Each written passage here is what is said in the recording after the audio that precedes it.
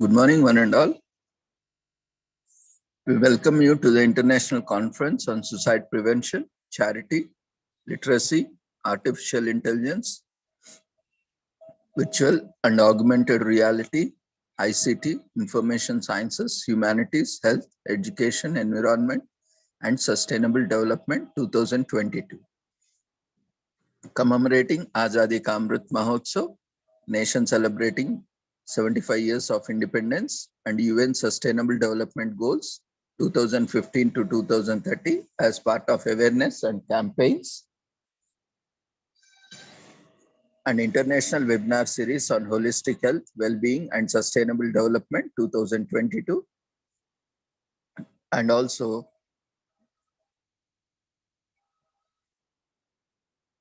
International Suicide Prevention Day and World Suicide Prevention Day and month. We welcome you all once again to the international conference in collaboration with Sri Holistic Health Foundation India and Sri Research Institute and Center for Art, Sciences and Well-being. Before we start the proceedings, let's take the blessings of Almighty.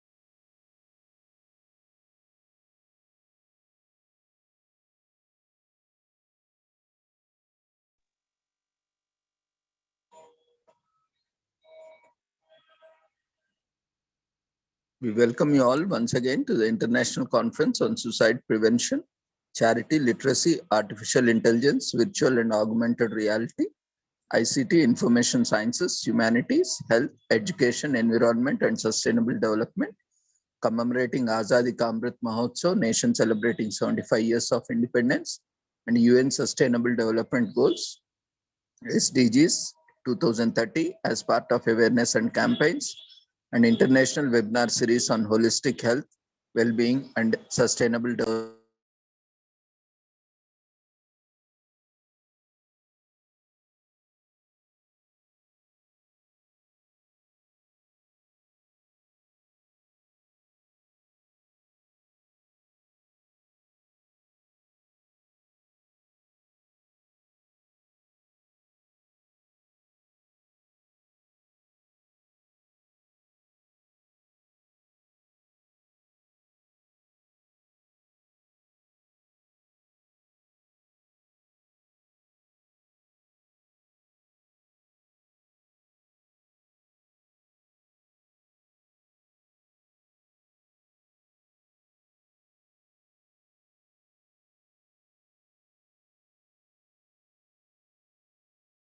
कुरुत्वं कल्याणम् आरोग्यं धनसम्पदः शुभं कुरुत्वं कल्याणम् आरोग्यं धनसम्पदः शत्रुबुद्धिविनाशाय दीपज्योतिर्नमोऽस्तुते दीपज्योतिर्नमोऽस्तुते शुभं कुरुत्वं कल्याणम् आरोग्यं धनसम्पदः शुभं कुरुत्वं कल्याणम् आरोग्यं धनसम्पदः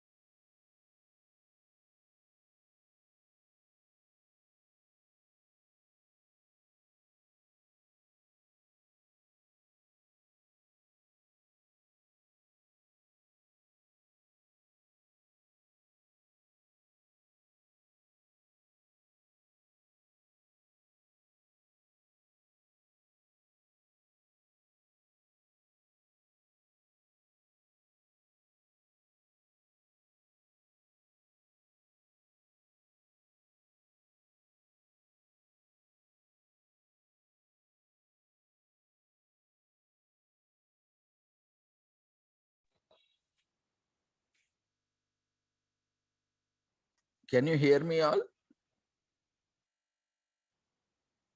You can use chat box to respond.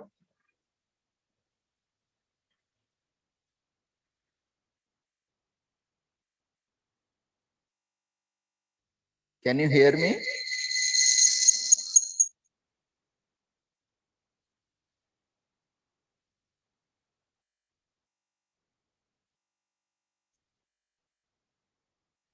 Yeah.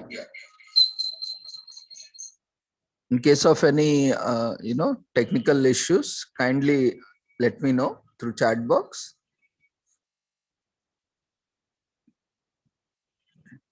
Yeah, so more than 7 lakh people died due to suicide every year. And for every suicide, there are many more people who attempt suicide. And a prior suicide attempt is the single most important risk factor for suicide in general population. Suicide is the fourth leading cause of death among 15 to 19-year-olds. 77% of global suicides occur in low and middle income countries. Ingestion of pesticide, hanging, and firearms are among the most common methods of suicide globally. Every suicide is a tragedy that affects families, communities, and entire countries, and that has long-lasting effects on the people left behind. Suicide occurs throughout the lifespan and was fourth leading cause of death among 15 to 29-year-olds globally in 2019. Suicides does not occur in high-income countries. Does not just occur in high-income countries, but it is a global phenomenon in all regions of the world. In fact, over 99% of the global suicides occurred in low and middle income countries in 2019. Suicide is a serious public health problem. However, suicides are preventable with timely evidence-based and often low-cost interventions. For national responses to be effective, a comprehensive multi-sectorial suicide prevention strategy is required.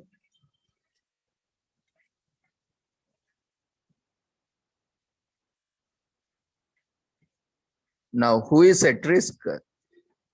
While the link between suicide and mental disorders, in particular depression and alcohol use disorders, is well established in high-income countries, many suicides happen impulsively in moments of crisis with a breakdown in the ability to deal with the life stresses, such as financial problems, relationship breakup, or chronic pain and illness. In addition, experiencing conflict, disaster, violence, abuse, or loss, and a sense of isolation are strongly associated with suicidal behavior. Suicidal rates are also high among vulnerable groups who experience discrimination, such as refugees and migrants, indigenous peoples, lesbian, gay, bisexual, transgender, intersex, in short, LGBTI persons and prisoners. By far, the strongest risk factor for suicide is a previous suicide attempt. So it is estimated that around 20% of the global suicides are due to pesticide self-poisoning, most of which occur in rural agriculture areas in low and middle income countries. Other common methods of suicide are hanging and firearms. Knowledge of most commonly used suicide methods is important to devise prevention strategies which have shown to be effective, such as restriction of access to the means of suicide. And suicides are preventable. There are a number of measures that can be taken at population, subpopulation, and individual levels to prevent suicide and suicide attempts.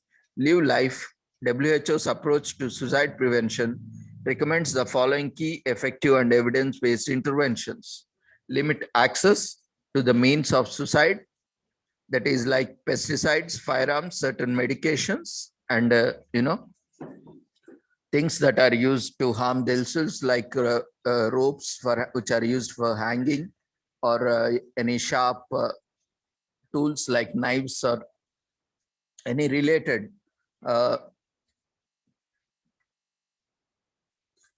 means of committing suicide in case of suicidal behaviors, and interacting the media for responsible reporting of suicide, and foster socio-emotional life skills in adolescents, early identify assess, manage, and follow up anyone who is affected by suicidal behaviors. These need not go, and these can go in hand with the following foundational pillars like situational analysis, multi-sectorial collaboration, awareness raising, capacity building, financial uh, assistance, financing, surveillance, and monitoring and evaluation. So these all should go in hand, with the foundation pillars. First is situational analysis. We need to analyze the situations, and we need to have multi-sectorial collaboration that includes health professionals and health and medical infrastructure, and is security, police, and other law enforcement agencies, and also various other multi-sector collaborations like counselors, etc. And we need to constantly create awareness among vulnerable population or in general public about the ripple effects of suicide, and also various prevention methods and early detection of suicidal behaviors, and capacity building by training psychologists, counselors, social workers, doctors, and other professionals, teachers, who can early identify uh, who are interacting with their children, and population who can identify suicidal behaviors and help them to prevent suicides, and also financing the suicide prevention projects, so that more active participation and awareness can be created, and setting up surveillance and monitoring and evaluation, and ensuring that there is surveillance across all the programs and schemes, and also uh, analyzing, evaluating, and also monitoring various initiatives taken up as part of suicide prevention. And these all should go hand in hand. And suicide prevention efforts requires coordination and collaboration among multiple sectors of society, including the health sector and there are other sectors such as education, labor, agriculture, business, justice, law, defense, politics, and the media. These efforts must be comprehensive and integrated, as no single approach alone can make an impact on the issue of complex as suicide. Now, what are the various challenges and obstacles addressing this suicide issue? Stigma and taboo. Stigma, particularly surrounding mental disorders and suicide, means many people thinking to take their own life or who have attempted suicide are not seeking help and are therefore not getting the help they need. The prevention of suicide has not been adequately addressed due to lack of awareness of suicide as a major public health problem and the taboo in many societies to openly discuss it. To date, only a few countries have included suicide prevention among their health priorities, and only 38 countries reported have a national suicide prevention strategy. Raising community awareness and breaking down the taboo is important for countries to make progress in preventing suicide. And another important aspect is data and data quality. Globally, the availability and quality of data on suicide and suicide attempts is poor. Only some 80 member states have good quality vital registration data that can be used directly to estimate suicide rates. This problem of poor quality mortality data is not unique to suicide, but given the sensitivity of suicide and the illegality of suicidal behavior, in some countries, it is likely that underreporting and misclassification are greater problems for the suicide than for the most other causes of death. Improved surveillance and monitoring of suicide and suicide attempts is required for effective suicide prevention strategies. Cross-national difference in the patterns of suicide and the changes in rates, characteristics, and methods of suicide highlight the need for each country to improve the comprehensiveness, quality, and timeliness of their suicide-related data. This includes vital registration of suicide, hospital-based registries of suicide attempts, and nationally representative surveys collecting information about self-reported suicide attempts. World Health Organization recognizes suicide as a public health priority. The first World Health Organization World Suicide Report, Preventing Suicide, a Global Imperative, published in 2014, aims to increase awareness of the public health significance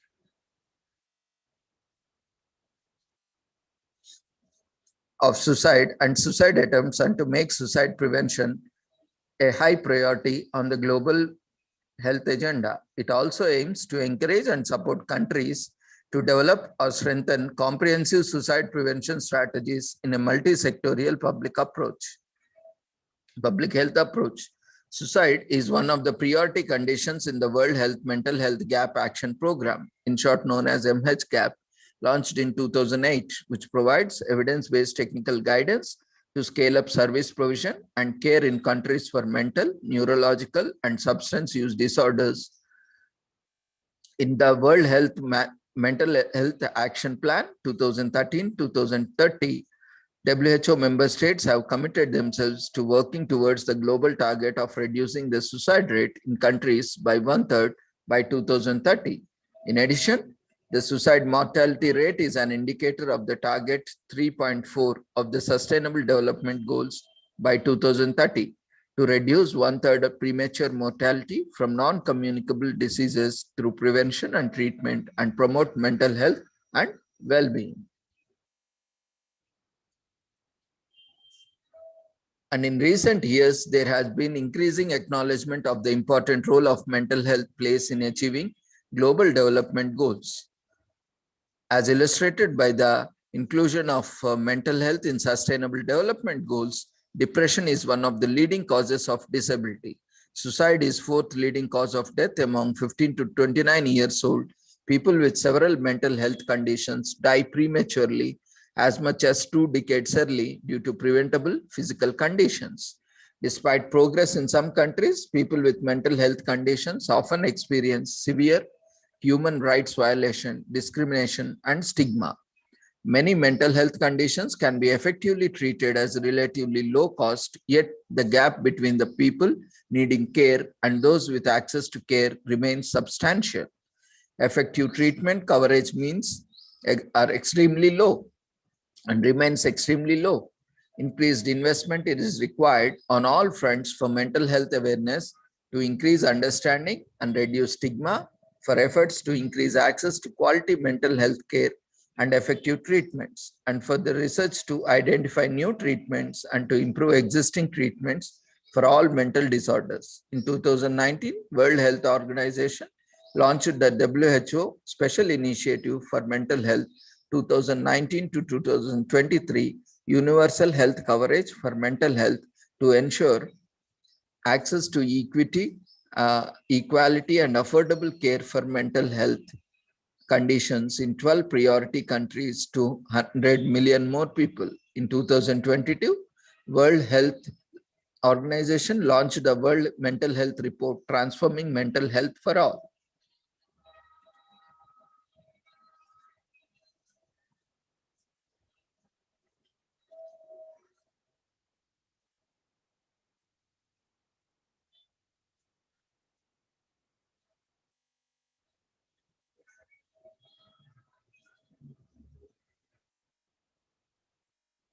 So let's look into different dimensions.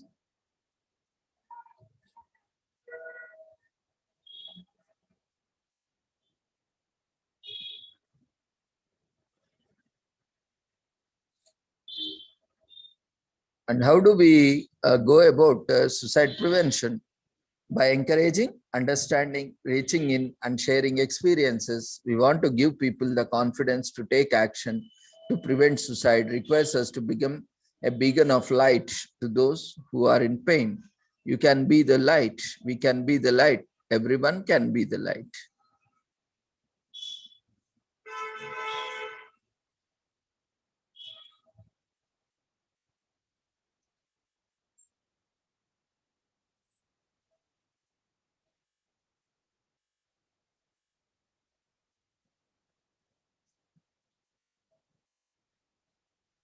When looking at the suicidal facts, And figures, more than 7 lakh people died by suicide in 2019, and 77% of suicides occurred in low and middle income countries in 2019, and 58% of suicides happened before the age of 50 years in 2019, and suicide is the fourth leading cause of death among 15 to 29-year-olds in 2019, and more than 1 in 100, that is 1.3%, were deaths were due to suicide in 2019. To implement Live Life to reach the target of reducing suicide rates by 1/3 by 2030, according to the UN Sustainable Development Goals 2030 and WHO Mental Health Action Plan 2013 and 2030. So, Live Life is based on cross-cutting foundations like situational analysis, multi-sectorial collaboration, awareness raising, capacity building, financing, surveillance, monitoring, and evaluation, with the key effective evidence-based interventions like limiting access to means of suicide, interacting with the media on responsible reporting, fostering life skills of young people, early identifying and supporting everyone affected.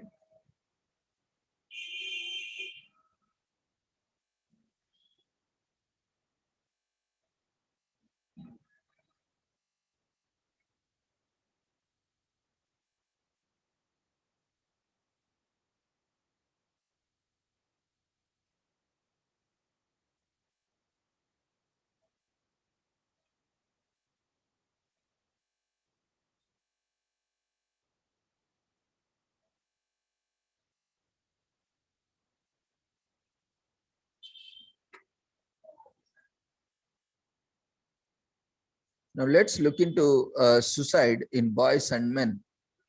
Statistics says suicide prevention is a global challenge, and suicide ranks consistently among top 20 causes of death globally across all groups. So the global suicide rate is over twice as high among men and women, and over half, 58% of all deaths by suicide occur before the age of 50 years old.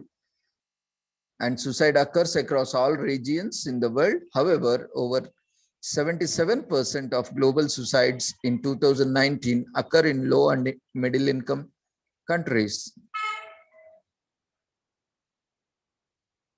And men account for 3/4 of deaths by suicide in many countries.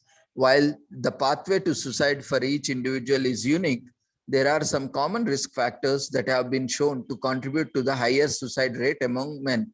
These risk factors include the use of more lethal means, reduced help seeking, harmful substance abuse, social disconnection, conformity to some masculine norms, and stressful life events such as unemployment and relationship breakdown. Some groups of men are at more risk than others.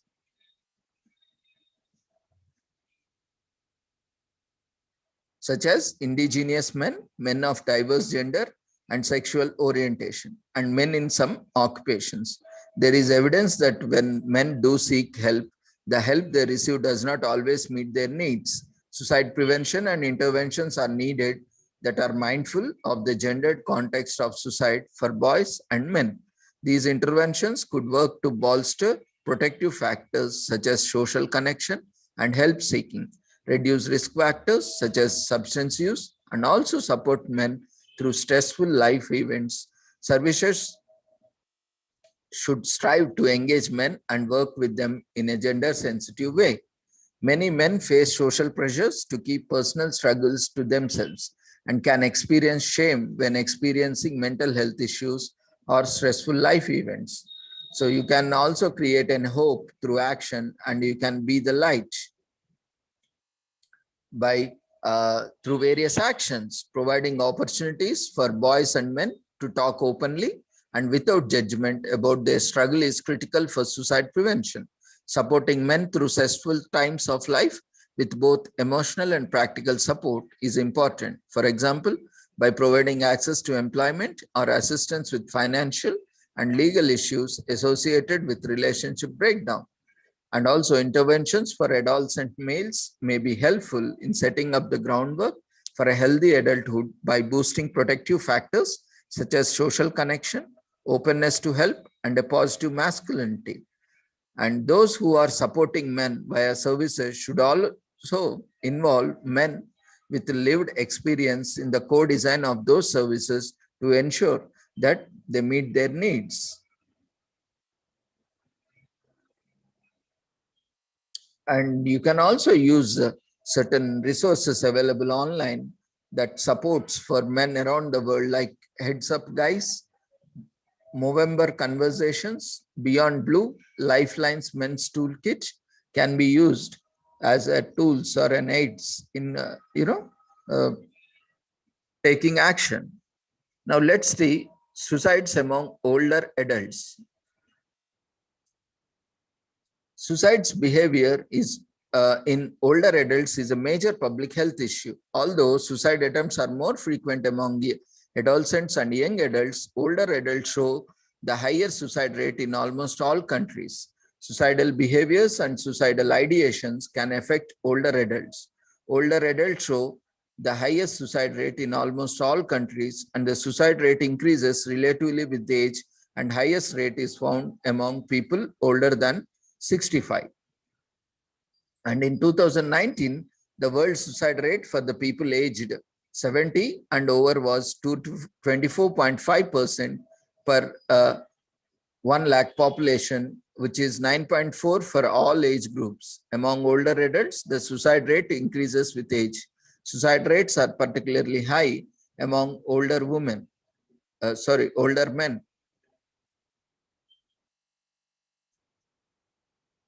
So when we look into the background, there are many risk factors for suicidal behavior in older adults. Even if the pathway to suicide is unique for each individual, these risk factors include depression, social disconnection, and loneliness, a diagnostic of Alzheimer's disease, the negative impact of quality of life, of physical and functional impairment, perceived burdensomeness, as well as stressful life events such as bereavement and transition to residential care. However, the main risk factor is distress. Wishes to die should be seriously addressed by all care providers without presuming that suicide is a rational act in old age. It should be noted that suicidal ideations in older adults do not necessarily appear after a specific event, but are rather associated with accumulation of negative and difficult experiences over the course of life. Suicide prevention interventions could work to reduce ageism, since the internalization by older adults of the negative perceptions about aging conveyed by society and the media increase feelings that their life doesn't matter and is no longer worth living. Therefore, interventions are needed to improve older adults' quality of life, especially through development of social skills that foster significant human contacts. As in other age groups, older adults need to be useful to their community, and that others rely on them, care about them, and they are interested in what they think, they need to feel that they matter to others. So we can take certain actions through considering older adults wish for death and wish to die seriously, and to detect over adults at the risk for suicide, give rigorous attention to the stress produced by chronic illness and functional disability, to the impact of physical symptoms on the quality of life, to the feelings of helplessness, hopelessness, and thoughts that they don't matter to others, as well as perceived burdensomeness. Refer old adults to community resources that can help them improve the quality of their life and their well-being, and incidentally restore the desire to live. And refer older adults to community resources that can help them improve their quality of life and their well-being, and incidentally restore the desire to live. As in other age groups, suicide in older adults is rarely rational, but related to significant distress. Do not be afraid to speak to older adults about death and dying. Do also not afraid to ask about suicidal thoughts.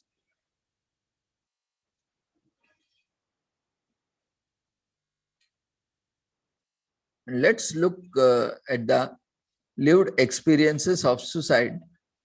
Lived experiences of suicide is defined as having experienced suicidal thoughts, made a suicide attempt, cared for the loved one through suicidal crisis, or been bereaved through suicide. People with a lived experience of suicide bring unique insights, wisdom, and perspectives critical to informing and shaping the development of best approaches to suicide prevention. Integrating and partnering with people with lived experience of suicide will lead us to genuine system reforms and saves lives. Suicide is a global challenge, and suicide ranks consistently among the top 20 causes of death globally across the globe, and it can affect every one of us. So let's look into the background of lived experiences of suicide organizations and movements, which vary in their development and maturity around the world. As more people are encouraged to share their insights, we can see innovation and transformation in the ways we approach saving lives, including distinct voices and expertise of people with lived experience in suicide prevention activities and system reform has been formally recognized by the World Health Organization and International Association of Suicide Prevention as critical, along with many countries around the world. By integrating lived experience into the fabric of an organization, it creates opportunity to deeply understand its purposes, role in to deliver services that truly meet the needs of the people it serves. By understanding where an organization work intersects with external stakeholders, other organizations, service users, and the broader community, people with lived experience can identify and highlight possible improvements.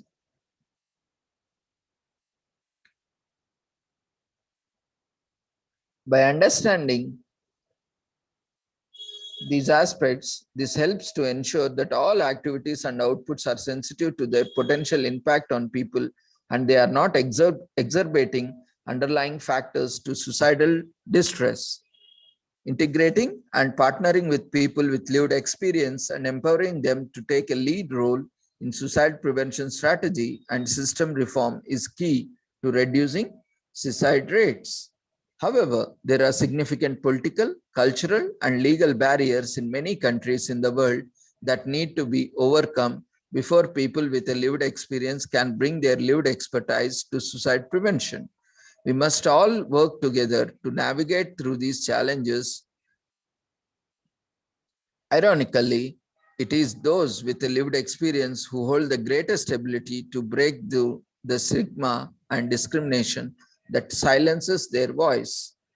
And we can use certain engagement principles like trust and safety, respect and compassion, collaboration and power sharing, transparency and accountability, diversity and inclusion. And how we can get involved as a person with lived experience. Learn how to share your story safely with purpose.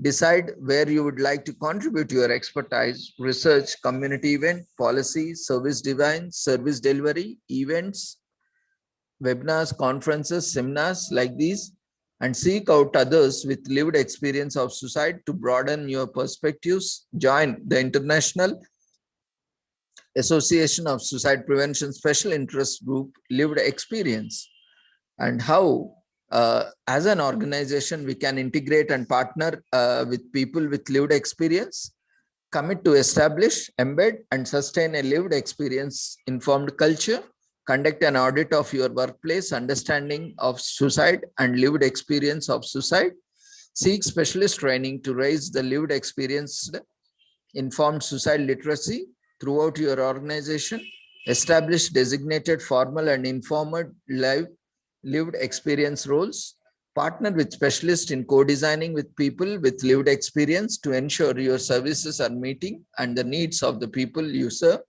support people with lived experience to bring their insights to their roles will help us in creating hope through action and aims to inspire confidence in all of us that our actions may provide hope for those who are struggling. And how the media can play a role in suicide prevention.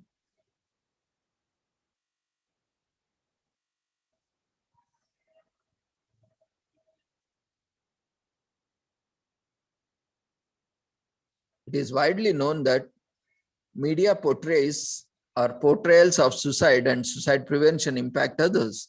The World Health Organization recommends media initiatives and collaborations and evidence-based approaches are essential to suicide prevention. This is because sensational media reports about suicides can trigger additional suicides, known as a so-called Werther effect. Media collaborations have been established to prevent sensational portrayals of individual suicides, including suicides by celebrities. Importantly, stories featuring individuals who have managed to cope up suicidal ideation or who have coped with bereavement from suicide can reduce suicidal ideation and potentially suicide among others exposed to those stories. Thus, these media stories of individuals who manage to cope up are essential in that way. They can highlight ways of dealing with crisis in suicidal ideation to others affected by suicidal thoughts. So how we can get involved? Those working in media can lead the way in responsible and supportive conversations surrounding suicide. And importantly, they can also support each other through open dialogue. With many people getting affected by suicide, either directly or indirectly, there are numerous stories of personal and coping and heating up. There are numerous stories of personal coping and healing that can be shared that might help others in serious life crisis and effects by suicidal ideation and suicide. And how do we take action? Media, including social media, portrayals of suicide prevention and how to cope are essential to spread the word about coping and recovery and creating awareness of suicide prevention. Consider sharing your own story of hope, healing, and recovery, and send letters to the newspapers to encourage responsible media reporting of suicides.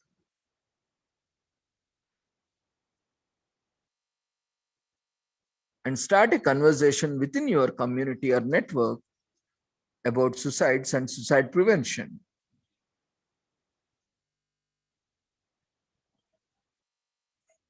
And on this World Suicide Prevention Day, take time to reach out, taking time to reach out to someone in your community, a family member, friend, colleague, or even a stranger could change the course of another's life. You could help give someone hope by showing that you care. All of us can play a role, no matter how small. We can never know what we can do that makes a difference. And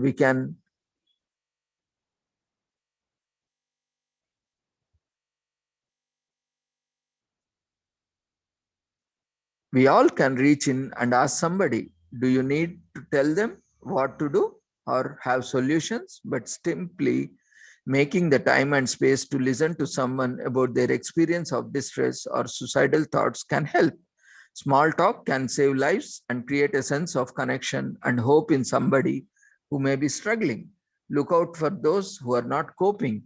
Warning signs of suicide include hopelessness, rage, uncontrolled anger, seeking revenge, action, acting reckless, or engaging in risky activities, seemingly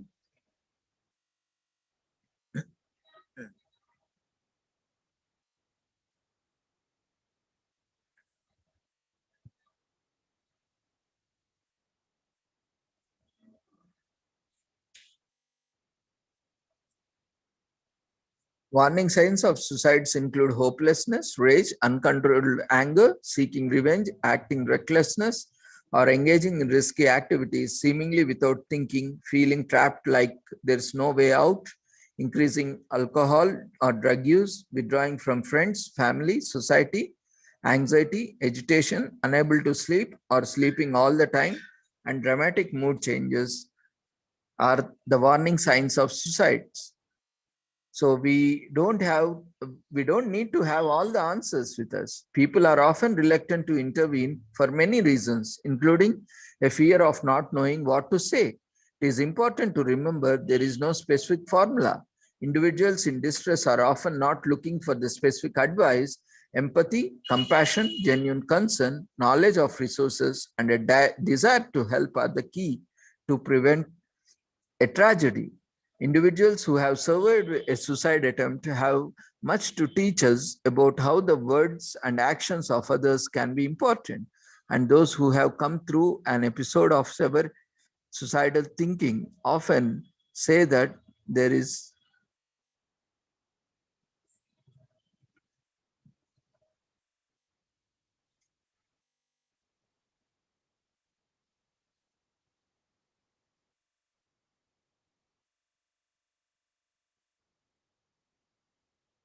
individuals who have survived a suicide attempt that has much to teach us about how the words and actions of others can be important, and those who have come through an episode of severe suicidal thinking often say that they were not looking for specific advice but compassion and empathy from others who help to turn things around for them and point them towards recovery.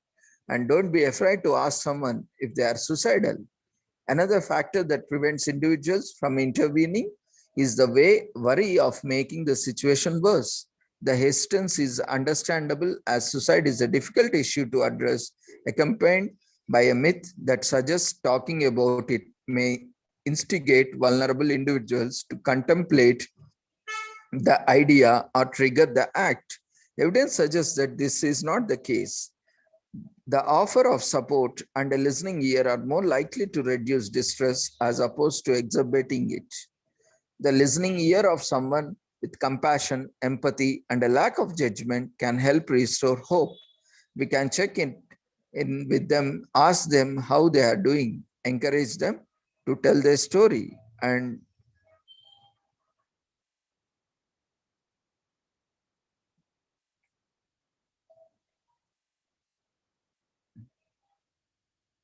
the listening ear of someone with compassion, empathy, and lack of judgment can help restore hope. We can check with them, ask them how they are doing, and encourage them to tell their story. These small gestures goes a long way. Take time to notice what is going on with you, your family, your friends, and your colleagues. By stepping closer and reaching in, we can be aware of those around us who need help. Take time to reach out and start a conversation. If you notice something is different, by stepping closer and reaching in, we can encourage those whose suicidal thoughts to reach out. Take time to find out what help is available for both you and others. By stepping closer and reaching in, we can support those in need of sitting in their pain. Every action can connect someone to life and help they want. To prevent suicide requires us to become beacon of light to those in pain.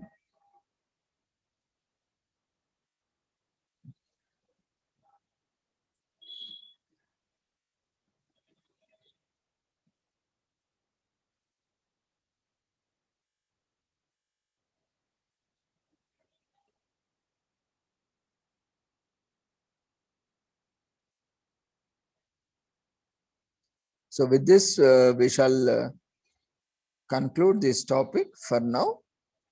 We have good number of speakers who will be talking about various aspects of suicidal and other topics today. So we will move on. You can just quickly fill up the feedback form for session 1, and then we will move on to second session.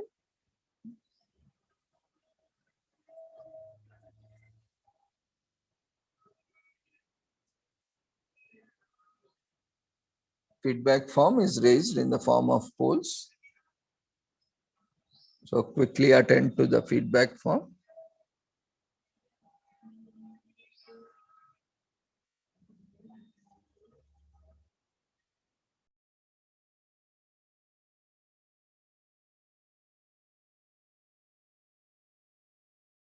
Dear friends, quickly fill up the feedback form for session 1. And next speaker would be Mary Florence. Kindly be ready with your presentation, ma'am.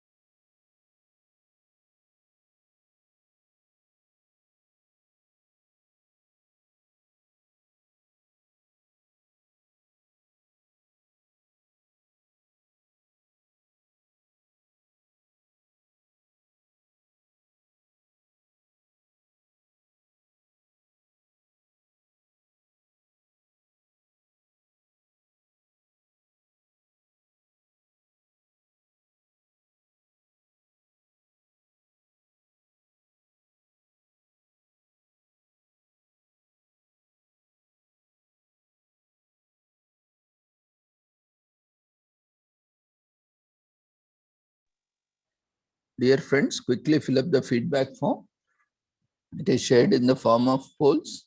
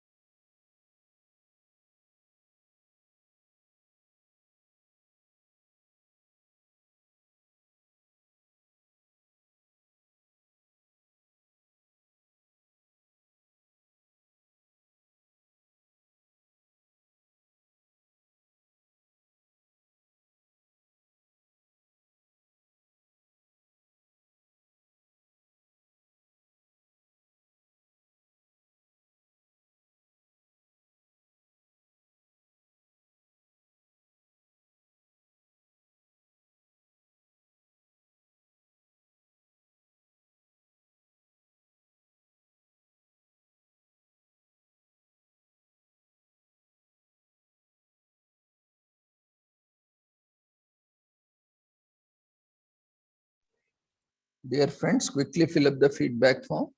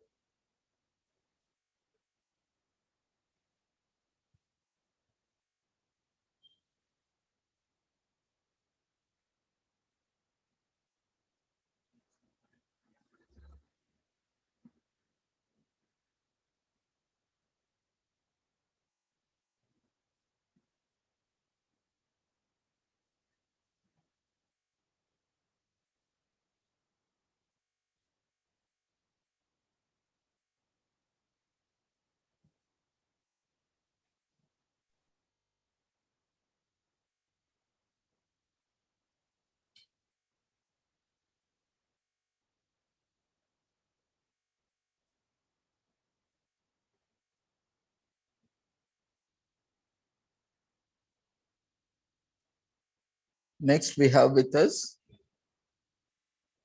Mary Florence Frida, research scholar from Bangalore University and also founder, Mary Florence Frida Charitable Trust from Bangalore. Over to you, Mary ma'am, for your session. Actually, I'm going to tell on the topic suicidal prevention. Suicide is the act of intentionally causing one's own death. Suicide is the act of purposefully ending one's own life.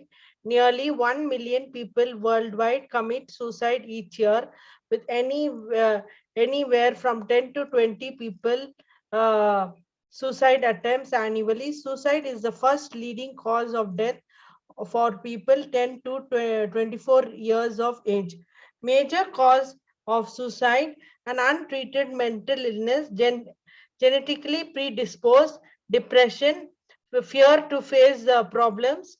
Other causes of the suicide is: one could be the death of loved one, or a separation or breakup of a relationship. Third is losing custody of children. Fourth is serious loss such as job, house, or money. Fifth is serious illness. Sixth is terminal illness. Seventh is serious accident.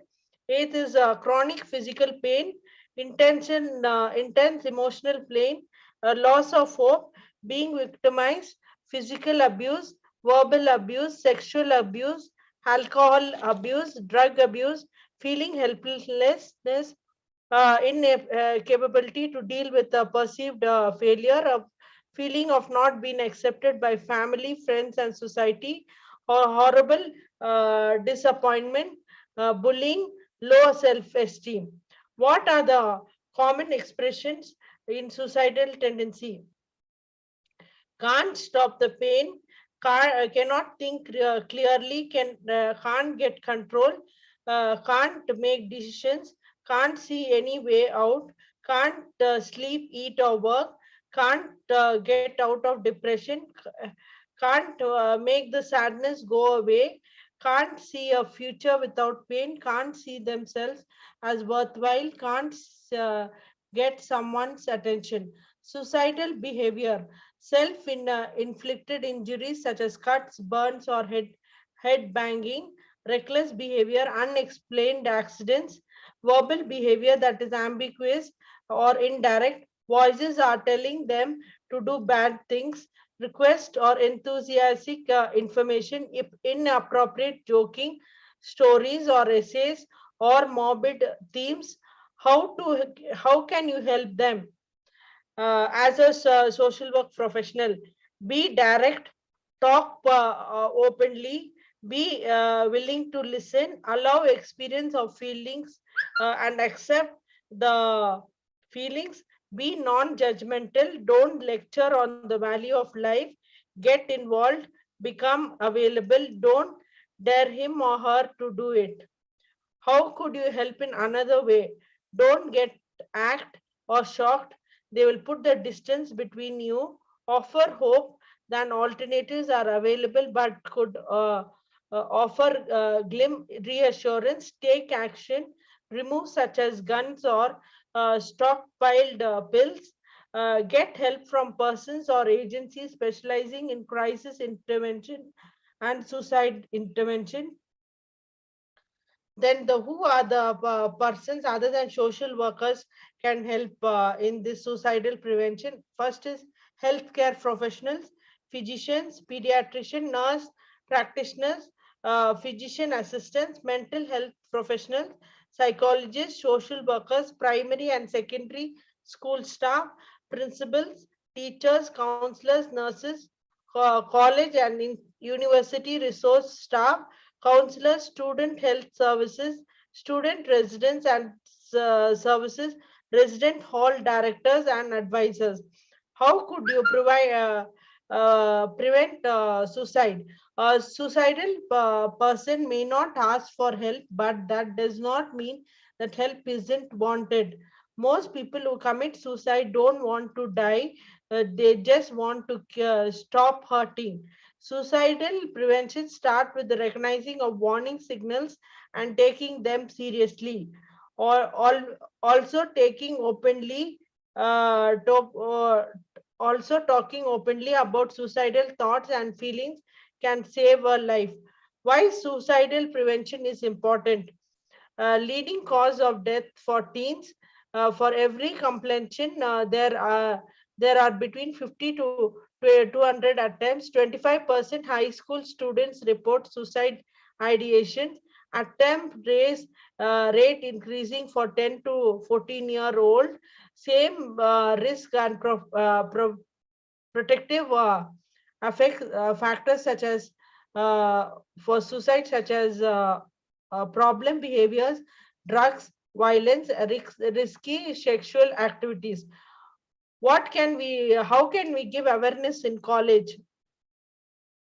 Campuses that provide accessible resources or student services for academic assistance can help to reduce these feelings or failure or alienation. Students need to know where and from who help is available.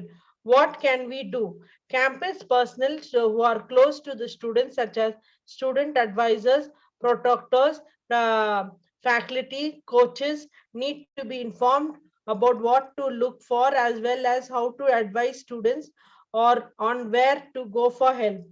The conclusion is teenage suicide is a preventable occurrence and can be proven very easy to do if one has the correct knowledge and understanding it takes to help suicidal people. Unfortunately, throughout the past 10 years, suicidal rates have dropped tremendously. One of the reasons of this lie in the fact of so much talk over suicide is going on, will now recognize its importance and help their peers. Anyone who's thinking about suicide should have friends that know how to deal with suicide in order to help them with their problems. Suicide is a very horrific and distraught thought. Thank you very much, sir, for the opportunity.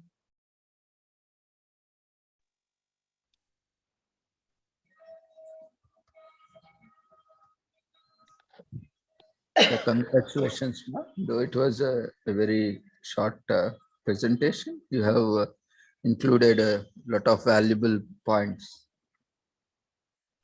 Actually, more it happens during the result time of second PUC and 10th standard, because in Bangalore, the correction is very strict as per I'm seeing the situation in Bangalore is corrections is very strict in 10th and 12th. And after 2 days, within 1 week, there is at least minimum 20 people who are committing suicide during PUC and this one SLC. And second thing is there is a lot of competition for the CT, medical, dental, and engineering. If they don't get that seat, they feel that they are worthless. Why we do other course?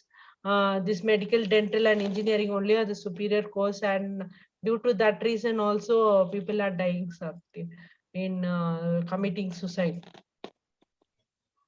Yeah, this is also at exam time, results time, a lot of stress. And one main cause is that parents are putting lot of pressure on the students. My brother's daughter is studying PCMB. You also study. That girl doesn't want to become doctor. She doesn't want to become engineer, and that boy doesn't want to become doctor nor engineer. But my brother's son is doing. My brother's daughter is doing. You also study. So with that pressure, she is not able to cope up. She ends up getting low marks, and then she feels why we have to live, because if we become doctor only my father and mother will accept me, otherwise other course they are not accepting me. A lot of parents pressure also is there, especially 10th and 12th students, sir. Within 1 week of result in May or June in Bangalore, at least 120 suicide is happening, sir.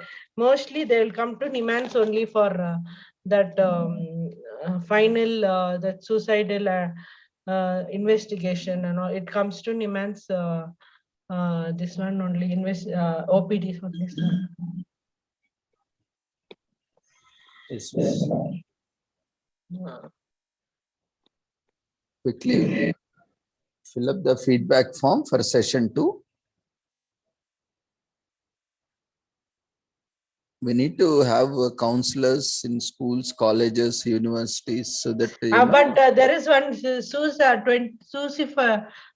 helpline in NIMANS 24/7. You can call that number if anybody is going to attempt suicide. Especially they launched that helpline during that exam time and that April, May, most people. But the one problem with the suicide helplines is, they sometimes don't work and sometimes they are very busy. People, they are in the impulse of committing suicide, and that is the last hope. Even every second counts, and if they are not unable to reach or unable to speak to them, so or if they are unable to connect to the helpline or to the concerned counselor, so again that can aggravate the suicidal behavior and that can increase the impulsivity. So of course that is also one of the options, but especially the friends, family members should be proactive. Actually, my friend is an IPS officer in Bangalore, sir. She's my UG classmate. She's telling love failure also. They will run and they run from home and they'll get married in some village and they'll come back. But the more pressure in Bangalore city is. My son is studying doctor. My brother's daughter is also studying doctor. I also should make that during that March, April, May, that was a lot of pressure is competition is there in education, sir. Everyone wants to go for dental or engineering. Other than that, they don't want to go to any other course. And dental and medical. If they don't get, means the people are committing suicide in the MD course also. These 22 or 2021, not that the 16 to 20 also. They're taking 21 in the MD course. That 21 to 23 also is happening, sir. Even that day, my friend Dipti from ESI hospital also, she told one case is there in Ramaya. Suicide case, because that more pressure is there on that education only, sir, in Bangalore. Love marriage also, they'll go off somewhere and they will get married. That also is now it is become less because everyone is telling is a lot of pressure by students. More than students are tensed of the exams, parents are tensed of the exam. If my daughter get less mark, means how the future will go. If she become doctor, engineer, only that future is there. We need to work on these occupations also, because too much amount involved and a lot of people, because they think that they can earn a huge money there. Basically these are doctors are very noble profession. They are basically a service oriented profession, but unfortunately they are the ones who are earning a huge amount, huge income nowadays. So even that kind of perspective that once you become doctor, you'll have huge income. So this is also putting a lot of pressure even on doctors, on medical students. We see many medical students, as you also pointed out, are committing suicides, not able to bear the pressure. Actually, before CT was there, sir, that was okay. CT, everybody, my sister also wrote for dental. Now this NEET exam is coming. No, many that Tamil Nadu people, Kerala people and all are committing more suicide. I heard from my friends in this in Chennai and Madurai and all, because they are lecturers. They're my studied UT with me, and now they got married and they are MSc psychology lecturers there. That NEET is most of the people are telling that NEET exam is very tough than CT for medical and dental. So that also in Tamil Nadu, nearly every time 3 or 4 people during that NEET exam, they don't get, their committing suicide. Is coming in Tamil newspaper and all, sir. Yeah, that is also true, ma'am, because that this is state level exam and that is a central level exam, and there is a huge competition. And the language barrier is also there, where they used to write in their regional language. Now they have to give it in either in English or Hindi. That is also, sometimes a language barrier where some people are getting advantage over others, because some are who is having native language as Hindi, they are getting benefited, but who are not having native language as Hindi, they are at a loss. Now they need to have their mother tongue is something different, and they don't have any option. Here, those whose mother tongue is Hindi, or for that matter any other language which the test is available, so they have options to go with the Hindi or any other language or English. But here, even that option is also not available. So maybe the central government has to think over it, because it is giving, discriminating by providing such option, where unless and until Hindi is spoken by everyone in this, every citizen in this country, that initiative shouldn't be taken up. For that matter, because Hindi is also not a national language, or for that matter, no other language is considered as a national language. So that also is putting a lot of stress. If it is, if a regional language has to be promoted, then it should provide equal opportunity. Every state, there is an official regional language, and that language, the question paper should be set in that local language also, and should be assessed in the local or regional language. That kind of mechanism will give equal opportunity. Otherwise, officially discriminating and depriving those who, and creating one an more thing, advantageous situation. that lower and middle class people know that upper class, if they fail in the in NEET exam also, they will catch the management seats, sir. But the people who are middle class and low middle class, that people, they are having nice marks, like for 2000 they will be having 1999 like that, but they are not able to come there. Also one thing, and reservations are also at times are deterrent, that many times we see merit do not get an opportunity, and they always go abroad and complete, and this is a brain drain actually to the nation also. These reservations also should not act as a detriment to merit, but so due to social inclusion or different things, maybe in reservations also there should be a cutoff, where it should not be a way that in spite, we can see many times, people who are getting thousands of rank are getting a seat, and who is getting top 10 rank also is not able to get the seat. That much disparity should not be there. Even if you have a reservation also, it should be set in such a way that you should score at least within 100. Otherwise, you lose that reservation opportunity. So in that case, at least to some extent, we can help the merit. At the end of the day, it is not the reservation or the caste or the religion you belong to that should provide you an education or an opportunity. It's always the merit should be given the first preference, and whoever is performing well, they should be given opportunity. Otherwise, you belong to certain social this thing, and just because you are born in certain caste, certain religion, or certain thing, you take undue advantage of the system is not is not appreciated. Nowhere in the world we have this reservation system, and these are some social evils also. At one side they are promoting social inclusion, but how many years?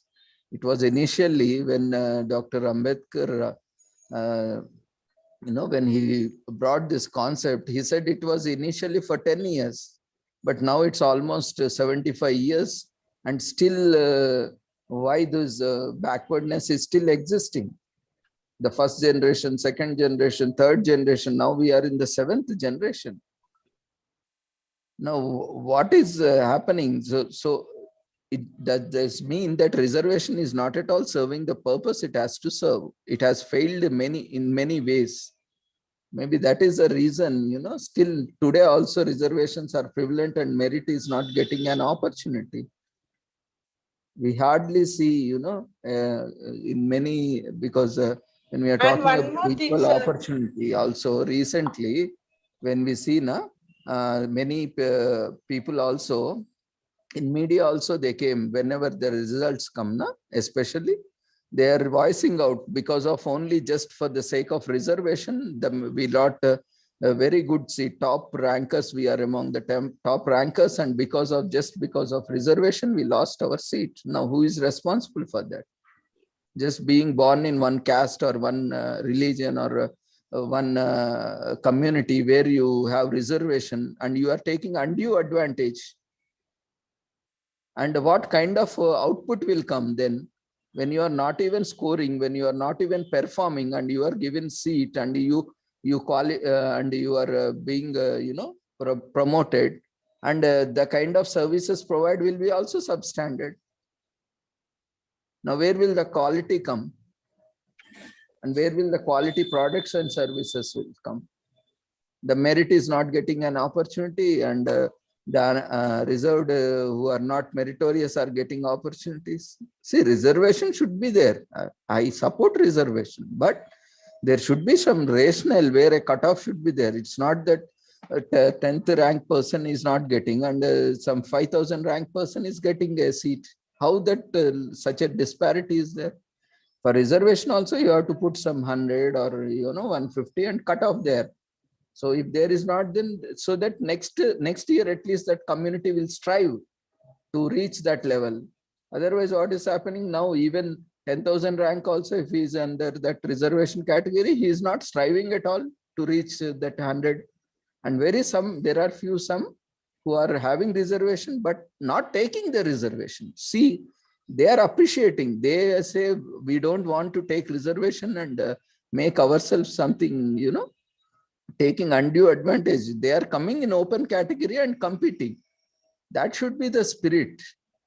It's not that taking undue advantage of the reservations, So there are many things that are in constitution that needs to be, replaced or, revoked. It's no longer Actually, I see most that in MSW and these professional PG courses also, the English medium students are given more internal marks than that Kannada medium in Bangalore, sir. That's why this new education policy is a boon, but unless and until we strive ourselves, every state should, be proactive in providing, taking initiatives in bringing up course material and various, all the kind of teaching learning materials in their own languages. Otherwise, in spite of promoting mother languages, native languages also will go in vain. Unless and until every state has to take responsibility, should not wait for some others to come. They have to prepare their teaching learning materials in their content from kindergarten to postdoctoral. All the teaching learning materials, books should be brought out in the regional language. It is the state responsibility, whichever state is having official language, and it is the responsibility of the person whose mother tongue language is that language. Everyone should strive to work on these languages, and they need to bring out teaching learning materials. Textbooks should be there. Now many people are struggling, many students are struggling because they don't have textbooks other than in English, other than in Hindi, other than in other languages. So from where they will study? So these all are, stressors and are a deterrent to the cultural diversity. Only one culture, one language is promoted. And what about the other cultures? When you talk about cultural diversity, then how we are promoting this cultural diversity, where you only provide opportunity for community belonging to one or two languages, then what about the other languages? So I think we really need to work on those lines, and as a social workers also, we need to focus on this in advocacy, advocating for the rights of linguistic people across the nation, having so much diversity. And really, these all have to be looked in, and everyone needs to take a responsibility to raise a voice. Otherwise, if you keep calm, and this will keep happening, and the undeserved gets, and the non-meritorious will be getting more opportunities, and meritorious will leave to other countries, and they will, keep serving there. And India will, as it was happening, it's a great brain drain.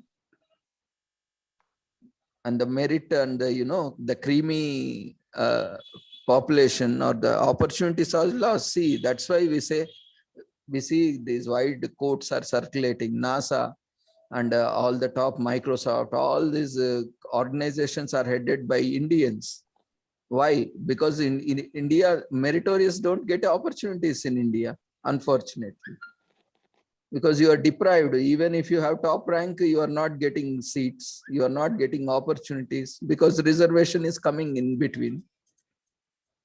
Now what is that person will do? Then he has to look for opportunities in other countries. So indirectly you are compelling, you are forcing them to go to abroad or look for other opportunities. So I think these reservations have become deterrent to many such things, and maybe we need to relook upon these reservations, why these reservations have failed, especially for those backward classes not to come into the forward classes. So I think this should be a perspective, or this should be the, for a next research gap that needs to be identified. In spite of 7 decades of or 8 decades of reservations also, why they are not able to come, achieve themselves. So they wantedly doing many, there are many times, these reservations are, accused because they wantedly don't want to develop themselves, saying because they will, once they lose this opportunity, they will never be again in the mainstream, because they have to compete with the merit. So that's why wantedly they are not developing. This is also one, comment that is being given by the community. Once if they, start performing, reservations will be gone, and again they will not have opportunity. They cannot utilize this. So maybe some vested interest also might be there, because these are all different perspectives given by different population. But at the same time, we all need to be very, very cautious about the society. If meritorious keep leaving the country, then we will be having substandard quality only left with us. Maybe these are different things altogether, but these are also causing stress, especially in education field, where the meritorious are committing suicides. Top rankers are committing suicides of not getting seats. Then who is responsible for this? The system which is engaging in such things should be responsible. Yeah. So anyway, these things are there in the society, which needs to be addressed. And anyway, thank you. Congratulations for wonderful Thank you very much, insight. sir, for the opportunity. Thank you, ma'am. So, dear friends, quickly fill up the feedback form. We are closing the feedback form, and we will invite our next speaker for the day.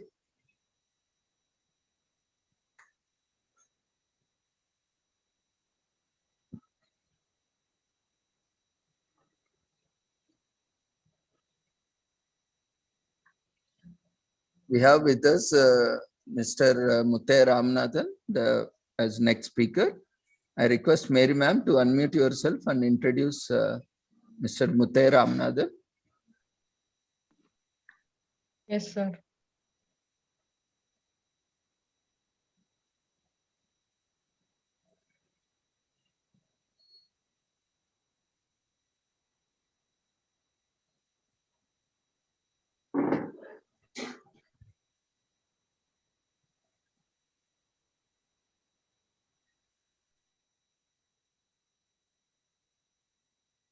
Uh, uh, Muthiah Ramanathan Sir serves as the director and founder of Mind Dynamics Center, Chennai. He specializes in transaction analysis, hypnosis, psychology, and neuro linguistic programming. He has served as the president for Hypnotic Circle, Chennai for 14 years. He has done his post graduation in psychology from the Madras University, PG diploma in guidance and counseling from the Annamalai University, has done his MS in psychotherapy from the Institute of Psychotherapy and Management Science, Mumbai. He has more than 20 online certificates in psychology and allied subjects from various international universities all over the world. He is certified NLP trainer from NLP Florida, USA of Mr. William Horton. He has a practitioner certificate in NLP from the Institute of Mr. Richard Hamkan. He has a certificate in NLP from the American Board of NLP. He has certificate in hypnotherapy from the American Board of Hypnotherapy. In well over 30 years, he's presented training programs on all aspects of personality development to over 1 lakh people in English and Tamil all over India.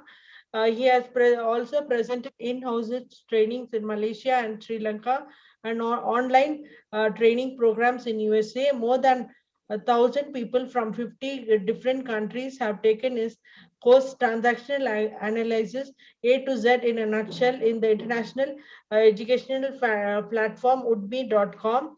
More than 100 of his videos on various aspects of personality development, including psychology, transaction analysis, hypnosis, and management, are available in his YouTube channel, Mind Dynamics Tamil. 3 to 4 days in a week, he makes online presentation or review books on psychology and self-development in several WhatsApp groups in English and Tamil. He has also written 2 bestseller books in Tamil published by Kannadasan. The power of the subconscious mind and hypnosis, how to score more than 90% in exams. He has more than 10,000 books on self-development and psychology in his library. He enjoys reading and speaking. It's great honor to having you, sir. The floor is yours. Thank you, ma'am. Welcome you, Mr. Muthiah, sir. Over to you for your session on transactional analysis. You can start your video audio, sir.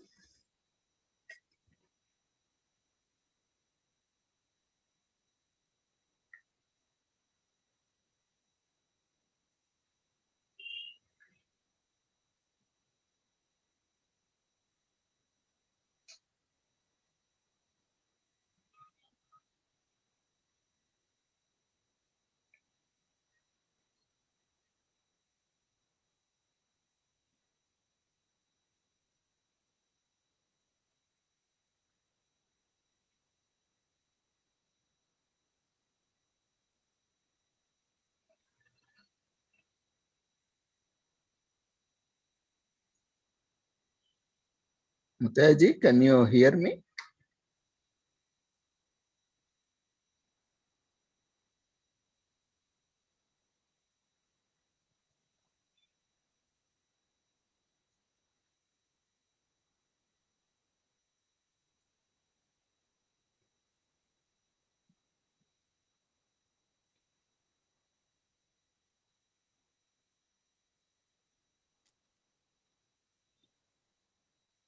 Am I audible now?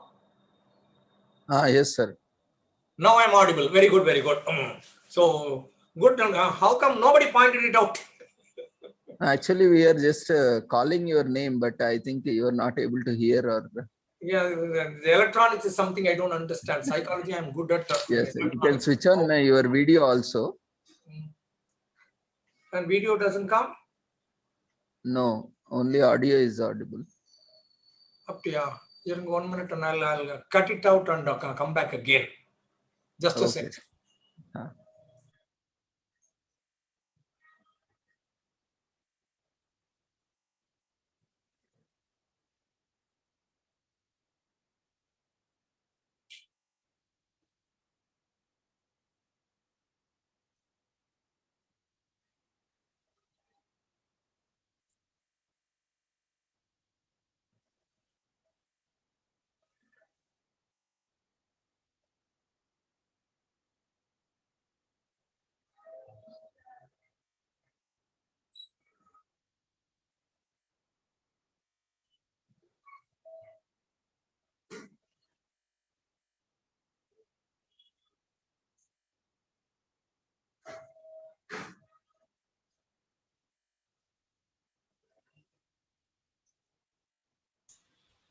Am I visible and audible now?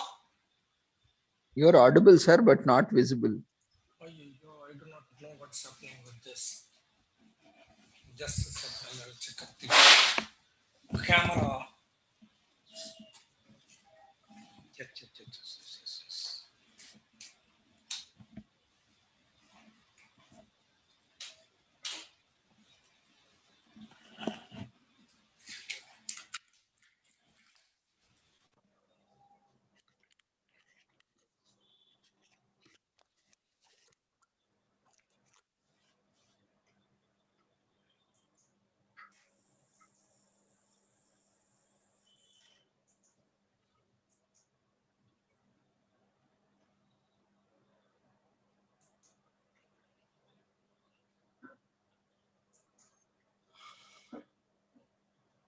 Now am I there?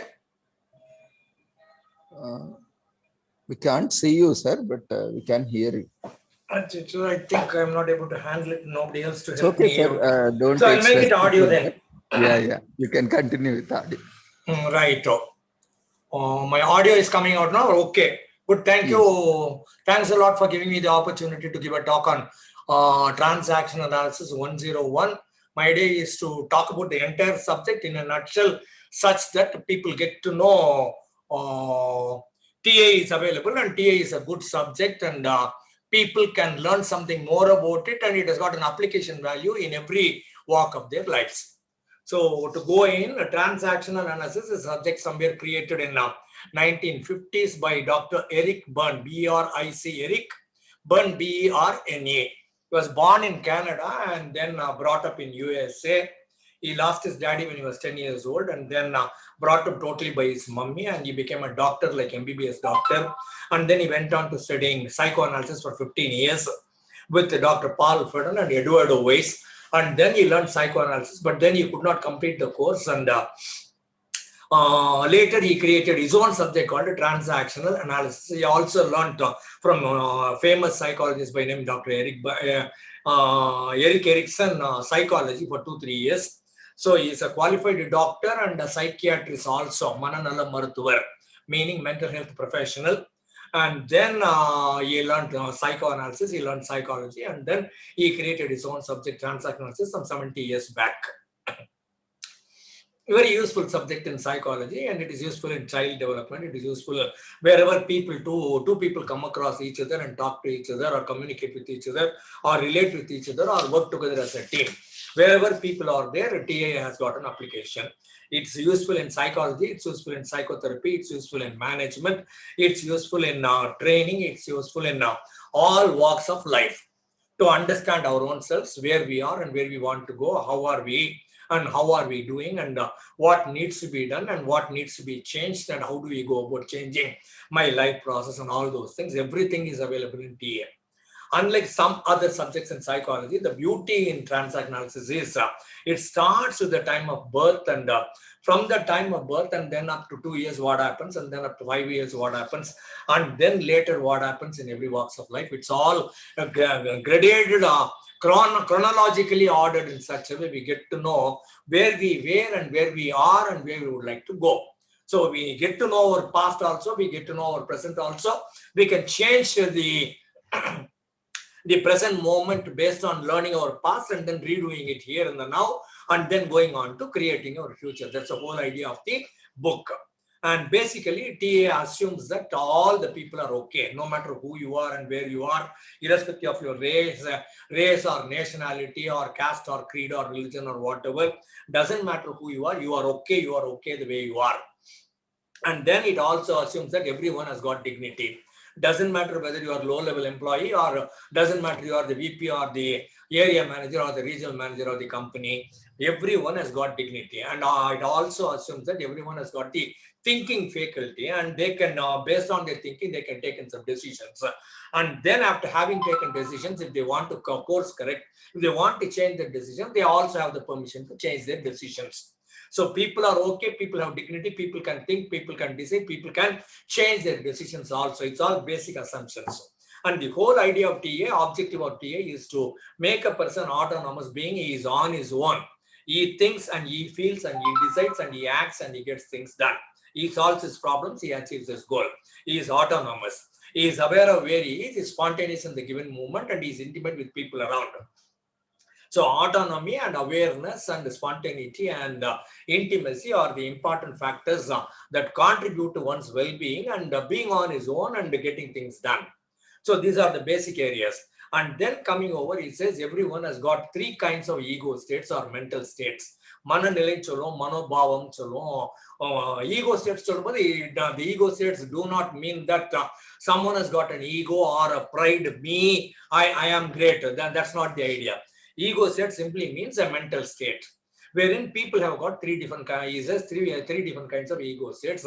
Because he has learned psychoanalysis from Dr. Freud's students, Edward Weiss and Paul Ferdinand,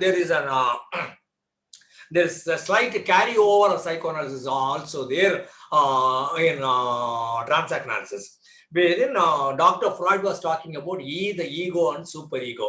The meaning a pleasure principle wanting something, and superego meaning morality principle telling us what to do, what not to do, and the ability to discern what is right and wrong, and applying what is right and not doing what is wrong.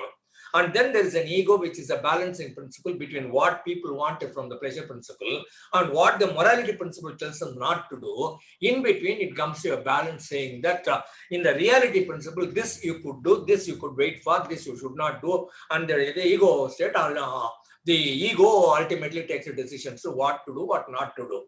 Based on the information coming from the morality principle, superego, based on the pleasure principle, asking for everything, demanding everything, in between the ego comes into play. The reality principle tells us now what is the course of action. So similarly, Dr. Eric Berne also comes into this area. He classifies them into three different mental states, calling them as, in simple terms, one is called a pleasure principle, or one is called a child, the other one is adult, and the other one is a parent. Child meaning child doesn't give anything to the parent, but then child demands everything from parents. Mommy, mommy, give me this, daddy, daddy, give me that. So pleasure principle is here converted as child, and the child is demanding for everything, and the child is unmindful of other people or other people's status or needs and other things. The child wants everything. And there is a child mental state in all of us. And then we have a parent mental state, which says, this you can do, this you cannot do, and parents give you, in order to bring up as good children or good citizen of the world, they tell us what to do, what not to do. They teach us etiquette and manners and demeanor and pleasing personality. They groom us, they bring us up. So they tell us what to do, what not to do. Our livelihood, our happiness is dependent upon those people, so we listen to them. So the child wants everything, and then the parent tells us what to do, what not to do. In between, the adult comes and creates a balance, saying that this we can do, this we can not do, this we can wait for. So there is a child principle, a child mental state, and there's a adult mental state, and there's a parent mental state. Coming back, child doesn't mean someone, he or she is less than 10 years old, or adult does not mean they are 18 plus, or parent does not mean one has got married or one has got children. So it's all simple mental states only. In the child mental state, if you want something, if you want, I put on this shirt simply because of all the 20 different shirts there, I picked up this shirt because I liked it at this point of time. That came from my child, right?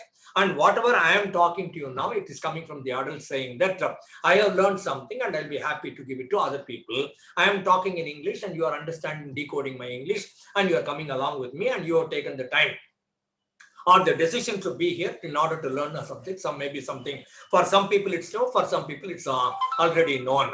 And this is an adult state. And in case I tell you what not to do, and this is the reason why you are the way you are, and this is the way you can change yourself during the course of my lecture in the 1 hour, then that comes my parent ego state. So I would like to give the presentation on TA in order to help people become better off. I'm coming from a parent, and the content that I deliver is coming from an adult, and I'm happy doing it, that is coming from my child. So there is a child ego state, there is an adult ego state, and there's a parent ego state also. All three are under play. Not that for 1 hour or 1 day I'll be in child, 1 day I'll be in adult, and next week I'll go to parent.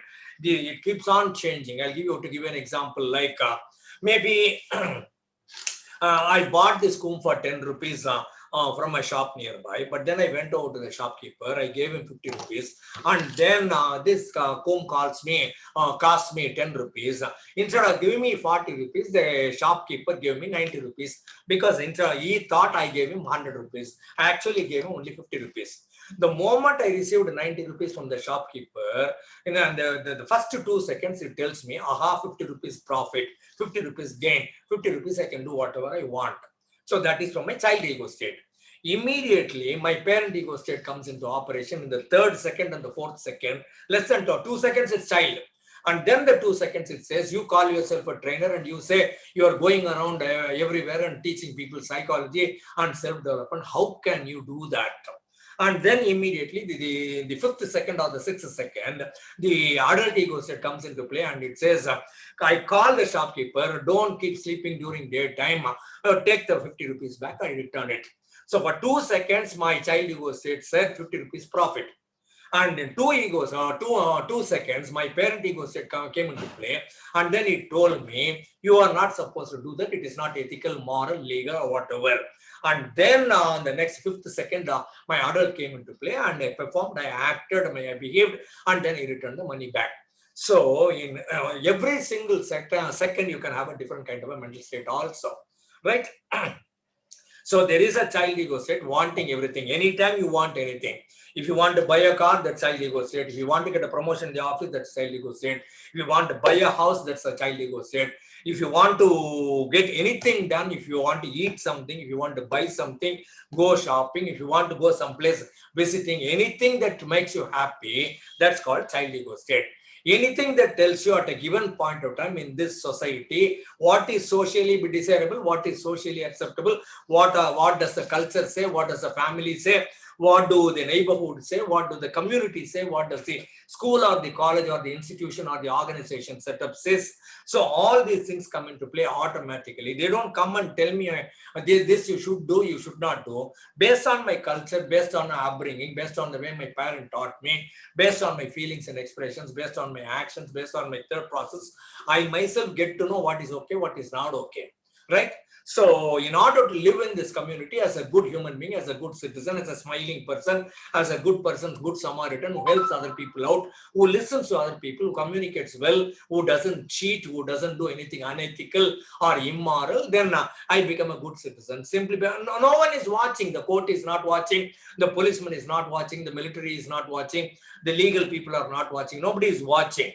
It comes from my inside, my conscience, and my parent, my morality principle, my super ego. It tells me what to do, what not to do, how to act in a given situation appropriately, not fighting with other people, not quarreling with other people, not taking more than what I gave, and always using only my money, my earned money, and not hurting anybody intentionally, and not being a criminal, not doing any illegal activity, all coming from myself within. It's all based on my parent principle. And anytime I am in the here and now situation and I look at a given situation, yeah, there's a training program and I got to start it by 1 o'clock and I need to be ready with all these things. I should have prepared something. I must have some papers with me, some notes with me in order to refer to and then give a talk to other people. So this tells me as an adult living in the here now, collect the data, process the data, rearrange the data, manipulate the data, shortlist the data, and pick up one data and put it into action and follow it up, check it up, am I in the right course of direction? And then if it is not so, stop it, get back, and then use some other data, or pick up another one from the shortlisted domain and then put that into action. If it works, very good, follow it up and then improve upon the speed or go about changing it for the better. And it's all happening from my adult ego state. So there is a child ego state which is oriented with what do I want. I would like to eat chicken biryani, not chicken biryani. Chicken biryani is always available. I'll go for mutton biryani today, or I'll go for fish today. It's all in the child ego state. And acting appropriately, if there are only 3 people and there are only 3 dishes available, I will take one and leave the other 2 for the other people. Nobody told me, no policeman told me, I will not be punished by the court of law or the judiciary, but still this says ethically or socially, if there are three people and three breads are available, you take one slice and allow other two people to take other two, or you serve the other two people first and then you take yours. Get the point? It's all called manners and etiquette, and that makes us a good human being. Take care of other people, be with other people, relate with other people, communicate with other people, socialize with other people, be happy with other people, make the other people happy because of your presence, because of your authentic presence being there. So this is coming from the morality principle or super ego or my parent mental state. And the adult says, this I will do.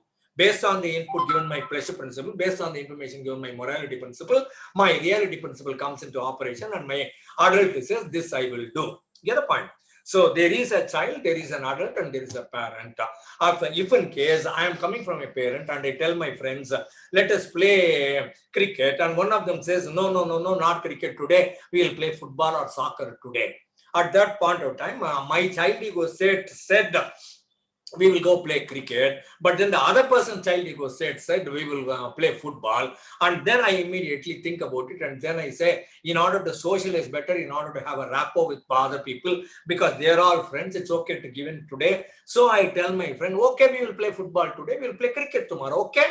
So I started with saying cricket, recommended cricket, but somebody else recommended football. It so happened the other 5 friends also said they were inclined towards football.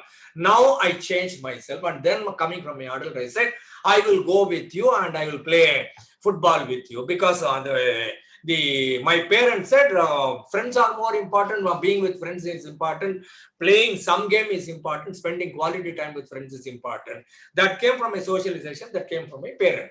And then my adult at the same time said, today we will play football, tomorrow we'll come back to cricket. So that's my adult.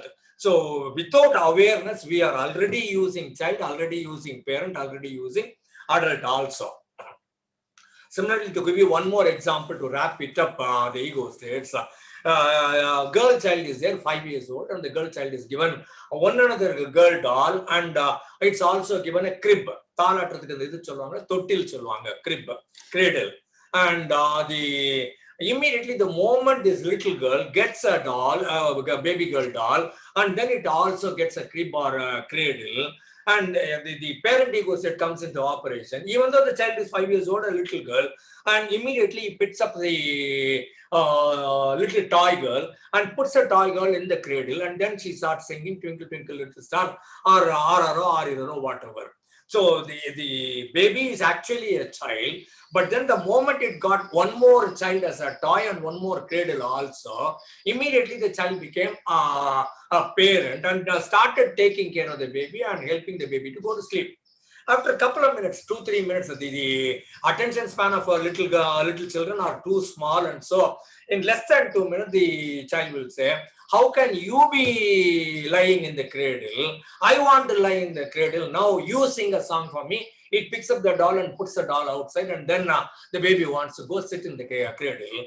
And that's the time the child comes into operation. Now the child wants to be happy. I made you happy by giving you a lullaby. Now I want to be happy. You sing lullaby, and takes toy baby out, and it wants to sit in the cradle. So this is the child ego state. And then the child realizes, as I am sitting in the cradle, I understand the cradle is only a toy. The cradle is not enough to hold me. I am big. So at that point, I would say, okay, I am so big. And that's the adult information.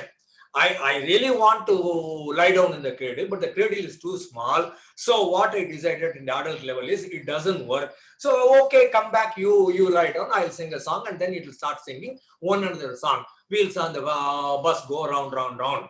So the baby once again starts singing one another song for the nursery rhyme for the baby. Right, so originally the girl was a child. The moment it got a baby doll and a cradle, it became a parent. When it was singing a lullaby for the baby, it was a parent. And then wanting to lie down in the cradle became a child. And understanding that I will not fit into the cradle became an adult. And once again, it became a parent and started singing songs for the little toy. So meaning all of us are operating in these 3 areas. It's called permeable. I'll be in child once, and then I'll shift out to adult, or I'll shift out to parent. I'll keep jumbling around, I'll keep running around, moving around. It's all happening. but are we appropriate? We come to an area called transactions, meaning when two people come across each other, what is happening in between the two people? Either they look at each other, greet each other, wave with each other, say good morning, say hi, how do you do, come along, let's go for a walk. So it's all one kind of a transaction. Or I look at the other person, I don't want to talk to the other person, I move over to the other side of the road and keep walking that way, even though I did not communicate anything with him verbally or orally or using my voice. What happened was, I looked at him a little contemptuous. I turned my face this way and then I crossed over and then I went over to the other area. Here in transact analysis, it recognizes that you communicated something to the other person, telling the other person, I dislike you, I don't want to look at you, I don't want to talk to you, I am moving away. A contempt is being expressed here. For all practical purposes, legally, logically, nothing transpired, nothing happened in between two people. But transact analysis recognizes this. So in that context, if I say, let us play this, and the other person also says, let us play this, then what happens? It's a child ego state meets a child ego state, right?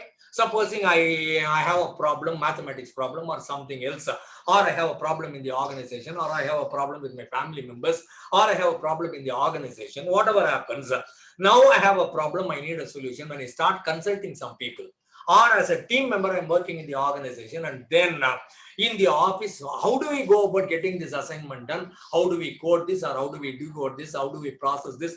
How do we program this? How do we arrive at the goal at a given point of time? How do we deliver the results? Then I'm using my adult. In the process, what is right to do, what is not all right to do, that also comes into play, that becomes a parent. So a child expects a child to come along, an adult expects an adult to come along, a parent expects a parent to come along. Get the point? So when I come from child ego state and you also come from child ego state, it's called parallel transaction, wherein we think alike, feel alike, and then act alike. That's called alignment. So first rule of communication is, are we coming from the same ego state? If we are coming from the ego state, then the transaction will go on indefinitely, not meaning indefinitely forever. For maybe for about 5 minutes and 10 minutes, the transaction doesn't stop there. So I am happily talking with you, you are happily responding to me, or you are happily talking with me, I am happily responding to you. A child ego state expects a child ego state. An adult ego state in a problem solving situation or goal achieving situation or managing a given situation, it expects another adult ego state from the other person who is with me, as a team or as one another person there, man or woman, wherever the situation is. So an adult always expects an adult to come along. Similarly, a parent saying, this is the way the society shall be, this was the way the society, this is the way the society is, and it's not okay. I don't know what to do about it, and I am going to change it. So in that context, the other person also agrees that the society was much better off earlier and the society has gone to dogs now and we need to do something about it. Then it means parent and parent coming into operation and they are talking with each other happily. Then I also talk about how to go about teaching children, or how to go about educating children, or how to go about telling something good to the other people, and the other person also responds along with me. Then we are in parent and parent ego state. Then that communication is also wonderful. Supposing I say, what is the time now? And you tell me, it's 1 o'clock, then absolutely okay. I asked you a question, what is the time now? You told me 1:15. Oh, it's called parallel transaction. I came from my adult, you came from your adult. Supposing in case I ask you what is the time now, and you tell me this is eating time or sleeping time, then it becomes jovial. So actually I was asking you in order to know what exactly is the time now as 1:30, like, but then you came jovially saying that this is eating time or this is sleeping time. Supposing I say what is the time now, I ask you and then you tell me you are already late by 5 minutes.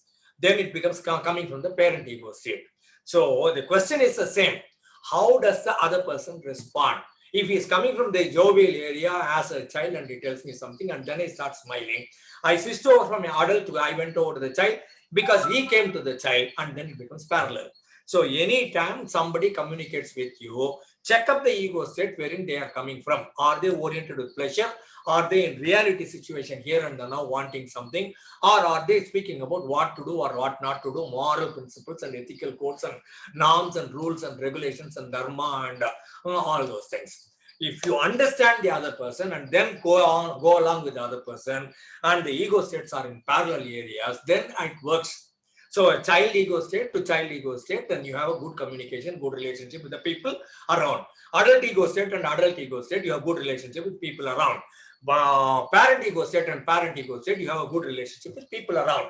If in case I come from my I criticize you saying that you are already late and that's the time I expect you to say sorry, coming from a child ego state saying, sorry, I made a mistake, mommy, sorry, I made a mistake, sir, I will not do it, sir, I will come, I will stay a little late, sir, and get the job done, sir. Meaning, I expect you to come from a particular ego state. If I am coming from an ego state, expecting you to come from the other ego state, and you are responding to me with the same ego state in which you expected me to come from, then again it's a parallel transaction. Supposing the child says, mommy, let us go out to the park. And then mommy says, oh, let's come along. This becomes a parent coming along with the child and child wanting the mommy to be taking the baby out. Again, this is also called a parallel transaction wherein the other person is coming from the expected ego state. Always understand what is your ego state. Always try to understand what is the ego state of the other person, and wherever it is corresponding, the relationship will be good, the communication will be good, and you will have long-standing healthy relationships. That's one area. Another one is after the introduction and then coming to ego states and then coming to transaction, what is happening in our lives? By and large, mommy and daddy, the moment you were born till system maybe 2 years or 3 years, mommy and daddy told us what to do, what not to do. They really want to bring us up in good state and as a good citizen. So they told us this is wrong, this is right, this you can do, this you cannot do. So in the process, they gave us a lot of don't messages. Meaning, don't be you, or don't think what you think, don't feel what you feel, don't do what you do, don't exist or don't be important, and don't be too close, don't belong here, and don't be important. So there are about 13 different don't messages normally given by mommy or daddy to the young children who are hardly 2 or 3 years old, and these people picked it up. So don't be you, or don't do or don't exist. If only you were not there, I could be doing something else. You came into my stomach, into my womb, and with the result, I cancel my promotion or resign my job. I stayed with this man life. If mommy says all those things when she was angry, the baby gets to understand that if only I am not there, mommy will be happy, and the baby doesn't want to live. In such context, maybe the baby will later pick up a job which involves accidents and hazards, like becomes a police officer, or becomes a policeman, or becomes a firefighting officer, or becomes an army commando, or becomes a Z category person, or parachute jumping, or bungee jumping, or whitewater rafting, and ice skating, or rock climbing, or mountain climbing. Meaning, these people pick up a job which involves a risk and which doesn't guarantee they will come back home. So we think all these people, military people are good, and army people are good, and policemen are good, Z category people are good, and army commandos are good, and the mountaineering people are excellent, rock climbing people are excellent, and bungee jumping people and parachute jumping people, and motorcycle racing and car racing and all those things, rallies and all, and we appreciate them, we clap. Very likely, I'm not saying definite, I'm not saying 100%, I'm not saying it's for sure. I'm saying very likely they might have received an information from their mummy, daddy, don't exist. And they have picked up a job later in life which involves may not coming back home in the evening by 5 o'clock. It involves a risk. If I am a firefighter, if I am from the bomb picking squad, and then there is a fire over there, or somebody planted a bomb over there, very likely I may die. And every day I go to office thinking that I may die, because that is what is giving me my income. That is what is giving me my salary or paycheck. So I am moving towards death every day. Why did I choose? Because mummy, daddy gave me an information, you are not fit to live. During the process of being born itself, I underwent cesarean section, and they gave me 10 bottles of blood. I might have even collapsed. Mummy told you this information when she was angry, when she was upset, when she had a quarrel with her husband. She took it upon the children received it, and based on that, they took some decisions. It's not okay for me to live. Are you with me? So some such, don't be important. Mummy says, if everybody is there, don't raise your hands and don't be important. When the teacher is asking a question, what is the answer for this? And even though the child knows it, Mummy told me, don't be important, don't raise your hands. And the baby will not raise hands. Somebody else will raise the hand and tell the right answer, and teacher will clap and everybody will appreciate. And this child will start thinking that I know the answer, I could have told the answer, I could have gotten all the appreciation, but then Mummy said, don't raise your hands, don't be important. And these people, even though they know the subject, they know the strategy, they know the problem solving material methods, they know how to achieve the goals and all, they remain quiet and they let other people win, and they remain quiet and they become subservient, they become subordinate, and they become losers simply because Mummy Daddy told them, don't be important. And don't be well also. If baby is well, Mummy goes to office, and the baby says, Mummy, don't go to office. Mummy says, Mummy said the office runs. So Mummy has got to go to office. One day when the baby is sick or running temperature 103 degrees, at that point of time, Mummy applies leave to the organization and then stays with the baby and then gives Horlicks and then gives bread and then hugs the baby and sleeps and watches a movie with the baby and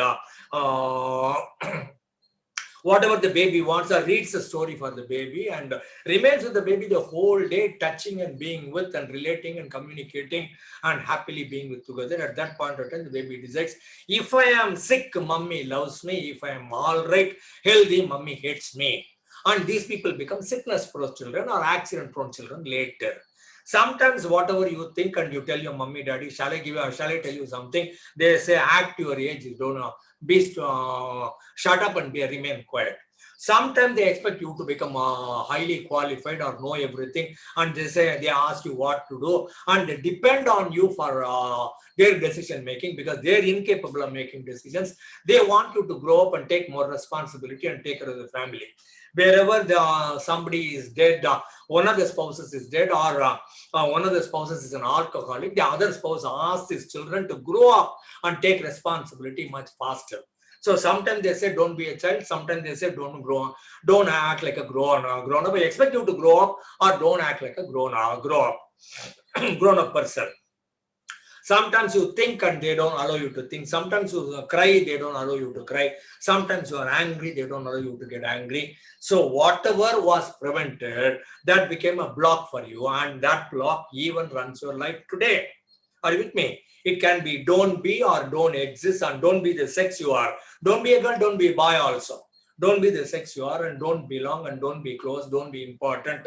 Don't be a child, don't be a grown up, or don't think what you think, don't feel what you feel, don't do what you do. So all these are materials given to us by Mummy Daddy. After 13 materials, at least 1 or 2 are running our life. Even today, for every single individual, all the 750 crores of people in the world, all the 140 crores of people in India. Are you with me? In that context, I'm saying we need to understand what is the mental block, what was the injunction. It's called as INJUNCTION, don't messages. And if they are blocking us, we need to become aware and change that. And based on these injunctions, receiving these don't messages, I did not give myself the permission. It's okay to be. It's okay to be me, okay to exist, okay to be a boy, okay to be a girl, okay to be a grown-up, okay to be a child, okay to enjoy, okay to be well, okay to be important, okay to belong, and okay to think, okay to feel, and okay to act. If I don't give myself the permission, in order to give myself permission, I need to know these are the don't give messages given to me. I myself do not know that, I'm not aware of that. The idea of TA is to let you know one of them is still a block even today, and then brings it to awareness from the unconscious to the conscious, and then we reprogram it and then put it back once again in the unconscious in such a way you become normal automatically in a different way. You were automatic in a different way earlier. Now we brought it to consciousness, awareness, and then we changed it, reprogrammed it, and then put it back in the unconscious. Now, without our awareness, you will act differently. The idea of TA is to bring it to conscious and make it available to you. And based on these injunctions, many a time I have taken a decision whether I am okay or not okay, whether Mummy Daddy okay or not okay, whether I am also not okay, Mummy Daddy are also not okay, or I am okay, others are okay. Four different kinds of techniques available to us. One is I am not okay because mummy said I am not okay. The other one is I didn't commit a mistake or committed a small mistake. Or when I didn't commit a mistake, mummy scolded me. When I committed a small mistake, mummy beat me up, which is too much, unbearable, unwanted, beyond proportion. So in that context, I will take a decision. I am okay, mummy is not okay. If I made a mistake and then mummy punished me, I say it's okay, okay. If I don't make a mistake and mummy punishes me, I am okay, mummy is not okay.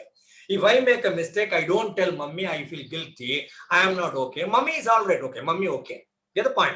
Sometimes when the baby commits a mistake and the baby is not scolded by mummy, daddy, baby will start thinking I am not okay and the baby will feel guilty. So normally in psychology, we say when the baby commits a mistake, scold the baby, don't beat up the baby, scold the baby. When you scold the baby, when you tell the baby time out, keep looking at the wall for 5 minutes and think about what mistake that you did, what else could you be doing with your brother or sister.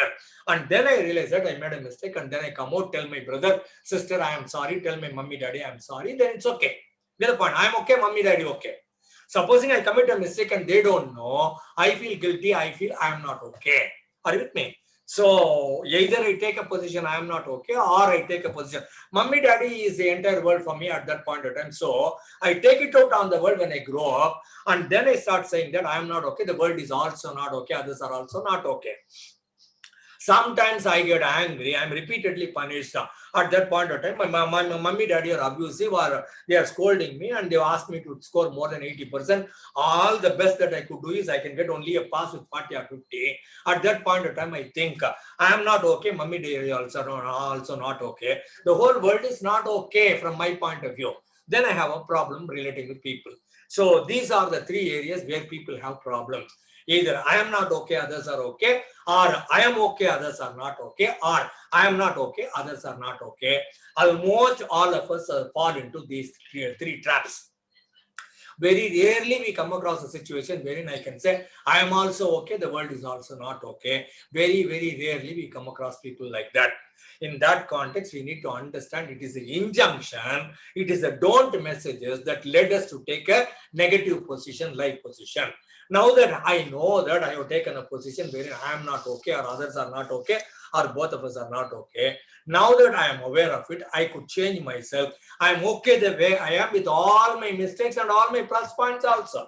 Not that I am only a bundle of mistakes, I am also a bundle of plus points also, positive messages also.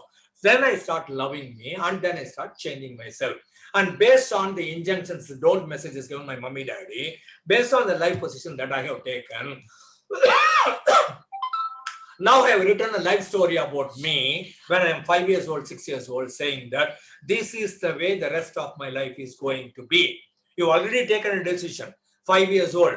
You took the decision only based on your emotions because you did not have much of a thinking faculty. You do not know what is right and what is wrong. You do not have thinking faculty, and you do not know how to take the right decision. You took all the decisions simply because of the emotions. How to survive in this family, how to make my mummy, daddy happy, how to get along with my brothers and sisters, what to do, what not to do, purely based on emotions. How not to get punished by brothers or sisters, how not to get punished by mummy, daddy. So you took a position based on your life, and then you wrote a life story that is called a script. Like a movie script or a drama script or a story script or novel script, you wrote a script. And you wrote it when you were 5 years old, when you were not qualified to write, when you did not have much data available to me, when you did not have the thinking faculty. And therein you said, I'm going to be a winner, and you'll become a winner by doing all the right things, nothing illegal, nothing immoral, nothing unethical. Everything you will do right, and then you will win because you decided you will be a winner. Or you might have taken a decision, I am a loser. All the other people are winners and I am going to be a loser. And then repeatedly, whatever you do, you will lose. You will fail in the examination, you will fail with relationships, you will fail in the love affair, you will fail in getting an employment, you will fail in making a money, you will fail in your business. Not because you failed, not because you did not have the qualification or the strategy or the knowledge or the expertise or whatever. You already had. But the programming said you are a loser and you got to become a loser. The programming said you are a non-winner, meaning you will not go for win also, you will not go for lose also. If there is a possibility for 5 people to take up a running race in a classroom, and the teacher is asking us who is going to take part in the running race. Some people immediately will get up and they will go participate. 2 or 3 people will be winners and they will also come inside, and 2 or 3 people will be losers and they will also participate and they will lose in the running race. And there's a non-winner people, 2 or 3 people who know I will not be able to win. I don't want to lose also, like other people get exposed. If only I run and I don't win, then everyone will get to know that I am not good at running. So in order to camouflage that or conceal that or keep that as a secret, I will not give my name, and then I will sit in the audience and clap for other people, and then I will somehow manage saying that I had a good time watching all the people playing. I could have played, I could have won, I could have lost also, that doesn't matter, I could have participated. But then a non-winner is a person who refuses to participate. Some more borderline, I'll pass my examination. Some more borderline, I'll get some subject in some college. I will some more borderline, I'll pass get a degree. Some more, I will get some employment at a low-level employment. I will remain with that low-level employment for the rest of my life. Get it? These are people called non-winners. They never go for winning simply because they are afraid of losing. And they only when they attempt, they will lose. They will not even attempt. They will somehow manage to get by with all the other people. Also rants, Mandai mentality in Solvanga, herd mentality. Like there are 100 lambs there and one of the lamb, and no one will be able to distinguish which lamb am I here among the 100 lambs. So there are some non-winners, there are some winners, and there are some losers. The script says you are going to be a loser. No matter you are winning, ultimately you will topple everything and you will fall down. If you are a non-winner, you will not participate. You don't feel like taking up any responsibility anywhere. If you are a winner, you will raise your hand first, give your name first, and enter the arena, show up everywhere, and then take charge and give a word and go ahead, perform and keep it up, fulfill your promises, get the job done. So, it is not that you are qualified, your knowledge or expertise. It is a script. The script said you will win, you will win. If the script says you will lose, ultimately you will lose. The script says you are a non-winner, no responsibility, you will be a non-winner and be an also ran. It all depended on, it was all dependent on the life position that you have taken. It all depended on the injunction, don't messages given by your mommy, right? So in that context, we need to understand that we wrote the script, and every day without our consciousness, in the morning 6 o'clock, I open my script and then I read through the script. And reading through the script, based on that, I set up the camera, I become the hero or the heroine, I set up all the people around, and then the shooting goes. And by night time, I go to sleep. Next day morning also, I get up and then I open the script book, the script that I have written, and then looking at it unawarely, unconsciously, unknowingly, read through the script, once again set up the camera, become the hero, heroine, set up all the other people around, and then make them say what I want them to say. So my script is running my life. I need to be aware that I wrote a script, I forgot, and I forgot that I forgot. I'm not aware, and my script is running my life. My script is written based on the life position that I've taken, and the life position was taken simply because of the don't messages given by mommy, daddy. So there is a chronological order. The don't messages came by, life position came by, and then the script came by, and they are running your life, right? So in that context, what I'm saying is, how do we go about? We need to rearrange certain things. By and large, I may not be able to cover a lot of things. So I'll be wrapping it up in 10 minutes time. So what I do is I need to rearrange my time management system. Time management is, again, life management. What I'm saying is, I have as a boy, as a girl, as a student, as an office goer, as a married person, somebody, I have some responsibilities in the daytime. Meaning, if I am a student, I need to go to school. I need to go to college.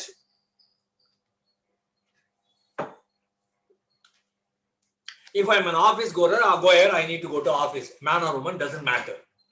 Get it? So in order to go to school by 9 o'clock, in order to go to office by 9 o'clock, what I do is I need to get up by 6 o'clock. I'm getting my program, getting my day program. So 9 o'clock is the activity happens, meaning I need to be in the school, college, or office, or business, right? So in order to do that, what do I do in the morning? I get up in the morning and then I apply water on my face, and then I brush my teeth, and then I shave, and then I take bath, and then I put on new dress, and then I eat, and then I start my vehicle and I leave. So between 6 o'clock to 8 o'clock, 8 o'clock I need to start, or 8:30 I need to start in order to be in the office by 9 o'clock. Whatever I do here is called a ritual because I need to do them every day. I need to get up, I need to wash my face, I need to brush, I need to shave, I need to dress, I need to eat. These are all routines. They are called rituals automatically because the activity says you need to do the ritual. Not the religious ritual. Everything that you do every day is automatically called as a ritual. And then in the office, I also may go for gossiping a little bit, talking about what is happening around in the neighborhood, or talking about the people in the department or in the office, or about politics, or about a drama or a play that I watched in Netflix or movie or TV or something which came up in the WhatsApp. It's all called pastimes. I am also communicating with other people as a friend, talking about politics, talking about Netflix, or talking about WhatsApp, talking about other things, office politics and all those things. They are called pastimes. They also come by naturally. Activity automatically takes over school, college, office, business, right? So activity is there. In order to get the activity, the rituals are there, and during the activity, the pastimes are also there. And then what happens is there are two more areas. One area is called as withdrawal. Are you withdrawing from other people to be with yourself, to be with nature, doing nothing, communicating with nothing, planning nothing, working on nothing, no process, no programming, no nothing. I'm just be with myself, looking within and going inside, or introspection, or me understanding my own self. Not to get something, not to solve something. I'm just going within myself, understanding myself. Are you with me? That's called withdrawal. Every day, if every individual can withdraw at least 10 to 20 minutes a day, life will be worthwhile because we are thinking about ourselves, we are going within ourselves. We do not withdraw. We are always running. We thought it was 100 meters running, but somebody said 200, and somebody said 400 meters, somebody said 800, somebody said 1,500, somebody said 3,000 meters, somebody said 5,000 meters, somebody said 10,000 meters, somebody said marathon, and we are running a marathon. And suddenly when the marathon is over, you realize that you have to retire from your business or organization, and then you need to go back home. I am saying don't keep on running. Every day, take 10 minutes out and withdraw and think about yourself. Go within. Everyone needs to withdraw from other people. They need to have their own personal space. And by and large, you and I don't get the space. We don't even aware that we need a space every day, 10 minutes. It's a mental space, not the 10 by 10 square feet room here. I'm saying we need to have a mental space for ourselves. That people do not know, that is essential. Another one is intimacy. We need to have somebody close to us. It could be a man, or it could be a girl, it could be a boy, or it could be lover and lady love. It could be mentor and mentee. It could be teacher and student. It could be partners in the organization. It could be friends in the society. Anyone. You need to have at least a couple of people, maybe 1 or 2, maybe 3 or 4, 5, not necessarily more than 5. It could be 1 to 5 if you have somebody intimate with that other person, without censoring anything, without hesitation, without reservations, without fears, without being thinking of, will they tell upon us to other people? Will they be blackmailing me tomorrow? Without anything, I simply open up. I am making myself available to the other person. I become intimate and the other person becomes intimate with me. Age is no barrier, sex is no barrier, qualification is no barrier, position status is no barrier. Are you with me? We need to have somebody intimate, at least one, maximum 4, 5. And we need to be intimate with them in such a way. If I win something, I'll go share with the other person. If I commit some mistakes, commit some crime, if it is shameful, if it is embarrassing, doesn't matter. I will open up with the other person and tell the other person, I did something shameful. I did something embarrassing. I was put to shame in front of other people in the organization, the society, wherever I got caught. I am so sad. The other person says, you have a shoulder to lean on or a lap to lie on. So there is an intimate person with whom I can communicate. If it is husband and wife, well and good, need not necessarily be husband and wife. It could be others also. Do we have at least 1 to 4, 5 people with whom, without any reservation, without any hesitation, without any fear or scare, without any being afraid, without being blackmailed, without thinking of what could go wrong ultimately, are we opening up with other people? I'm saying this is what is important. So activity is automatically there, ritual is automatically there, pastime is automatically there. you need to consciously take a decision to withdraw at least 10 minutes every day. You need to have 1 or 5 people around you who are intimate with you, with whom you can share, with whom they can also share their problems and their wishes and their desires and their shames and all those things. So that's being intimate. And then one other area is strokes. Are we appreciating other people? Are we receiving appreciations? Strokes is somebody stroking you in the back saying that you did a good job. So I'm saying do something worthwhile, number one. And then when other people appreciate you, receive them. Don't say, don't mention, Uparwala gave it to me, God gave it to me. It's all circumstances. I didn't do anything. I'm after all nothing. I'm only a cogwheel in the entire process. Accept the compliments, accept the recognition, accept the prizes, accept the strokes, wholeheartedly saying that welcome, always welcome, most welcome. I am happy that you are happy. I am happy being appreciated. I look forward to doing more of these things. So happily receive strokes, receive appreciations and recognitions. And wherever it is possible, look at other people around you, in the family, in the organization, the society, with friends, and wherever it is possible, appreciate people unreservedly, unconditionally. Appreciate all the people around you. And then if you did a good job and people did not appreciate, go ask for appreciation. Tell them I did this. Tell your wife, tell your husband, tell your boss, tell your colleague, tell your subordinate, tell your friends, I did a good job. I want to be appreciated, congratulated, recognized. Ask for appreciation, and when they give you, receive it. And even if you do, when you do a good job and you know that you have done a good job, other people are there, they did not notice, and then you ask them, they did not give, doesn't matter. You appreciate yourself. I did a good job. Whether other people appreciate you or not, doesn't matter. So do a good job, and then do a good job and receive appreciations. Give a lot of appreciation to other people. And whenever you do a good job, other people don't appreciate you, ask for appreciations. Whenever you do a good job, other people don't appreciate you, and ask, and even then they don't give you, you appreciate yourself. And if in case other people criticize you, check up whether it is correct, whether it is truthful, whether it is factual, whether it is worthwhile, whether it is applicable. If so, change you. They give you a good feedback. Maybe it is negative, but then you made a mistake. Then they told you. Now that they have pointed it out, change. Don't find fault with the other person simply because the other person is criticizing you. Accept the criticism if it is valid, and then you change you. If in case they come from jealousy, if they come from envy, if they are not comfortable with you, and they are intentionally, knowingly, awarenessly, consciously, deliberately, they are finding fault with you, so throw them out in the dustbin, ignore them. Their criticism has got no validity at all. It has got no applicability at all. It has got no use value at all. Throw it out. Ignore them and keep on moving. So come back. Do a good job. Receive appreciation. Give appreciation. And then ask for appreciation. Even if you don't get it, you appreciate yourself and throw away the negative criticism if it is invalid. Accept the criticism and change yourself if it is valid. And wherever it is possible, be a happy person. To put it in a nutshell, Eric Berne created TA 70 years back. TA is useful in child development, management, training, psychology, wherever people come across. And there are 3 ego states called child, adult, and parent. Wherever it is applicable, come along with the other people's ego states and create such a way, create a situation in such a way, communication in such a way. You go along with each other and come from the expected states and keep the relationship intact. And if people have given you don't messages, especially mommy, daddy, and they are blocking you, understand and give yourself permission. It is okay to be me, okay to think, okay to feel, okay to act, okay to belong, okay to be important, okay to be a child, okay to be a grown-up, okay to do whatever I want to do. And then take a life position, no matter what has happened, I'm okay, others are okay.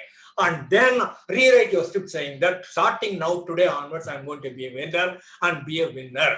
And then rearrange your time management in such a way. The activity will be there, ritual will be there, pastime will be there. Consciously take a decision to withdraw, consciously take a decision to create some intimate friends and share with them. And then appreciate other people, receive appreciation, be a happy person. By and large, I am done. Thank you. Thank you very much. Thank you, Mr. Mutaya, for the wonderful, insightful session on TA. Very well presented. with lot of insights with introduction to transactional analysis. Welcome. Yeah, participants, if you have any queries, you can unmute yourself and ask, or if you have any observations to share, feedback, you can share. Feel free to share. Good afternoon, sir. Good Actually, afternoon. you've done excellent job. You mastered the subject only. In the TA only, I've done PhD like that. So flow. It's we can't find anywhere anything like in a. So it's non-stop. You have really mastered the subject, sir. Welcome. Thank you. Thank you. I learned lots, sir. For me, no doubts, because I'm learning every time I listen to you here or in Yellow Pond Counseling Center. I learn lot from you, sir, because I'm not that equipped to ask questions. But nice presentation, sir. Lot of points I noted down. All the best, sir. God Welcome. bless you. Take care. Thank you. Thank you, Mary Florence.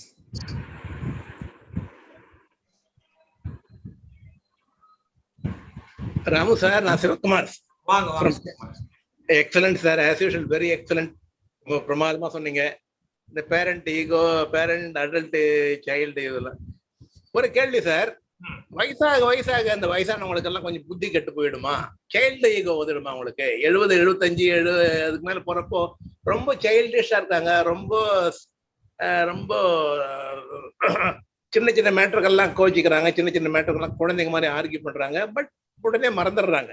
இந்த வயதாக புத்தி கெட்டு போயிடுமான்றதான் என்னோட ஒரே கேள்வி sir. For other people who do not know Tamil, he is saying when you become old or you become cynical or you become unhappy.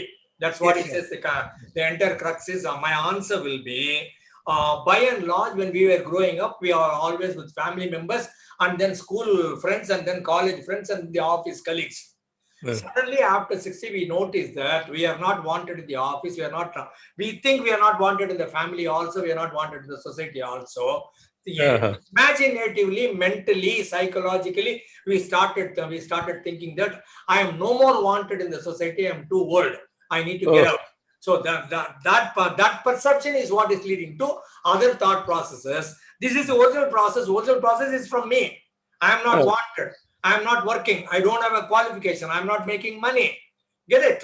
So when you change that perception and keep yourself occupied, forget money. You already made money enough. Right? 30, 40 years, you already made money enough. Now is a time for you to do something called as self-actualization, contributing to other people. How can I educate other people? How can I tell other people life experiences based on my life experiences? Get it? Don't thrust anything down their neck or throat.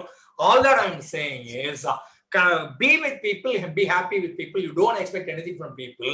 Give whatever you have to other people. It could be intellectual message, it could be your experiences, it could be your feelings, it could be your knowledge or expertise in a particular field. And when you are occupied, forget finance. When you are occupied, start learning some new language, start learning some new games in the start maybe Sudoku, SUDOKU. Sudoku, how to rearrange 9 numbers in 9 boxes, like 9 vertical columns and 9 rows. So keep yourself occupied doing some puzzles and optical illusions and creating some new hobbies and making some new friends. Friends in your age group, it will be ideal. You can talk about what happened 40 years back, 50 years back, 60 years back. So in that context, when you look at yourself positively, don't expect anything from other people. Start giving to other people. That's called self-actualization. You being happy with people, and you will feel yourself worthwhile. You are okay. Others are okay. When you think I am not okay, I am unwanted, I am too old, and people don't listen to me, that's what is creating the problem. Change your perception. I am okay. I am healthy. I am connected to people, and people are lovely. People are worthwhile. Then it works, right? Excellent, sir. Excellent, sir. Excellent. Very excellent. Thank you, sir. Thank you. Thank you. Others? Questions and interactions. I am George Matthew. Yes, welcome. Okay, sir, a very good presentation. Not only you have presented these ego states, the practical application also you have mentioned. That's very practically everybody what to do in each situation. It is very useful, sir. Thank you, sir. Thank you. Thank you. I'm very happy. Dr. George Matthew is an expert in TA. Others? Others questions? Ilya, shall we close?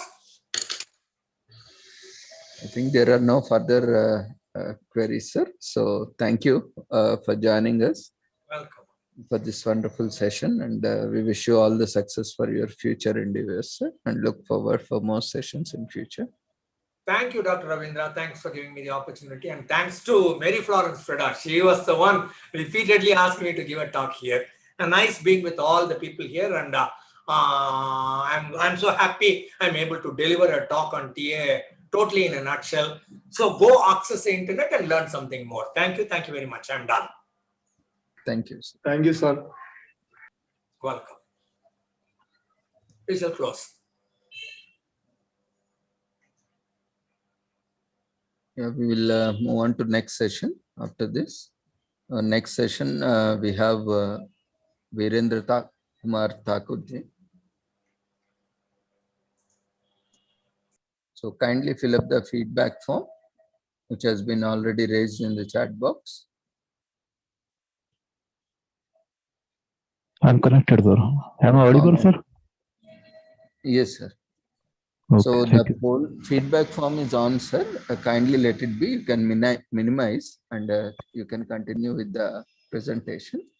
Yes, sir. So may I start or may I wait for 2 minutes? Yeah, I'm giving you permission. You Okay, can sir. minimize that poll window and you can continue. Okay, sir. Okay. Thank you.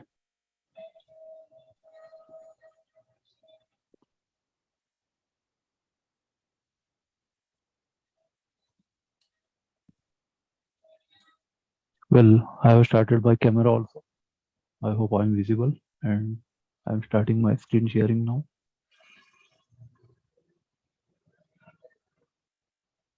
Is it visible to all, sir? Yes, sir. Okay, thank you, sir. So we have Virendra Kumar M. Thakurji. He is assistant professor from GB Pant Institute of Engineering and Technology. You would be delivering 2 topics today. One is on Information Technology Act 2000 and other will be on Data Protection Bill 2021, one after the other consecutively. Over to you, sir, for your session. Thank you, sir. Today we shall see one very important act, that is Information Technology Act. I hope most of you might have heard about it. We are all working on computers nowadays and doing so many things, official and personal and social interaction on it. And everybody needs to be aware of the law that regulates this. India was the 9th country in the world when this act was passed. Pramod Mahajan was our ICT minister, communication and information technology minister at that time. And India was one of the first few countries to have this type of provision. So let us see the provisions one by one, along with the amendments from time to time. So first we shall see the general structure of this. So we shall know about the IT Act 2000 as amended by Information Technology Amendment Act 2008, and secondly by Finance Act 2017 and its objectives. The latest or the last amendment was by Finance Act 2017. To understand its scope and definitions and to discuss various chapters of the Act. So new communication systems and digital technology have made dramatic changes in the way we live and the means to transact our daily business. Businessmen are increasingly using computers to create, transmit, and store information in electronic form instead of traditional paper documents. It is cheaper, easier to store and retrieve, and speedier to communicate.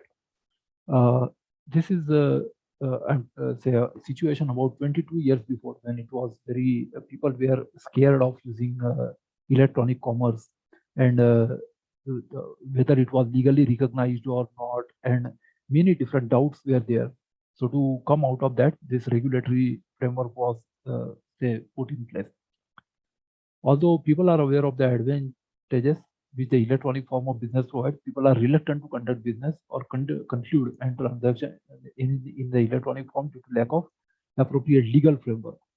So electronic commerce eliminates need for paper-based transactions. The two principal hurdles which stand in the way of facilitating electronic commerce and electronic governance are the requirements of writing and signature for legal recognition. So this act also provides for digital and electronic signature. We shall see what are they and what is the difference between digital and electronic signature. At present, many legal provisions assume the existence of paper-based records and documents which should bear signature. The law of evidence is traditionally based on paper-based records and oral testimony. As to facilitate e-commerce, the need for legal changes has become an urgent necessity. This act also defines many cyber crimes. So we shall see that entire chapter on cyber crimes, the offences, and amendments to the Indian Penal Code 1860 and the Indian Evidence Act 1872 have also been done. So now all types of cyber crimes are legally recognized under IPC. They have been defined, and under the evidence, electronic evidence is also admissible now. So these are two important changes introduced by this act. The government of India realized the need for introducing a new law and for making suitable amendments to the existing law to facilitate e-commerce and give legal recognition to electronic records and digital signature. The legal recognition to electronic records and digital signatures in turn will facilitate the conclusion of contracts and the creation of legal rights and obligations through the electronic communication like internet. This gave birth to the Information Technology Bill 1999. It was passed, it became an act. In May 2000, both the houses of the Indian Parliament passed the Information Technology Bill. The bill received the assent of the President in August 2000 and came to be known as the Information Technology Act 2000. Cyber laws are contained in the IT Act 2000. This act aims to provide the legal infrastructure for e-commerce in India and would have a major impact for e-businesses and the new economy in India. Therefore, it is important to understand what are the various perspectives of the IT Act 2000 and what it offers. The IT Act 2000 also aims to provide the legal framework under which legal sanctity is accorded to all electronic records and other activities carried out by electronic means in civil as well as criminal law. The Act states that unless otherwise agreed, an acceptance of contract may be expressed by electronic means of communication, and the same shall have legal validity and enforceability. So whatever we are doing on internet or other media has got some legal implications, and therefore everybody must be aware of this. Now the statement of objects and reasons for Information Technology Amendment Act 2006. It was actually passed in 2008. So this act was amended by IT Amendment Bill 2006, passed in Lok Sabha on December 22nd and in Rajya Sabha on December 23rd of 2008.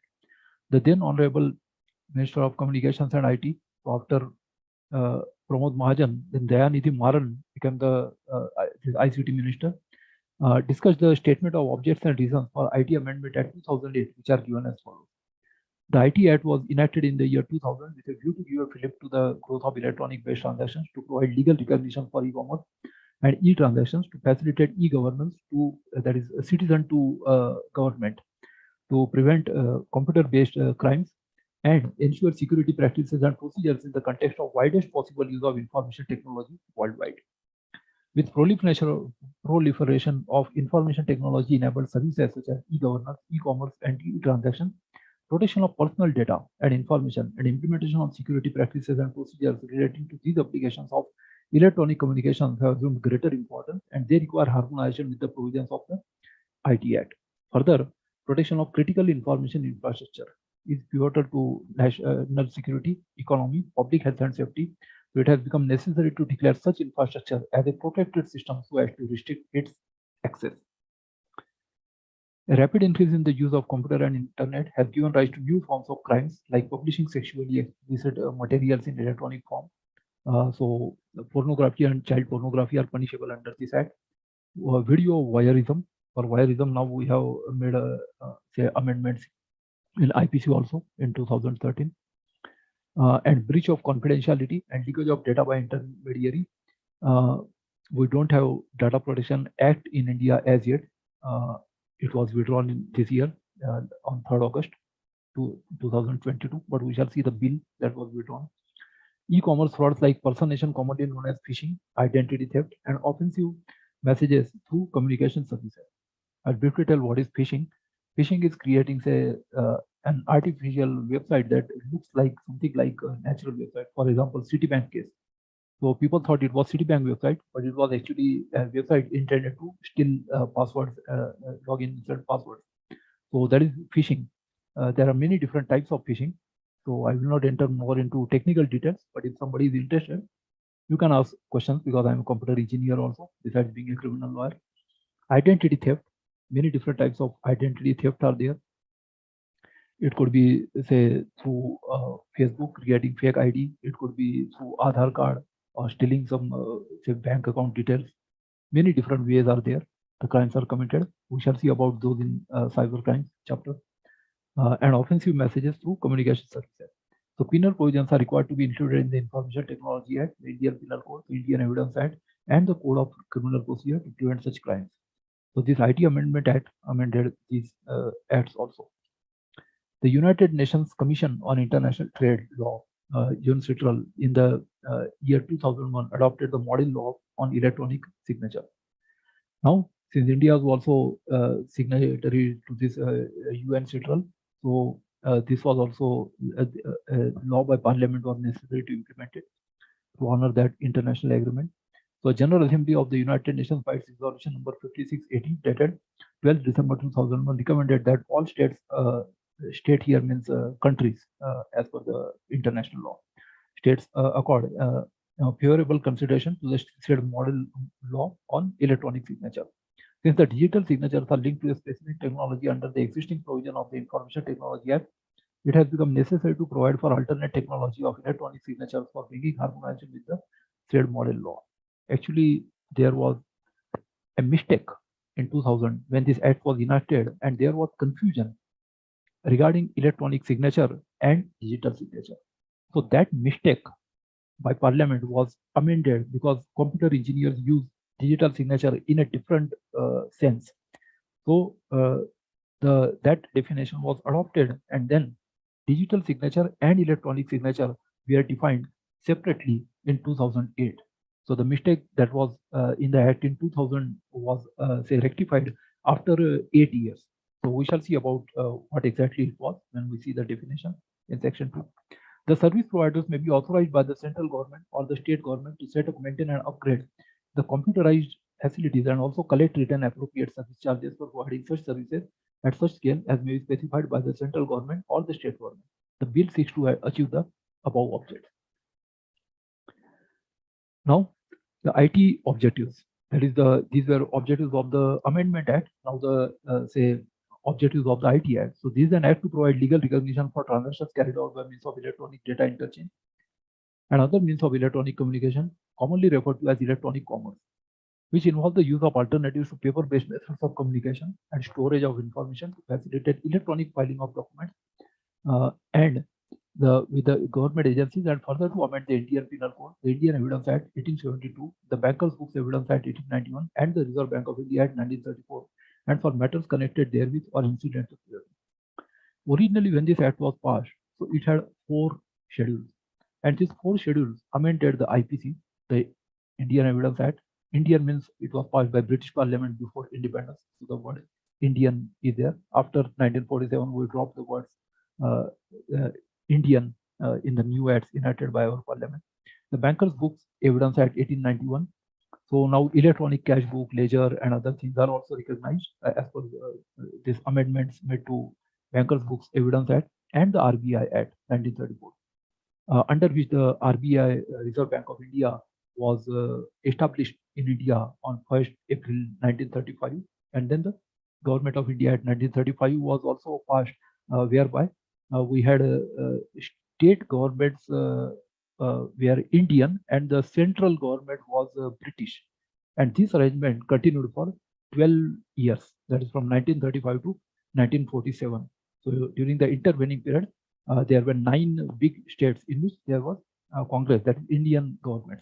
So that act was also there. Ultimately, Government of India in 1935 was repealed by the Constitution of India in 1950. To grant legal recognition for transactions carried out by means of electronic data interchange and other means of electronic communication, commonly referred to as electronic commerce in place of paper-based methods of communication, to give legal recognition to digital signatures for authentication of any information or matter which requires authentication under any law, to facilitate electronic filing of documents with government departments, and to facilitate electronic storage of data. This is the official text of this act. To facilitate and give legal sanction to electronic fund transfers between banks and financial institutions, to give legal recognition for keeping of books of accounts by bankers in electronic form, and to amend the IPC, the Indian Evidence Act, the Bankers Book Evidence Act, and the RBI Act. Now we see the structure. So there are, it is organized in several chapters. So we have chapter 1, preliminary. It contains only 2 sections, 1 and 2. Then we have chapter 2, that is digital signature and electronic signature. It contains only 2 sections, that is 3 and 3A, that were related to amendment. Then electronic governance, sections 4 to 10. Then attribution, acknowledgement, and dispatch of electronic records, that is section 11 to 13. Then secure electronic records and secure electronic signatures, sections 14 to 16. Regulation of certifying authorities, that is sections 17 to 34. Then electronic signature certificates, that is sections 35 to 39, and duties of subscribers, sections 40 to 42. Then penalties and adjudication, that is sections 43 to 47. And the appellate tribunal, originally it was called Cyber Appellate Tribunal. The word cyber has been dropped in 2017. So now it is called only Appellate Tribunal, which is same as that, which is under the TRI Act, that is Telecom Regulatory Authority Act. So that same tribunal now acts for TRI, Telecom Regulatory Authorities Act. The tribunal is called TDSAT, Telecom Dispute Settlement Appellate Tribunal. So that TDSAT is the same one now that was for IT Act also. So the word cyber was dropped. Section 48 to 61. Then offenses, that is cyber crimes, are defined in section 65 to 78, that is chapter 11. Then intermediary is not likely to be liable in certain cases, section 79, that is the service providers. Then examiner of electronic evidence, section 79A, this was added. Miscellaneous, sections 80 to 90, and documents or transactions to which the act shall not apply. So what are the documents that still need to be filed manually only, and the electronic are not admissible? Those are written in Schedule 1, and electronic signature or electronic authentication technique and procedure, that is Schedule 2. So the previous 4 schedules were dropped. So we shall see about that development of. So it contains 2 sections. In section 1, short title, extent, commencement, and application are given. In section 2, various definitions are discussed. So this act may be called the IT Information Technology Act 2000. It shall extend to the whole of India and save as otherwise provided in this act. It applies also to any offence or contravention thereunder committed outside India by any person. So it shall come into force on such date as the central government may by notification appoint, and different dates may be appointed for different provisions of this act, and any reference to any such provision to the commencement of this act shall be constituted as a reference to the commencement of that provision. So it was notified on October 17, 2000. And amendments to IT Amendment Act 2008 were notified with effect from 5th February 2009. Actually, it was implemented in 2009. Nothing in this act shall apply to documents or transactions specified in the first schedule. So this is regarding the applicability, that the documents which are there in the first schedule still need to be done manually only, and they are not admissible in the electronic form. So those are listed in first schedule. Schedule means list at the end of the act is called schedule. Provided that the central government may by notification in the official gazette amend the first schedule by way of addition or deletion of entries thereto, and every notification issued under subsection 4 shall be laid before each House of Parliament. So this is the substituted subsection in 2009. Now the definitions. So in this act, unless the context otherwise requires, access with its grammatical variations and cognate expressions means gaining entry into, instructing or communicating with the logical, arithmetical, or memory function resources of the computer system or computer network. Access here could be legal or illegal. So that's why the word is important. Addressee means a person who is intended to be the originator to receive the electronic record but does not include any intermediary. Addressee is the person to whom the communication is addressed. It does not include the intermediary, that is the channel or the service provider, or the ISP, that is internet service provider. They are called intermediary here. So addressee does not include intermediary because they are just sending your say hardware or software or data, or providing some services to. Adjudicating officer is the adjudicating officer appointed under subsection 1 of section 46. Then affixing electronic signature. As I told you earlier, there was a confusion between digital signature and electronic signature. So this mistake was rectified in the Act after 8 years, that is in 2008. So we shall see the definition, but briefly I'll explain. Electronic signature is something that is stored on electronic media. For example, say manually you sign a check. Now the photocopy of that check, so that is electronic. It doesn't mean it is digital signature. So it may be compared manually by the say or this ATM or by maybe manually by the clerk, okay, teller, because we call that ATM, that is automatic teller machine. So teller is the person who tells you regarding your balance, etc. So the tellers now are replaced by automatic teller machine. So they may match it manually or by means of software. While digital signature is a string of bits, that is binary 0 and 1. It could be say very long signature of say 128 bits, 256 bits, 512 bits. I will not go into technical details of that, but crores of people who are working on e-commerce, so they are related, some mathematically related signature, and there is public key as well as private key in asymmetric key cryptography. So that is actually called digital signature. So digital signature is a bit string. Electronic signature, we shall see the actual legal definitions of it. So with its grammatical variations, and because there is some overlap also in this definition, with its grammatical variations and cognate expression means adoption of any methodology or procedure by a person for the purpose of authenticating an electronic record by means of digital signature. Now, appellate tribunal means the appellate tribunal referred to in subsection 1 of section 428. So now the word cyber tribunal is replaced by appellate tribunal because it does the work of TDSAT also, Telecom Dispute Settlement Appellate Tribunal under TRAI Act. TRAI regulates all the mobile telephone companies, as you might know, Telecom Regulatory Authority of India, that was established in 1999. Appropriate government means as respects any matter enumerated in list 2 of the 7th schedule to the Constitution. So that is for say state government. Relating to any state law enacted under list 3 of the 7th schedule to the Constitution, the state government, and in any other case, the central government. So if it is in list 2 or 3, it is the state government, and since in any other matter, it is the central government. That is for state, say list 1 as well as list 3 of the 7th schedule of the Constitution. They are called union list, state list, and concurrent list in the Constitution. That is related to legislative competence, that is whether the central government or the state government or whether both the governments can enact that law. Asymmetric crypto system. So there are 2 types of cryptography, say symmetric as well as asymmetric. In simple words, I may say that if it is symmetric, then the key for opening is the same as key for closing, and if it is asymmetric, then the key for opening is different than key for locking.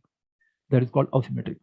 So asymmetric crypto system means a system of a secure key pair consisting of a private key for creating a digital signature and a public key to verify the digital signature. That means there are 2 separate keys for locking and unlocking.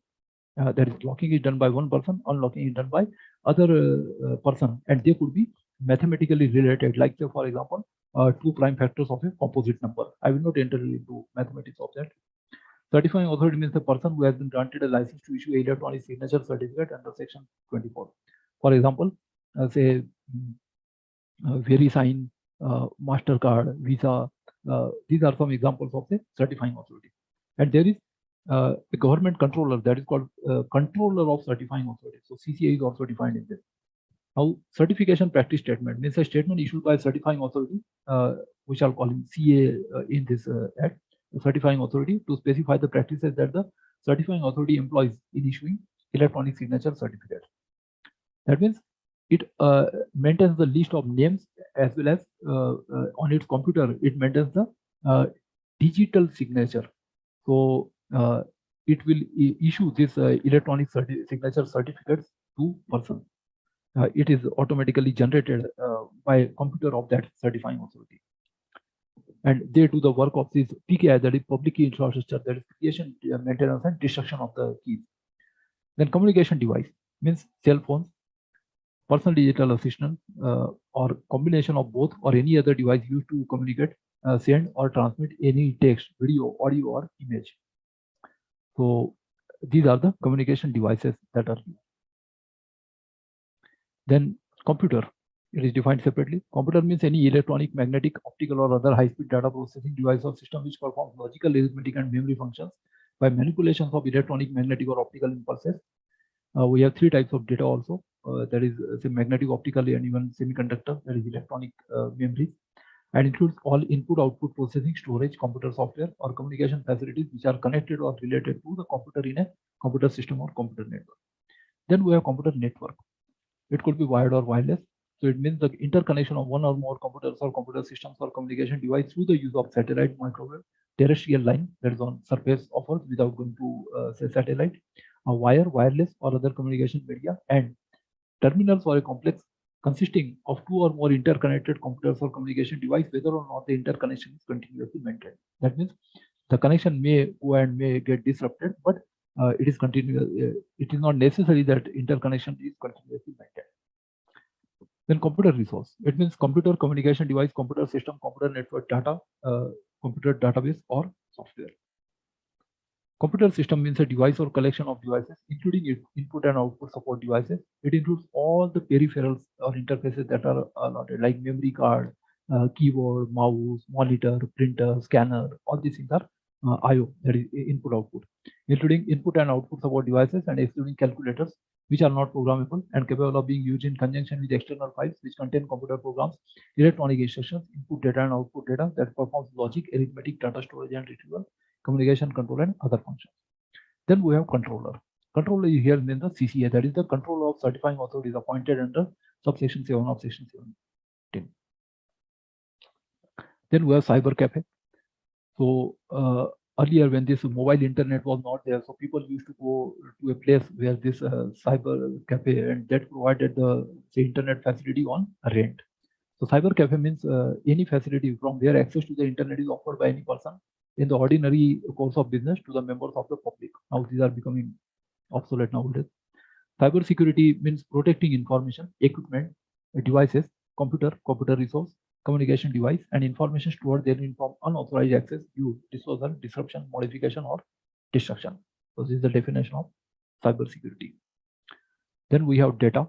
Data means the representation of information, knowledge, facts, concepts, or instructions which are being prepared or have been prepared in a formalized manner and is intended to be processed, is being processed, or has been processed in a computer system or computer network, and may be in any form, including computer printouts, magnetic or optical storage media, punch cards, punch tapes, or stored internally in the memory of the computer.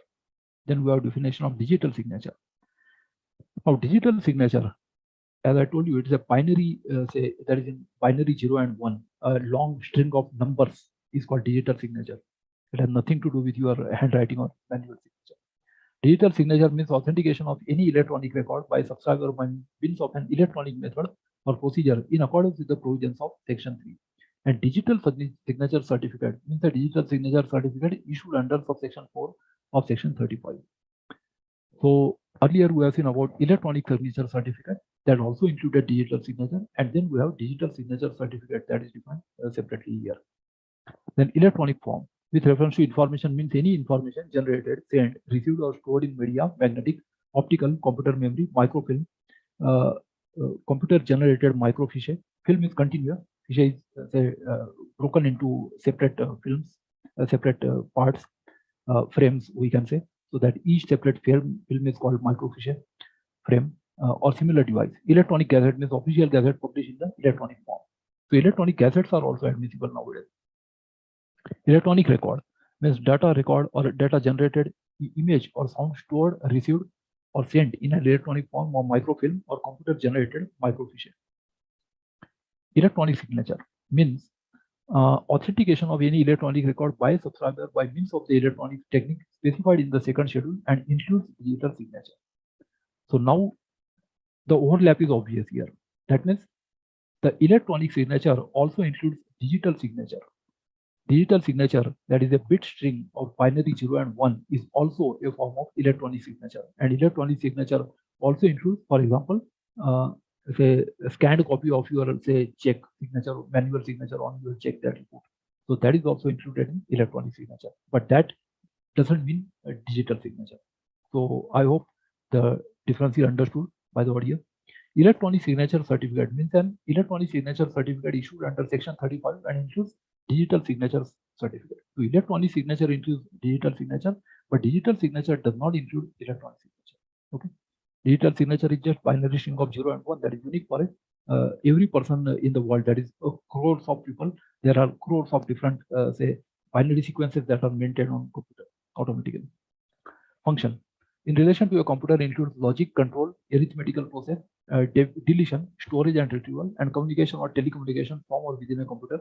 Indian Computer Emergency Response Team. This is called CERT-IN.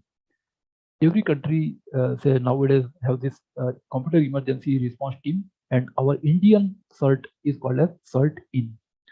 So Indian Computer Emergency Response Team means an agency established under subsection 1 of section 70B. So whenever some situation like cyber war, cyber terrorism, or other say things happen, so it springs into action and they are given certain powers like seizing equipment, stopping networking services, and many other powers. Okay. Information includes data, message, text, images, sound, voice, codes, computer programs, software and databases, or microfilm or computer generated microfiche. So this definition of information. So information includes data. Data we have already defined earlier. Then intermediary. This is generally a service provider. So with respect to any particular electronic record, any person who on behalf of another person receives, stores, or transmits that record or provides any service with respect to that record, and includes telecom service providers, network service providers, internet service providers, web hosting service providers, search engines, online payment sites, online auction sites, online marketplaces, and cyber cafes.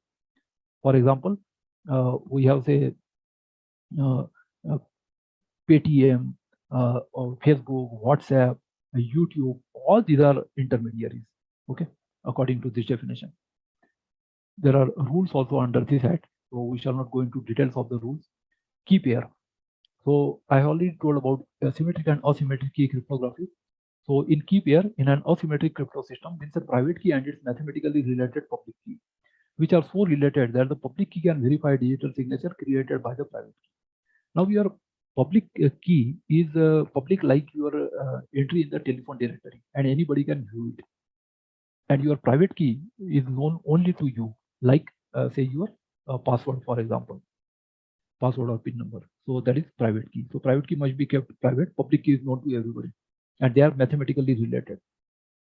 Law includes any act of parliament or of a state legislature, ordinances promulgated by the president or a governor as the case may be, regulations made by the president under Article 240, bills enacted as President's Act under subclause A of clause 1 of Article 357 of the Constitution, and includes rules, regulations, bylaws, and orders issued or made thereunder. And license means a license granted to a certifying authority under section 24.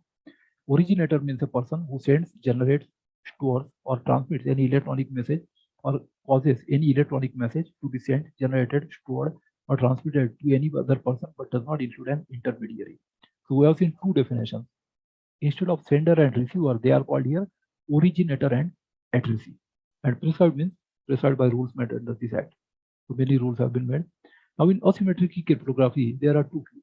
Private key means the key of a key pair used to create a digital signature, and public key means the key of a key pair used to verify digital signature and listed in the digital signature certificate. I'll give you an example. For example, say you have got email from Bill Gates. How do you know the email is from Bill Gates?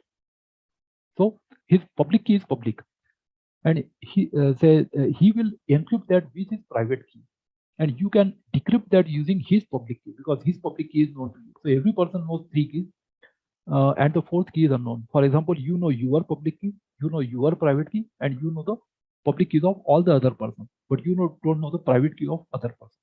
So out of four things, three things are known. So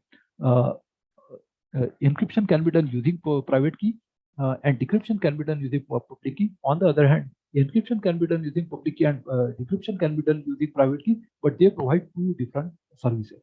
Here we are talking about the digital signature. So that signature is unique for every person, and therefore encryption here we do using private key, and decryption, that is conversion of plain text into ciphertext, that is unreadable text or text that cannot be understood, that is done by using the the public key. So we convert ciphertext into plain text by this. The secure system means a computer hardware, software, and procedure that are reasonably secure from unauthorized access and misuse, provide a reasonable level of reliability and correct operation, are reasonably suited to performing the intended function, and adhere to generally accepted security procedure. So this is the definition of secure system. Then security procedure. There's a security procedure prescribed under Section 16 by the central government. Subscriber means a person in whose name the electronic signature certificate is issued. So is the subscriber of that signature. Then ZH, verify. In relation to a digital signature electronic record of public key with its grammatical variations and cognate expressions means to determine whether the initial electronic record was affixed with the digital signature by the use of private key corresponding to the public key or the subscriber. And the initial electronic record is retained intact or has been altered since such electronic record was so affixed with the digital signature. The first one we technically called it non-repudiation. For example, somebody sends an email and says that I have not sent it. How do you verify? Somebody receives the email and deletes and says I have not received. How do you verify? So this is called the non-repudiation service. And then integrity. That means whether there is any addition, deletion, or modification. So if that is done, then the integrity has been compromised. Otherwise, we say the integrity of the message is maintained. So second, this B subclause refers to the integrity of the message. Any reference in this add to any enactment or any provision thereof shall, in relation to an area in which such enactment or such provision is not in force, be construed as a reference to the corresponding law or the relevant provision of the corresponding law, if any, in force in that area. That means if it is in some other area or internationally or outside, because internet is the international and some international law also comes into play in some cases. Therefore, the differences, there could be differences from country to country and from time to time. Now we come to chapter 2. It has got only 2 sections. So this chapter gives legal recognition to electronic records and digital signature. It contains only section 3 and 3a. The section provides the conditions subject to which an electronic record may be authorized by means of affixing digital signature. So earlier it was called only say digital signature. Now it includes digital signature and electronic signature both. So digital signature is created in 2 distinct steps. First, the electronic record is converted into a message digest. It is a small number obtained from big number mathematically by using a mathematical function known as hash function, which digitally freezes the electronic record, thus ensuring the integrity of the content of the intended communication contained in the electronic record. For example, at and cat, they are similar words, but their hash would be different drastically. So at is different from cat because the signatures won't match, just like the spelling doesn't match. So any tampering with the contents of the electronic record will immediately invalidate the digital signature. You can't say alter even a word, just like we have notary in traditional language, public notary. So they maintain copy of some lease deed, sales deed, or say gift deed, partnership deed, or will, so a marriage agreement, so that nobody, either of the 2 parties can alter, or even the number of words is written by that notary. So we can say this is electronic notarization. Secondly, the identity of the person affixing the digital signature is authenticated through the use of a private key, which attaches itself to the message digest and which can be verified by anybody who has the public key corresponding to such private key. This will enable anybody to verify whether the electronic record is retained intact or has been tampered with.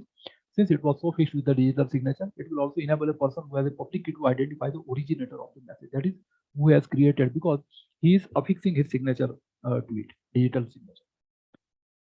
Subject, now the actual text of that. This was just the technical discussion. Subject to the provisions of this section, any subscriber may authenticate an electronic record by affixing his digital signature.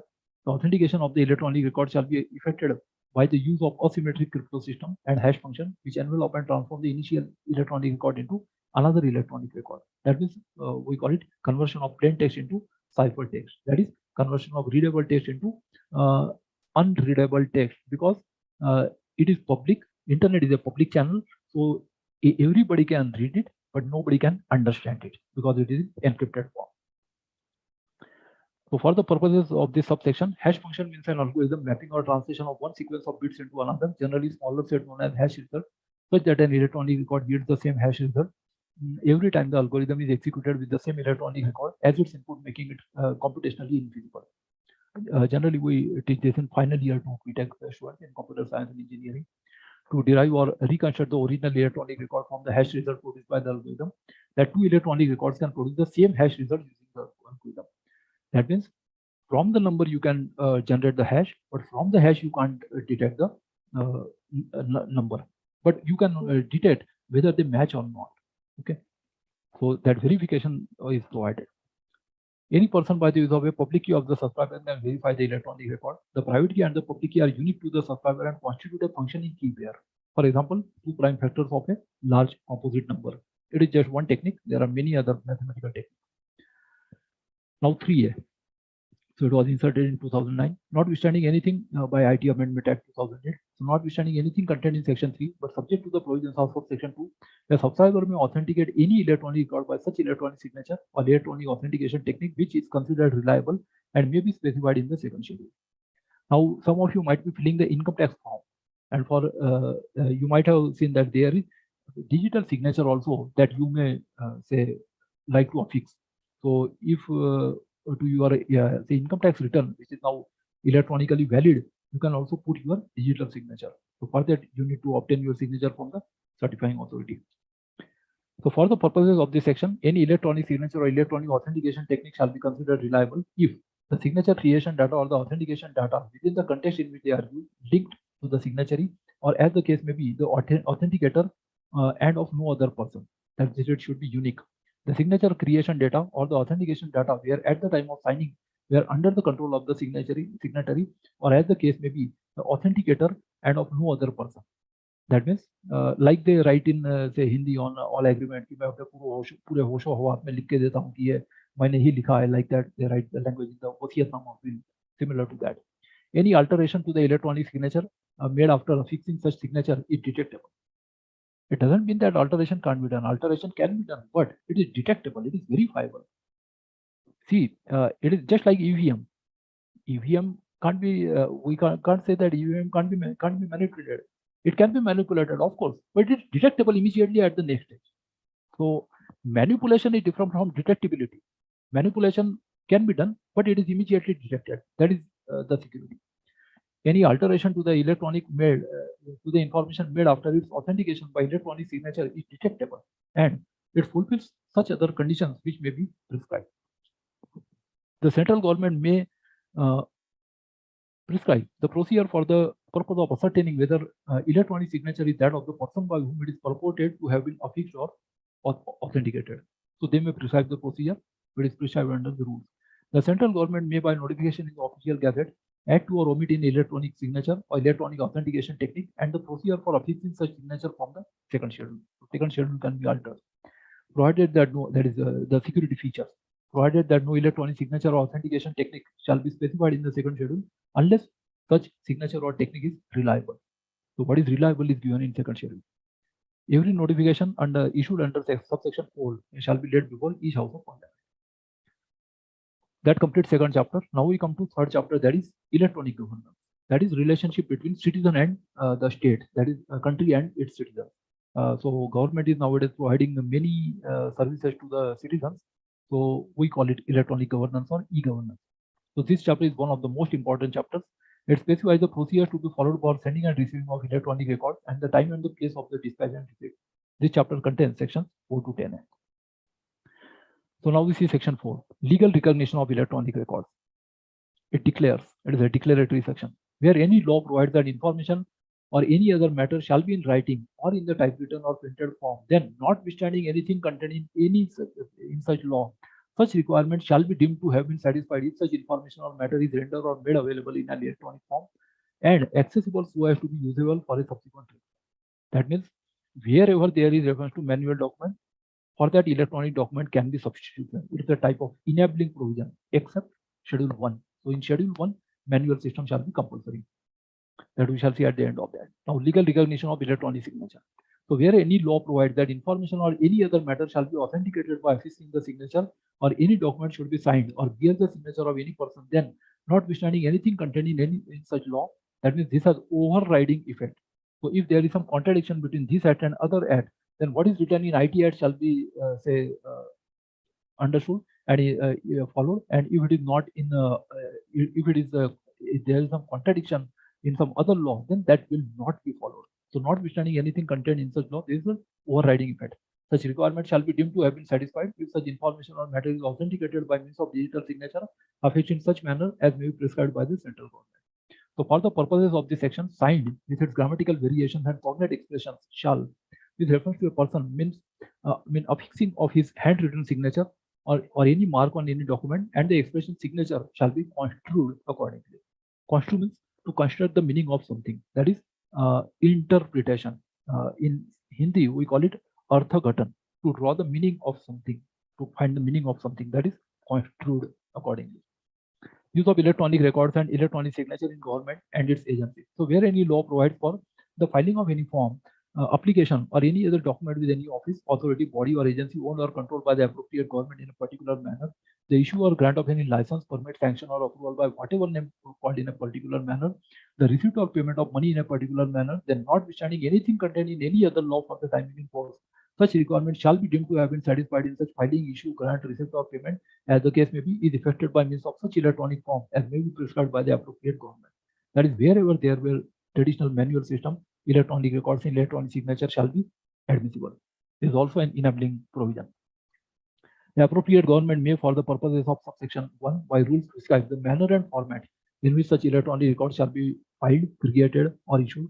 For example, there could be barcode, say QR code, say this codes that are nowadays used. So these it may prescribe the technical details also. Okay.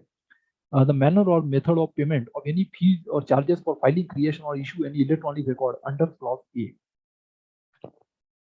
Now, delivery of services by service provider. So the appropriate government may, for the purposes of this chapter and for efficient delivery of services to the public through electronic means, authorize by order any service provider to set up, maintain, and upgrade the computerized facilities and perform such other services as it may specify by notification in the official gazette. That means wherever there were some things that were being provided through manual means, the government make it compulsory to provide it through electronic means. So for the purposes of this section, service providers who authorized includes any individual, private agency, private company, partnership firm, sole proprietor firm, or any such other body or agency which has been granted permission by the appropriate government to offer services through electronic means in accordance with the policy governing such private sector. The appropriate government may also authorize any service provider authorized under subsection 1 to collect, retain, and appropriate service charges as may be prescribed by the appropriate government for the purpose of providing such services from the person availing such service. So they may get the charges also for doing it electronically. Subject to the provisions of subsection 2, the appropriate government may authorize the service provider to collect, retain, and appropriate service charges under this section, notwithstanding the fact that there is no express provision under that rule, regulation, or notification under which the service is provided to collect, return, and appropriate any service charges by the service provider. That means even if in their own acts such provision is not there, but under the IT Act it is inappropriate, so they can charge the fee. The appropriate government shall, by notification in the official gazette, specify the scale of service charges which may be charged and collected by the service providers under this section, and provided that the appropriate government, that is central or state government, may specify different scale of service charges for different types of services. The retention of electronic records. How long these have to be retained? So where any law provides that documents, records, or information shall be retained for any specific period, then that requirement shall be deemed to have been satisfied if such documents, records, or information are retained in the electronic form. We have destruction of records at 1917 also in India for destruction. The information contained therein, destruction of government record. So information contained therein remains accessible so as to be usable for a subsequent reference. The electronic record is written in a format in which it was originally generated, sent, or received, or in a format which can be demonstrated to represent accurately the information originally generated, sent, or received. The details which will facilitate the identification of the origin, destination, date, and time of dispatch or receipt of such electronic record are available in the electronic record. We call it technically timestamp. The timestamp indicates date and time, that is when it was generated, who has made it, origin, destination. All these records are unique, and any tampering can't be done. And if I mean tampering, it doesn't mean that tampering can't be done, but if tampering is done, it can be immediately detected or verified. Okay. Provided that this clause does not apply to any information which is automatically generated solely for the purpose of enabling an electronic record to be dispatched or received. Nothing in this section shall apply to any law that explicitly provides for the retention of documents, records, or information in the form of electronic record, publication of rules, regulations, etc. in electronic gazette. Now, audit of documents, etc. in electronic form. So for auditing purpose also these are permissible. electronic record. So where in any law for the timing in force, there is a provision for audit of documents, records and information. That provision shall also be applicable to audit of documents, records or information processed and maintained in electronic form. Then publication of rules, regulation, etc. in electronic gazette. So just like there are manual gazettes, similarly now we have electronic gazettes also. That are legally admissible. So where any law provides that any rule, regulation, order, bylaw, notification, or any other matter shall be published in the official gazette, then such requirement shall be deemed to have been satisfied if such rule, regulation, order, bylaw, notification, or any other matter is published in the official gazette or electronic gazette. Provided that where any rule, regulation, order, bylaw, notification, or any other matters published in the official gazette or electronic gazette, the date of publication shall be deemed to be the date of the gazette which was first published in any form. So if there is some difference, time difference between manual and say electronic, then when it is first published, that will be the date of publication, whichever is published first, manual or electronic. Then section 6 and 7 and 8, not to confer right to insert documents should be accepted in electronic form. Now, this is just an enabling provision, as I told you. It doesn't mean that anybody can compel that electronic will have to be, say, accepted. So nothing contained in section 6 and 7 shall be confer a right upon any person to insist that any ministry or department of the central government or the state government or any authority or body established by under any law or controlled or funded by the central or state government should accept, issue, create, retain, and preserve any document in the form of electronic records or effect any monetary transaction in the electronic form. That means citizens can't compel it to the government, but government can compel and make something compulsory for the citizens to accept in electronic form. Power to make rules by central government in respect of electronic signature. So central government may, for the purposes of this act, by rules prescribe the type of electronic signature. As I told you earlier, there was confusion regarding digital and electronic signature. So the word digital signature was wrongly used, and that mistake was corrected after 8 years. So a type of electronic signature, the manner and format in which the electronic signature shall be affixed, the manner or procedure which facilitates identification of the person affixing the electronic signature, control processes and procedures to ensure adequate integrity, security, and confidentiality of electronic records or payments, and any other matter which is necessary to give legal effect to electronic signature. Digital signature is used word generally by computer engineers. Say different technical meaning is there, binary string of 0 and 1. Validity of contracts formed through electronic means. This is section 10A. So where in a contract formation, the communication of proposals, the acceptance of proposals, the revocation of proposals, the acceptances as the case may be, all these are defined in Indian Contract Act 1872. So if they are manual there, now in electronic also, they are, say, admissible. For expressing electronic form or by means of an electronic record, such contract shall not be deemed to be unenforceable solely on the ground that such electronic form or means was used for that purpose. So electronic contracts are also admissible. Now we come to chapter 4. So attribution, acknowledgement, and dispatch of electronic record. So there are these sections 10 to 13 deals with attribution, receipt, and dispatch of electronic record. Attribution means to consider it to be written or made by someone. That is, we attribute that say somebody has made email, so that is attributed to the sender. Hence, this section lays down how an electronic record is to be attributed to the person who originated it. For example, in WhatsApp. Now it is very difficult who has originally created it. So it is still technically difficult because people do copy and paste and other things instead of forwarding. People may edit. So it is technically difficult, but this is the meaning of attribution. This is given in section 11. So an electronic record shall be attributed to the originator if it was sent by the originator himself, by a person who had the authority to act on behalf of the originator in respect of that electronic.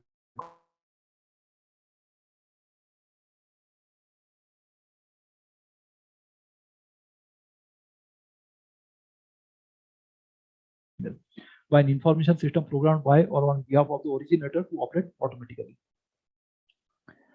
That means if there is automatic something is generated or sent, so even then, if it is done by computer, still it will be attributed to you because it is done from your say email account or your say account.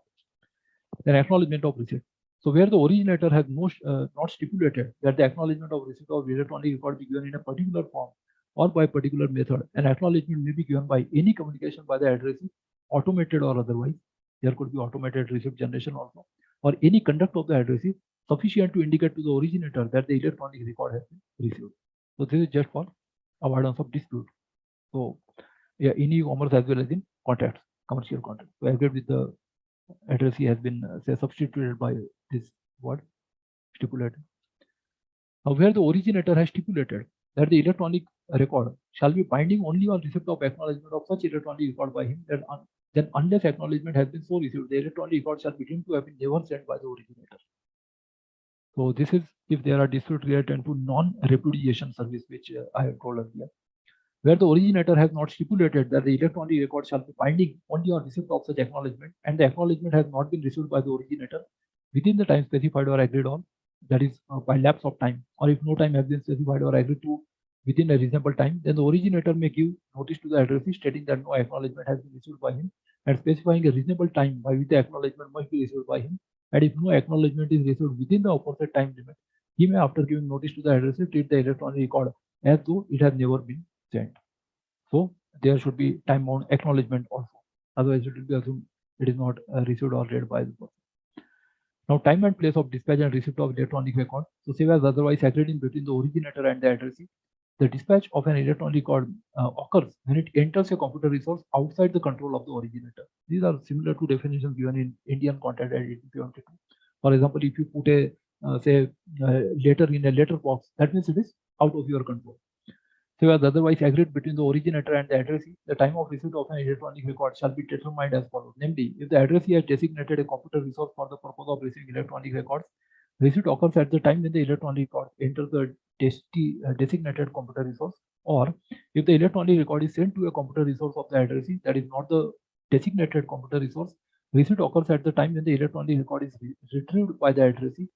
And if the addressee has not designated a computer resource along specified timings, if any, receipt occurs when the electronic record enters the computer resource of the addressee. Nowadays in WhatsApp also, we know single tick, double tick, blue tick, like that, and we know whether it has reached, whether he is connected to internet, whether he has read, like that. Time and place of dispatch and receipt of electronic record. Save as otherwise agreed between the originator and the addressee, an electronic record is deemed to be dispatched at the place where the originator has his place of business and is deemed to be received at the place where the addressee has his place of business. This related to jurisdiction. Kshetra Adhikar in Hindi. The provisions of subsection 2 shall apply, notwithstanding that the place where the computer resource is located may be different from the place where the electronic record is deemed to have been received under subsection 3. Now, for the purposes of this section, if the originator or the addressee has more than one place of business, the principal place of business shall be the place of business. If the originator or the addressee does not have a place of business, his usual place of residence shall be deemed to be the place of business, and usual place of residence in relation to a body corporate means the place where it is registered. This is also related to jurisdiction. Now we come to chapter 4. So it has got only 3 sections. So secure electronic records and secure electronic signature. So chapter 5 sets out the conditions that would apply to qualify electronic records and digital signatures as being secure. It contains sections 14 to 16. So what is secure? That is defined in schedule 2 also, security features. So they are related to this. Now secure electronic records. So where any security procedure has been applied to an electronic record at a specific point of time, then such record shall be deemed to be a secure electronic record from such point of time to the time of verification. So security is only for particular time. So there are 3 dimensions. We call it confidentiality, integrity, and availability. So that is technical matter. Now secure electronic signature. An electronic signature shall be deemed to be a secure electronic signature if the signature creation data at the time of affixing signature was under the exclusive control of signatory and no other person, and the signature creation data was stored and affixed in such exclusive manner as may be prescribed. So, for example, you know that there is submit button, etc. So that way you submit something. So in case of digital signature, the signature creation data means the private key of the subscriber. So this is done through authentication technique, like you say login and password, for example. Now security procedures and practices, section 16. The central government may, for the purposes of sections 14 and 15, prescribe the security procedures and practices, provided that in prescribing such security practices, procedures and practices, the central government shall have regard to the commercial circumstances, nature of transaction, and such other related factors as it may consider appropriate. So government may prescribe this by rules. Now we come to chapter 6, that is regulation of certifying authorities. That is people who give these signatures, that is a public key, private key, or maintain the computer's public key infrastructure, that is generation of keys, maintenance of keys, and destruction of keys. There are also one-time keys or session key. For example, there is OTP. What is this OTP? Everybody often knows it is one-time password. So after using one time, it expires, or there is some time limit that you should do it within, say, 3 minutes, 5 minutes. So if it is not done within that time, it expires. Technically, that OTP is called session key. That means it is valid only for that particular session. So session is establishment of communication between two parties. So there is handshaking. Handshaking means we know the identity of the other person, like telephone number, email address, IP address. That is handshaking. And after that, the session or the communication starts. And if there is disconnection, the session terminates. Okay. So Chapter 6 contains detailed provisions relating to the appointment and powers of the controller and certifying authorities. It contains sections 17 to 34. So appointment of controller and other officers. So central government may by notification in the official gazette appoint a controller of certifying authorities. So it is the CCA who gives licenses to certifying authorities, and certifying authorities provide the services to the public. That is crores of people who are performing transactions on the internet.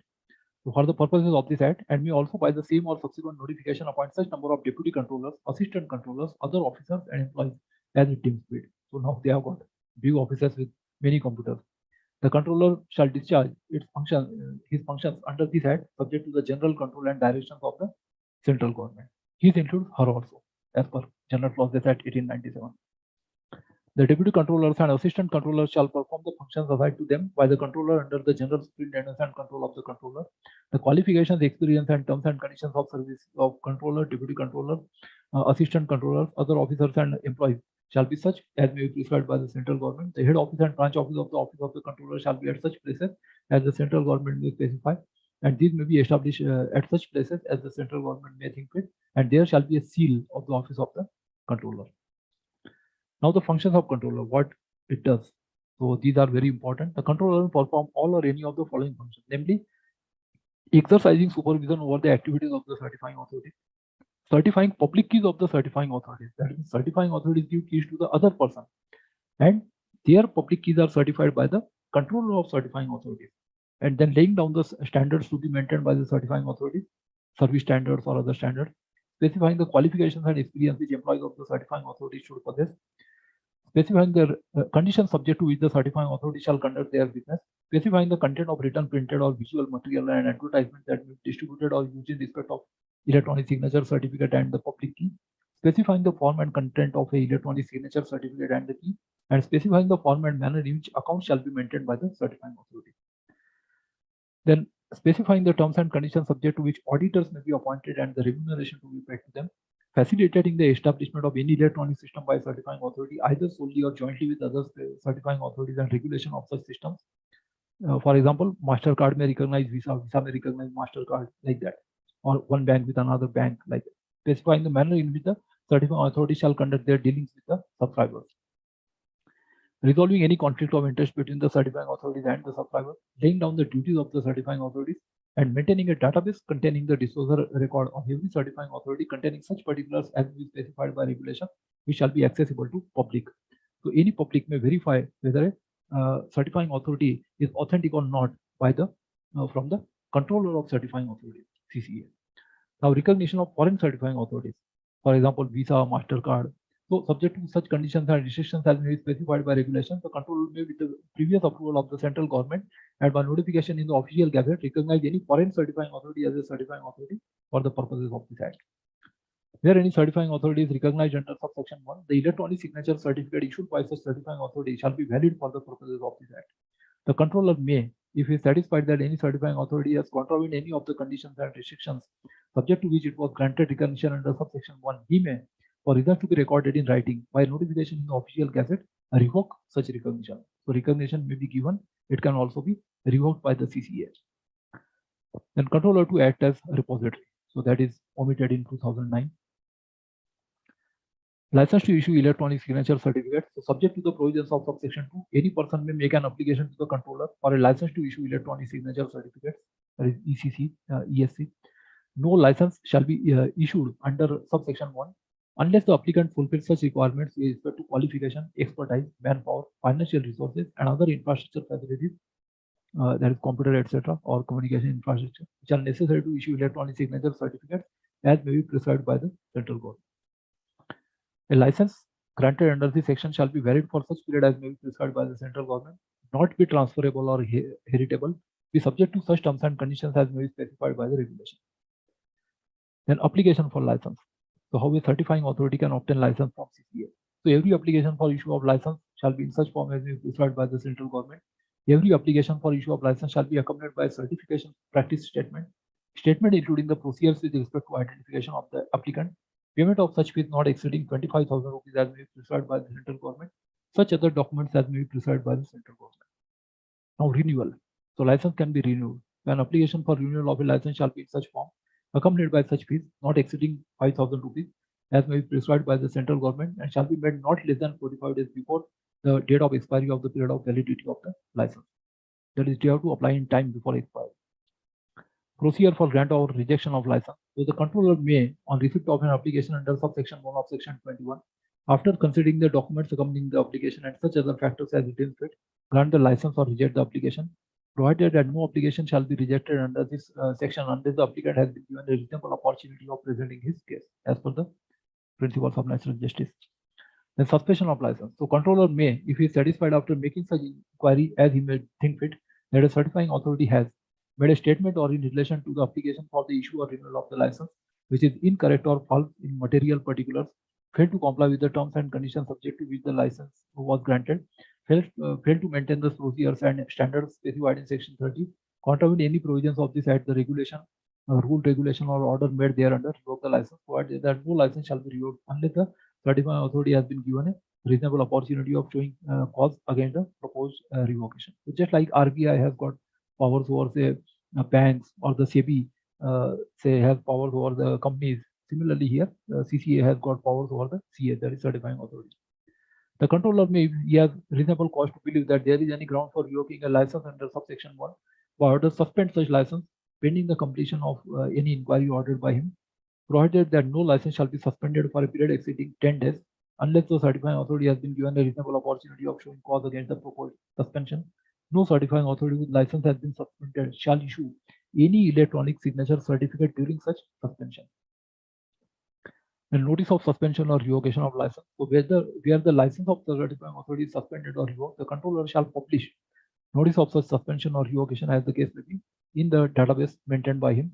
Where one or more repositories are specified, the controller shall publish notices of such suspension or revocation as the case may be in all such repositories, and provided that the database containing the notice of such suspension or revocation as the case may be shall be made available through a website which shall be accessible round the clock. That means anybody can check whether the license is valid or has been suspended or revoked. Provided further that the controller may, if he considers necessary, publicize the contents of the database in such electronic or other media as he may consider appropriate. Then power to delegate. So controller may in writing authorize the deputy controller, assistant controller, or any officer to exercise any of the powers of the controller under this chapter. Then power to investigate contravention. So the controller or any officer authorized by him in this behalf shall take up for investigation any contravention of the provisions of this Act, rules or regulations made thereunder. The controller or any other officer authorized by him in this behalf shall exercise the like powers which are conferred on income tax and authorities under chapter 13 of the Income Tax Act 1961, and shall exercise such power subject to such limitations laid down under that Act. So for investigation, they are given power similar to those of, say, income tax investigation officer. Like powers as are conferred on income tax under IT Act. So that is the Income Tax Act. Here it is Information Technology Act. So investigating authorities have similar power. Now access to computers and data without prejudice to the provisions of subsection 1 of section 69. The controller or any person authorized by him shall, if he has reasonable cause to suspect that any contravention of the provisions of this chapter made thereunder has been committed, have access to any computer system, any apparatus, data, or any other material connected with such system for the purpose of searching or causing a search to be made or obtaining any information of or data contained in or available to such computer system. So they shall have full access to any computer and data, and they can inspect, search any computer or data, okay, for contravention of something. For the purposes of subsection 1, the controller or any person authorized by him may, by order direct any person in charge of or otherwise concerned with the operation of the computer system, data apparatus or material to provide him with such reasonable technical and other assistance as he may consider necessary. Similarly, the password or other things also, if they are there, they have to be disclosed or made available. Then certifying authority to follow certain procedures. So every certifying authority shall make use of hardware, software, and procedures that are secure from intrusion and misuse. Provide a reasonable level of reliability in its services which are reasonably suited to the performance of its say intended functions. Adhere to security procedure to ensure that secrecy and privacy of the electronic signatures are assured. Be the repository of all electronic signature certificates issued under this Act. Publish information regarding the practice, electronic signature certificates and current status of such certificates, and observe such other standards as may be specified by regulation. So they have to follow all these procedures. Then certifying authority to ensure compliance of the Act, etc. So every certifying authority shall ensure that every person employed or otherwise engaged by it complies in the course of his employment or engagement with the provisions of this Act, rules, regulations, and orders made thereunder. The display of license. So every certifying authority shall display its license at a conspicuous place of its premises in which it carries on its business. Just like say surgeons or say dentists have to display their certificate. So there is certificate display of license. Surrender of license. So every certifying authority whose license is suspended or revoked shall immediately after such suspension or revocation surrender the license to the controller. Where any certifying authority fails to surrender a license under subsection 1, the person in whose favor a license is issued shall be guilty of an offence and shall be punished with imprisonment which may extend up to 6 months or a fine which may extend up to 10,000 rupees or with both. This is a type of minor criminal law. So now the criminal offences are also defined here. First is related to surrender of license. Other things we shall see in cyber crime chapter. There is offences chapter. Now disclosure.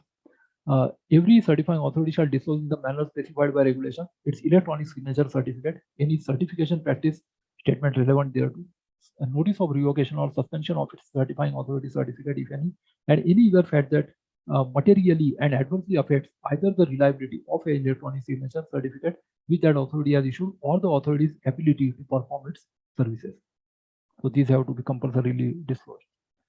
Wherein, in the opinion of the certifying authority, any event has occurred or any situation has arisen which may materially and adversely affect the integrity of its computer system or the condition subject to which an electronic signature certificate was granted, then the certifying authority shall use reasonable efforts to notify any person who is likely to be affected by that occurrence. For example, we know that sometimes say lakhs or crores of passwords are say stolen from some server. So they have to inform their users or customers that such breach has occurred so that all people may change their passwords or like that. Use reasonable efforts to notify any person who is likely to be affected by that occurrence or act in accordance with the procedures specified in its certification practice statement to deal with such event or situation. Now we come to chapter 7, that is electronic signature certificate. So chapter 7 of Act contains section 35 to 39. So earlier it was called digital signature, but that was corrected to electronic signature, and electronic signature also includes digital signature by definition. So certifying authority to issue electronic signature certificate. So any person may make an application to the certifying authority for the issue of electronic signature certificate in such form as may be prescribed by the central government. Every such application shall be accompanied by such fee not exceeding 25,000 rupees as may be prescribed by the central government to be paid to the certifying authority, provided that while prescribing fees under subsection 2, different fees may be prescribed for different classes of applicants. Now certifying authority to issue electronic signature certificate, subsection 3. Every such application shall be accompanied by a certification practice statement, or where there is no such statement, a statement containing such particulars as may be specified by regulation. And on receipt of an application under subsection 1, the certifying authority may, after consideration of the certification practice statement or the other statement under subsection 3, and after making such inquiry that it may deem fit, grant the electronic signature certificate or for reasons to be recorded in writing, reject the application. Provided that no application shall be rejected unless the applicant has been given a reasonable opportunity of showing cause against the proposed rejection. That is, show cause notice has to be given. The representations upon issuance of digital signature certificate. So, a certifying authority, while issuing a digital signature certificate, shall certify that it has complied with the provisions of this Act and the rules and regulations made thereunder. It has published the digital signature certificate or otherwise made it available to such person relying on it, and the subscriber has accepted it. Subscriber are the individual public who say commit transactions on using e-commerce. So subscriber holds the private key corresponding to the public key listed in the digital signature certificate. So that private key is not with the say certifying authority. Just like in bank locker, they don't have the key of your locker. So they have the master key to that say door, but they do not have those individual keys. Representations upon issuance of digital signature certificate. So subscriber holds a private key which is capable of creating a digital signature. The public key to be listed in the certificate can be used to verify digital signature affixed by the private key held by the subscriber. The subscriber's public key and private key constitute a functioning key pair, just like lock and key have to be matched so that they are functioning. So every lock is associated to corresponding key and every key is associated to corresponding lock. Just like that, there is association between public key and private key, mathematical function. The information contained in the digital signature certificate is accurate and it has no knowledge of any material fact, which if it had been included in the digital signature certificate would adversely affect the reliability of the representation made in clauses A to D. Now, subject to the provisions of subsection 2, the certifying authority which has issued a digital signature certificate may suspend such digital signature certificate on receipt of a request to that effect from the subscriber listed in the digital signature certificate. Just like you block your say ATM card, similar to that by informing the bank. Any person duly authorized to act on behalf of that subscriber, if it is of opinion that the digital certificate signature certificate should be suspended in public interest, that is to prevent the misuse. A digital signature certificate shall not be suspended for a period exceeding 15 days unless the subscriber has been given an opportunity of being heard in the matter. On suspension of a digital signature certificate under this section, the certifying authority shall communicate the same to the subscriber. Actually, WhatsApp can suspend your account for 90 days without issuing even a single warning. That is very dangerous. Well, a certifying authority may revoke a digital signature certificate issued by it, where the subscriber or any other person authorized by him makes a request to that effect, or upon the death of the subscriber, or upon the dissolution of the firm or winding up of the company where the subscriber is a firm or a company. So this is revocation. Subject to the provisions of subsection 3 and without prejudice to the provisions of subsection 1, a certifying authority may revoke a digital signature certificate which has been issued by it at any time if it is of opinion that a material fact presented in the digital signature certificate is false or has been concealed. A requirement for issuance of the digital signature certificate was not satisfied. The certifying authority's private key or security system was compromised in a manner materially affecting the digital signature certificate's reliability. That means if there is some attack on certifying authority itself, security attack, the subscriber has been declared insolvent or dead, or where the subscriber is a firm or a company which has been dissolved, wound up, or otherwise ceased to exist. A digital signature certificate shall not be revoked unless the subscriber has been given an opportunity of being heard in the matter. And on revocation of a digital signature certificate under this section, the certifying authority shall communicate the same to the subscriber.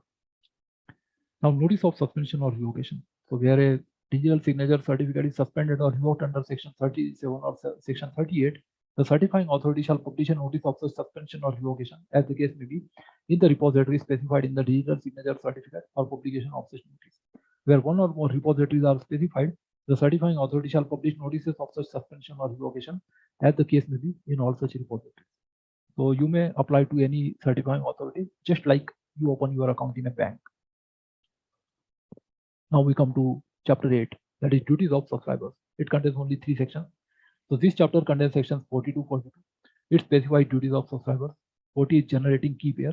40A was added, duties of subscriber of electronic signature certificate, acceptance of digital signature certificate, and control of private key. So generating key pair.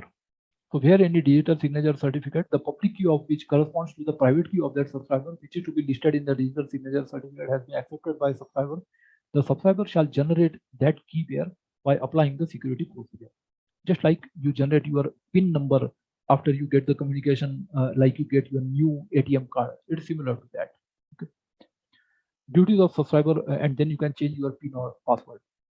So 40A, duties of subscriber of electronic signature certificate. In respect of electronic signature certificate, the subscriber shall perform such duties as may be prescribed.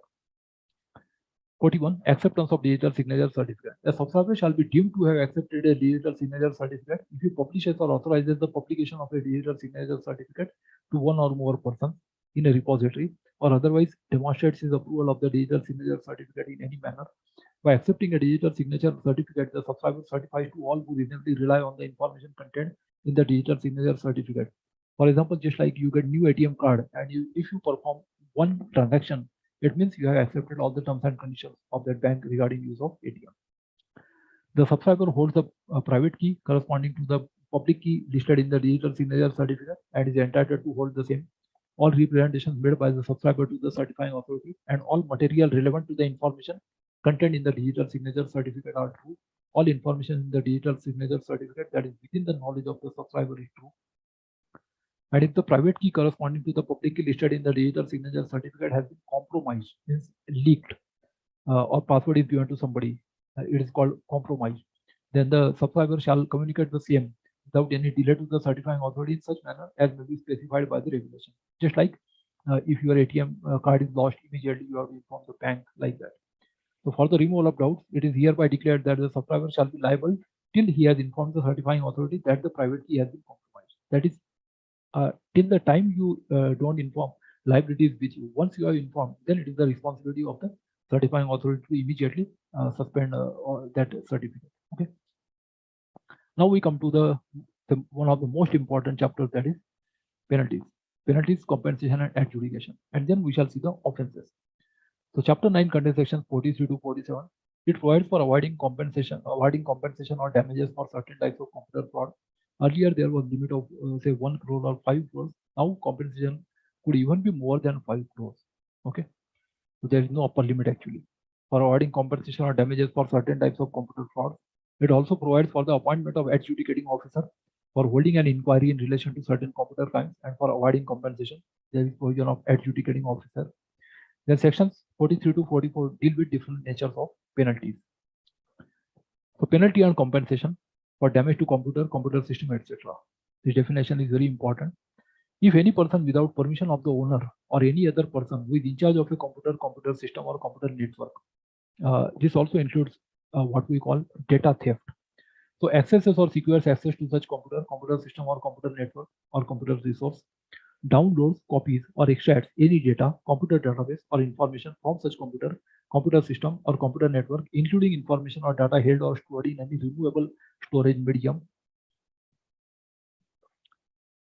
So introduces or causes to be introduced any computer contaminant or computer virus into any computer system or computer network, damages or causes to be damaged any computer system or computer network, data, computer database, or any other programs residing in such computer system or computer network, disrupts or causes disruption of any computer system or computer network, denies or causes the denial of access to any person authorized to access any computer system or computer network by any means. I'll give example of denial of say service, like say for example, you also have that CAPTCHA, that is say computer assisted Turing test to tell computers and humans apart. That means you have to prove that you are a human being. So why you have to prove that you are a human being and you are not a computer? That means if some form like Google form remains idle for a long time, or you might say send spurious requests like lakhs of requests generated by a computer program, so that the computer or the server becomes slow or crashes. So you have to prove that you are a human being. That means if you are a computer or software, then you may be more dangerous. If you are a human being, then you are not so dangerous. Okay. So denies or so that's why you have to prove again and again that you are a human being on computers while working on computers. So denies or causes the denial of access. It's called DOS attack, denial of service attack. So that is also included in the definition. Authorized to access any computer system or computer network by any means, provides any assistance to any person to facilitate access to a computer system or computer network in contravention of the provisions of this Act, rules or regulations made thereunder, charges the services availed of by a person to the account of another person by tampering with or manipulating any computer system or computer network, destroys, deletes, or alters, that is harming the integrity of the system, any information residing in a computer resource or diminishes its value or utility or affects it injuriously by any means. That means encrypting it, or say by means of ransomware, etc., or making it unreadable. So steal, conceal, destroys, or alters, or causes any person to steal, conceal, destroy, or alter any computer source code used for a computer resource with an intention to cause damage. He shall be liable to pay damages by way of compensation to the person so affected. So this is related to compensation, which could be 5 crore or even more than that. It could be up to 5 crore. So that is the it could be more than that also. Okay. So this is the provision under 43. Now explanation. For the purposes of this section, computer contaminant means any set of computer instructions that are designed to modify, destroy, record, transmit data or program residing within a computer system or computer network, or by any means to usurp the normal operation of the computer system or computer network. That means it includes virus, worm, trojan, and many other things. I'm not going into technical details because here we are seeing the legal aspects. But if you have got technical questions, maybe you can ask. Computer database means a representation of information, knowledge, facts, concepts, or instructions in text, image, audio, video that are being prepared or have been prepared in a formalized manner or have been produced by a computer system or computer network and are intended for use in a computer system or computer network. Then we have computer virus. Computer virus means any computer instruction, information, data, or program that destroys, damages, degrades, or adversely affects the performance of a computer resource or attaches itself to another computer resource and operates when a program, data, or instruction is executed or some other event takes place in that computer resource. Then damage. Damage means injury. So damage here means to destroy, alter, delete, add, modify, or rearrange any computer resource by any means. That is damage to the computer system. Computer source code means the listing of program, computer commands, design and layout, and program analysis of computer resource in any form. So source code is generally what the programmers write in programming language that we call as source code. It is then at the time of compilation converted into object code, and then finally it becomes in a program form that is executable code.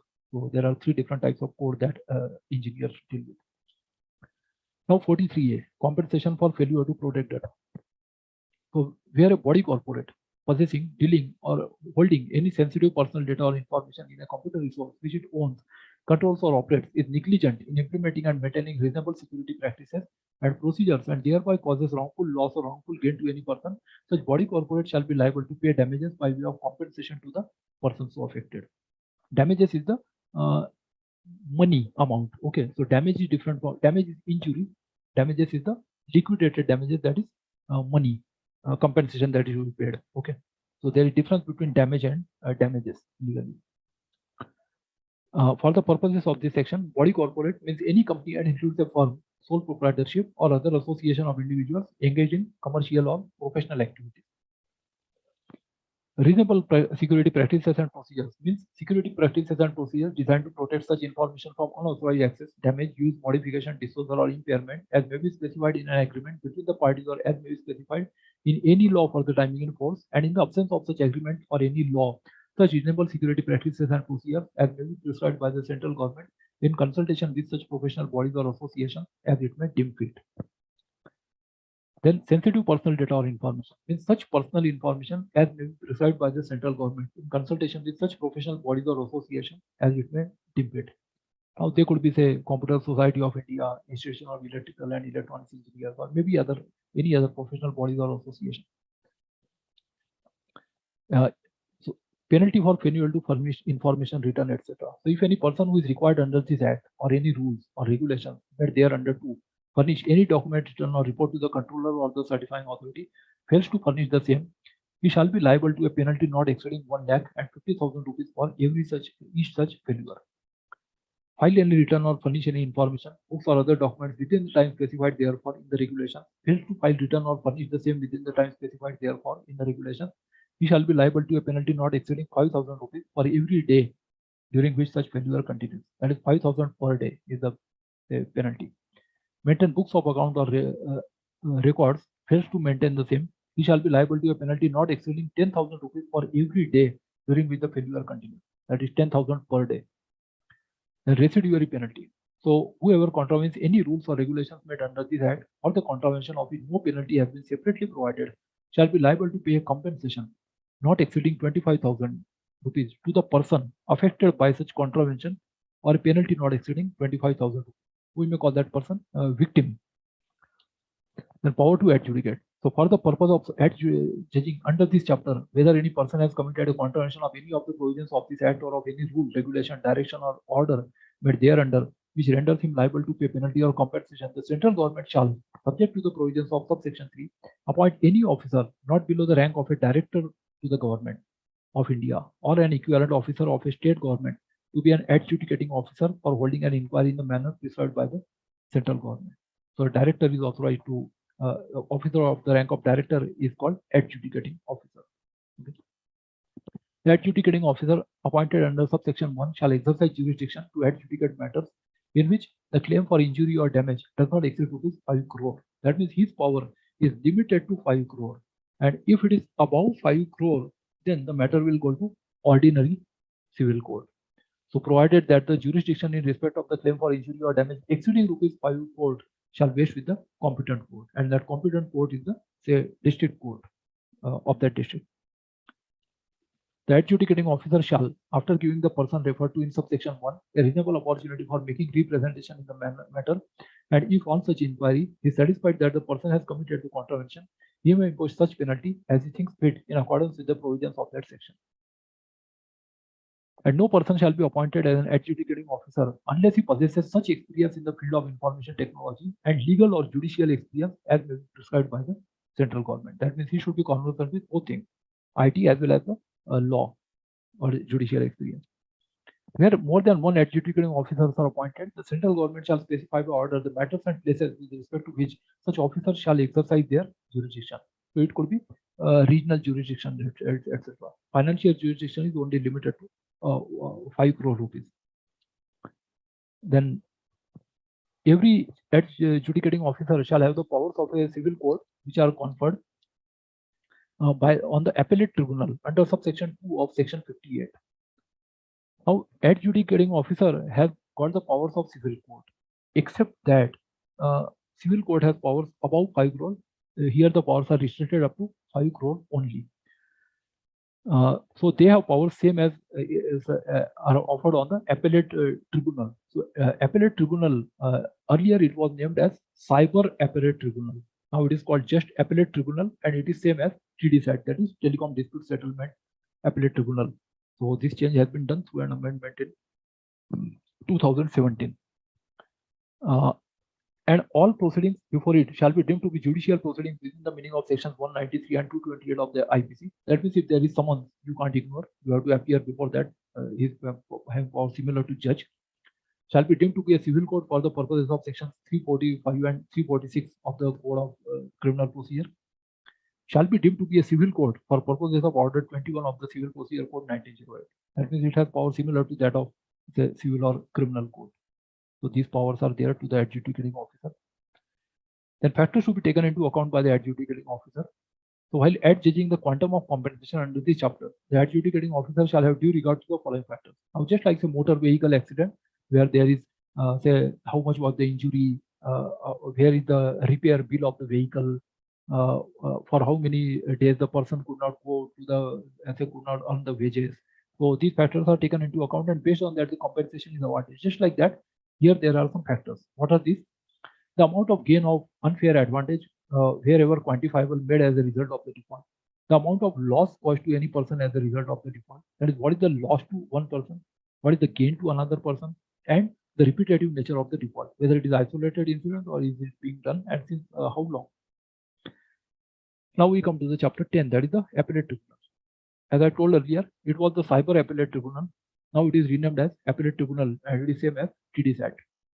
So appellate tribunal has appellate powers in respect of orders passed by any adjudicating officer. So after adjudicating officer, the appeal shall be made to the appellate tribunal. Above that, of course, one can go to High Court and Supreme Court. So civil courts have been barred from entertaining any suit or proceeding in respect of any matter which an adjudicating officer or tribunal is empowered to handle. That means any matter under IT Act can't go to ordinary civil court unless it is above 5 crore rupees. Okay, so the ordinary civil courts have been barred from entertaining this because special adjudicating officer and appellate tribunal have been established for this act. The Telecom Dispute Settlement and Appellate Tribunal, this is called TDSAT, as I told earlier. So established under section 14 of the TRI Act, that is Telecom Regulatory Authority of India Act, which gives licenses to the BSNL, Airtel, and say all say private companies, that is mobile companies. So they come under this TRI Act shall on and from the commencement of part 14 of chapter 6 of the Finance Act 2017, which has amended this, be the appellate tribunal for the purposes of this act, and the said appellate tribunal shall exercise the jurisdiction powers and authority conferred on it by or under this act. That means now we have got common tribunal for TRI Act as well as IT Act. The central government shall specify by notification the matters and places in relation to which the appellate tribunal may exercise jurisdiction. Then sections omitted by Finance Act. So in 2017, following sections have been omitted. So section 49 related to cyber appellate tribunal has been omitted.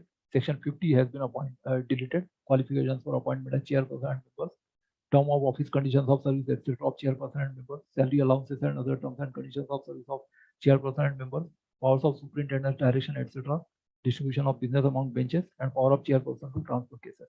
So all these sections have been omitted by Finance Act because the provisions of TRI Act have been made applicable, because now there is common tribunal for TD side as well as for violation of this IT Act.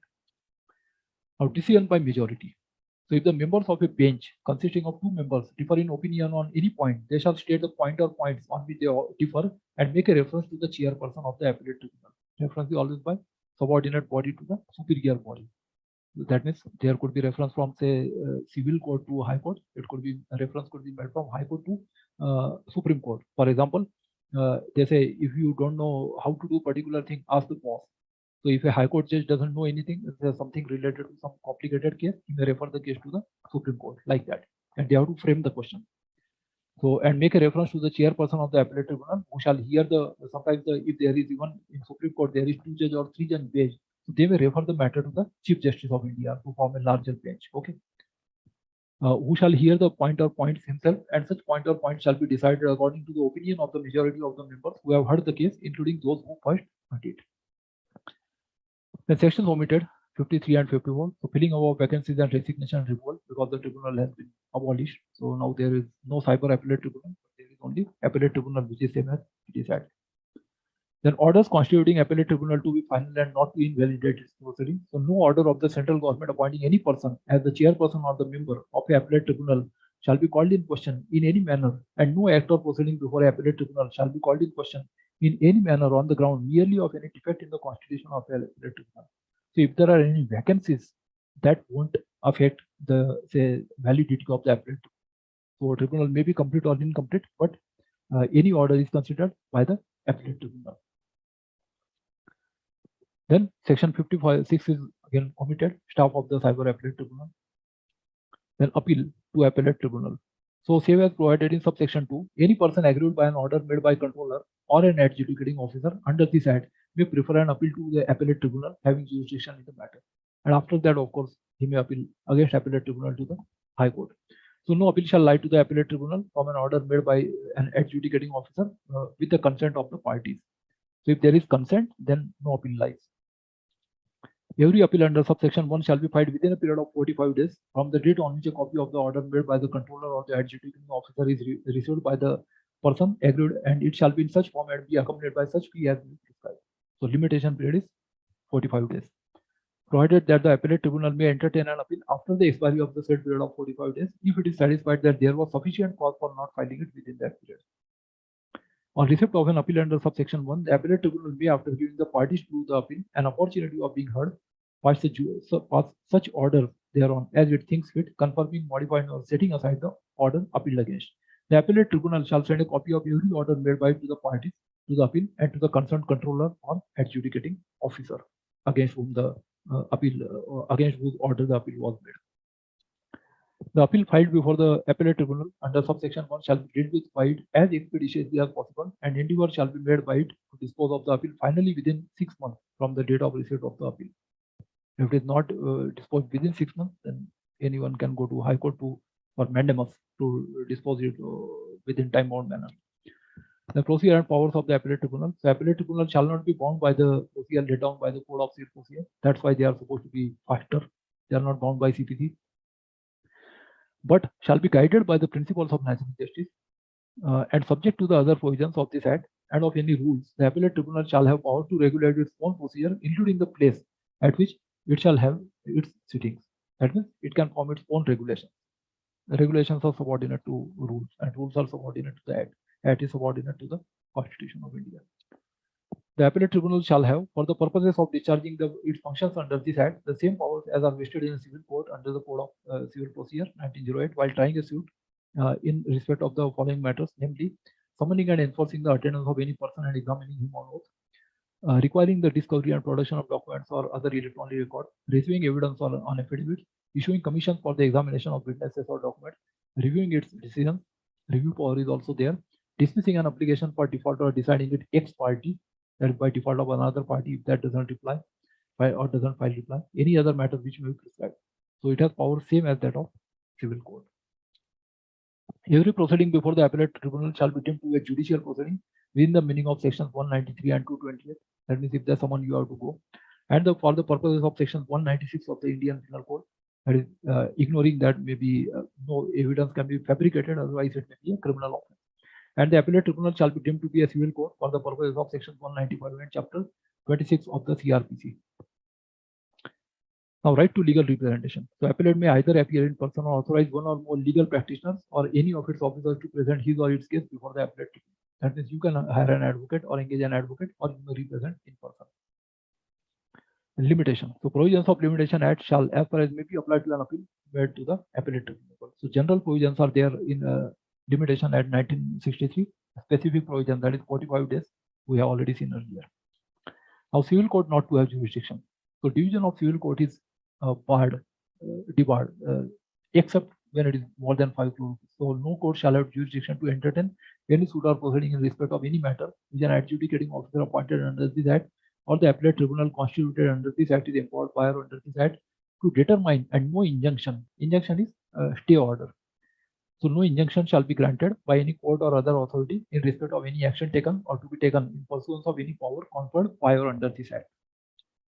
Then appeal to High Court. So, any person aggrieved by any decision or order of the appellate tribunal may file an appeal to the High Court within 60 days, that is within 2 months, from the date of communication of its decision or order of the appellate tribunal to him on any question of fact or law arising out of such order, provided that the High Court may, if it is satisfied the appellant was prevented by sufficient cause from filing the appeal within the said period, allow it to be filed within a further period not exceeding 60 days. So, it may entertain after that also if sufficient cause is shown. Then compounding of contravention. Compounding means compromise. There are two types of compromises under CRPC 320 and 321. So, compromise between two parties and compromise with the permission of the court.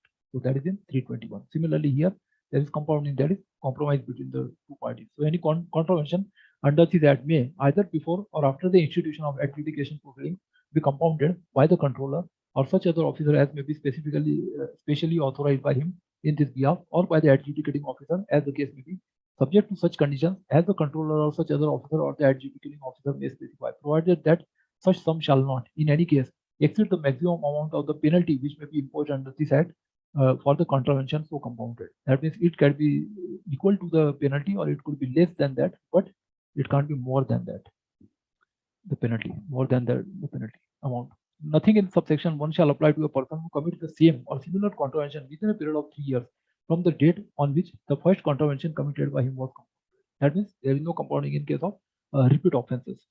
For the purposes of this subsection, any second or subsequent contravention committed after the expiry of a period of 3 years from the date on which the contravention was previously compounded shall be deemed to be first contravention.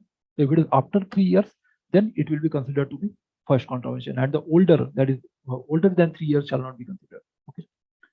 Where any contravention has been compounded under subsection 1, no proceeding or further proceeding, as the case may be, shall be taken against the person guilty of such contravention in respect of the contravention so compounded. So, if there is compromise, then no the further proceeding shall be continued. The recovery of penalty or compensation. So, penalty imposed or compensation awarded under this Act, if it is not paid, shall be recovered as an arrear of land revenue. That means by selling the properties of that person. And the license or the electronic signature certificate, as the case may be, shall be suspended till the penalty is paid. So, this power of recovery is there, like civil code. Now, we come to the most important chapter, that is offences, that is cyber crime. So, this chapter deals with some computer crime and provides for penalties for these offences, and it contains section 65 to 78. So, let us see the definition, essential ingredients, and the penalties. First is tampering with computer source document, that is programs. Okay, so whoever knowingly or intentionally conceals, destroys, or alters, or intentionally or knowingly causes another to conceal, destroy, or alter any computer source code used for a computer program, computer system, or computer network, when the computer source code is required to be kept or maintained by law for the time being in force, shall be punishable with imprisonment up to 3 years or with fine which may extend up to 2 lakh rupees or with both. So 3 years or 2 lakh or both. Then tampering with computer source document, explanation is given. For the purposes of this section, computer source code means the listing of programs, computer commands, design and layout, and program analysis of computer resource in any form. Then computer related offenses. So if any person dishonestly or fraudulently does any as referred to in section 43. So for violation of section 43, the punishment is given in 66. He shall be punishable with imprisonment for a term which may extend to 3 years or with fine which may extend to 5 lakh rupees or with both. So 3 years or 5 lakh rupees or both. Now, explanation. For the purposes of this section, the word dishonestly shall have the same meaning assigned to it in section 24 of the Indian, because criminal intention has to be there. So how do you prove the intention? There are 4 stages of crime. First is the mens rea, that is guilty state of mind. Second is preparation. Third is attempt, and finally the actus reus. It is also a Latin word in the criminal act itself. So intention has to be proved in any criminal offense, and intention that is given in chapter 2 of IPC, that is section 6 to 52. So dishonestly is given in section 24. Fraudulently is defined in section 25 of the IPC. Now 66A, punishment for sending offensive messages through communication service, etc. This section has been nullified by an order of the Supreme Court. So we shall see about that also. So this is not in effect, but it still remains in the statute books. So let us see what it is. Any person who sends by means of a computer resource or a communication device any information that is grossly offensive or has menacing character, or any information which he knows to be false, but for the purpose of causing annoyance, inconvenience, danger, obstruction, insult, injury, criminal intimidation, enmity, hatred, or ill will, persistently by making use of such computer resource or a communication device, any electronic mail or electronic mail message for the purpose of causing annoyance or inconvenience, or to deceive or to mislead the addressee or recipient about the origin of such messages, shall be punishable with imprisonment for a term which may extend to 3 years and with fine. This section has been held to be unconstitutional. That means there can be no punishment by any court. Even the FIR can't be registered by police under this section now. So let us see the details of that case also. So this is 66A, that is held to be unconstitutional. One of the members of parliament, Jagdambika Pal, has also introduced an amendment bill in 2018 for deleting this. It is a private member bill. It has not yet been implemented, and so this remains in the statute book. So for the purposes of this section, terms electronic mail and electronic mail message means a message or information created or transmitted or received on a computer system, computer resource, or communication device, including attachments in text, image, audio, video, and any other electronic record which may be transmitted with the message. Now the case is, this is the Supreme Court case, Shreya Singhal versus Union of India. What happened was, one girl posted some message on Facebook. It was related to Shiv Sena when Bala Saheb Thackeray was dead, and Bombay Bandh was declared, that all the shops and this shall close down and nobody shall come out. And like that, Bandh was observed for 1 day. And one girl commented that they have held this city to ransom. The other girl liked it, and the police arrested both the girls. So that is the Shreya Singhal case. They challenged it in Supreme Court, and then Supreme Court struck down this section as unconstitutional. So Shreya Singhal versus Union of India is a judgment by 2-judge bench of the Supreme Court of India in 2015 on the issue of online speech and intermediary liability in India. The Supreme Court said that it is against the freedom of speech and expression. The Supreme Court struck down section 66A of IT Act 2000 relating to restrictions on online speech as unconstitutional on grounds of violating the freedom of speech guaranteed under Article 19(1) of the Constitution of India. This is a fundamental right as well as constitutional right. The court further held that the section was not served by virtue of being a reasonable restriction on the freedom of speech under Article 19(2). The Supreme Court also read down Section 79 and rules under the section. It held that online intermediaries would only be obligated to take down content on receiving an order from a court or government authority. So the only liability is that they have to take it down, like say Twitter, Facebook. What they have to do, they have to take it down from their website. That is the only liability. The case is considered a watershed movement for online free speech in India. Now, cases under Quash Section 66A of ITI. So AC issued notices on 2nd August 2021, issued notices to all states, union territories, and high courts on an NGO's plea that people are still being booked under Section 66A of ITI that was scrapped by Apex Court verdict in 2015. So now, as I told, MP Jagdambika Pal also had introduced an appeal in 2018 in Lok Sabha. Punishment for, now we come to 66P, punishment for dishonestly receiving stolen computer resource or communication device. So whoever dishonestly receives or retains any stolen computer resource or communication device, knowing or having reason to believe the same to be stolen computer resource or communication device, shall be punished with imprisonment of either description for a term which may extend to 3 years, or with fine which may extend to rupees 1 lakh, or with both. So 3 years or 1 lakh or both.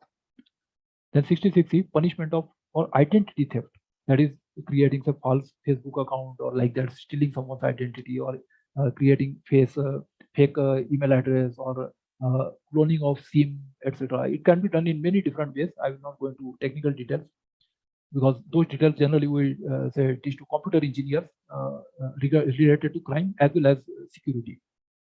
Whoever fraudulently or dishonestly make use of the electronic signature, password, or any other unique identification feature of any other person shall be punished with imprisonment of either description for a term which may extend to 3 years, and shall also be liable to fine which may extend to rupees 1 lakh. Then punishment for cheating by personation by using computer resource. So personation is faking the identity. So whoever by means of any communication device or computer resource cheats by personation. Cheating is described in chapter 400, section 415 of IPC. Punishment is given in 420. That is cheating. IPC 420. So cheats by personation shall be punished with imprisonment of either description for a term which may extend to 3 years, and shall also be liable to fine which may extend to 1 lakh rupees.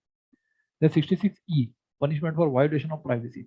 So whoever intentionally or knowingly captures, publishes, or transmits the image of a private area of any person without his or her consent under circumstances violating the privacy of that person shall be punished with imprisonment which may extend to 3 years, or with fine not exceeding 2 lakh rupees, or with both.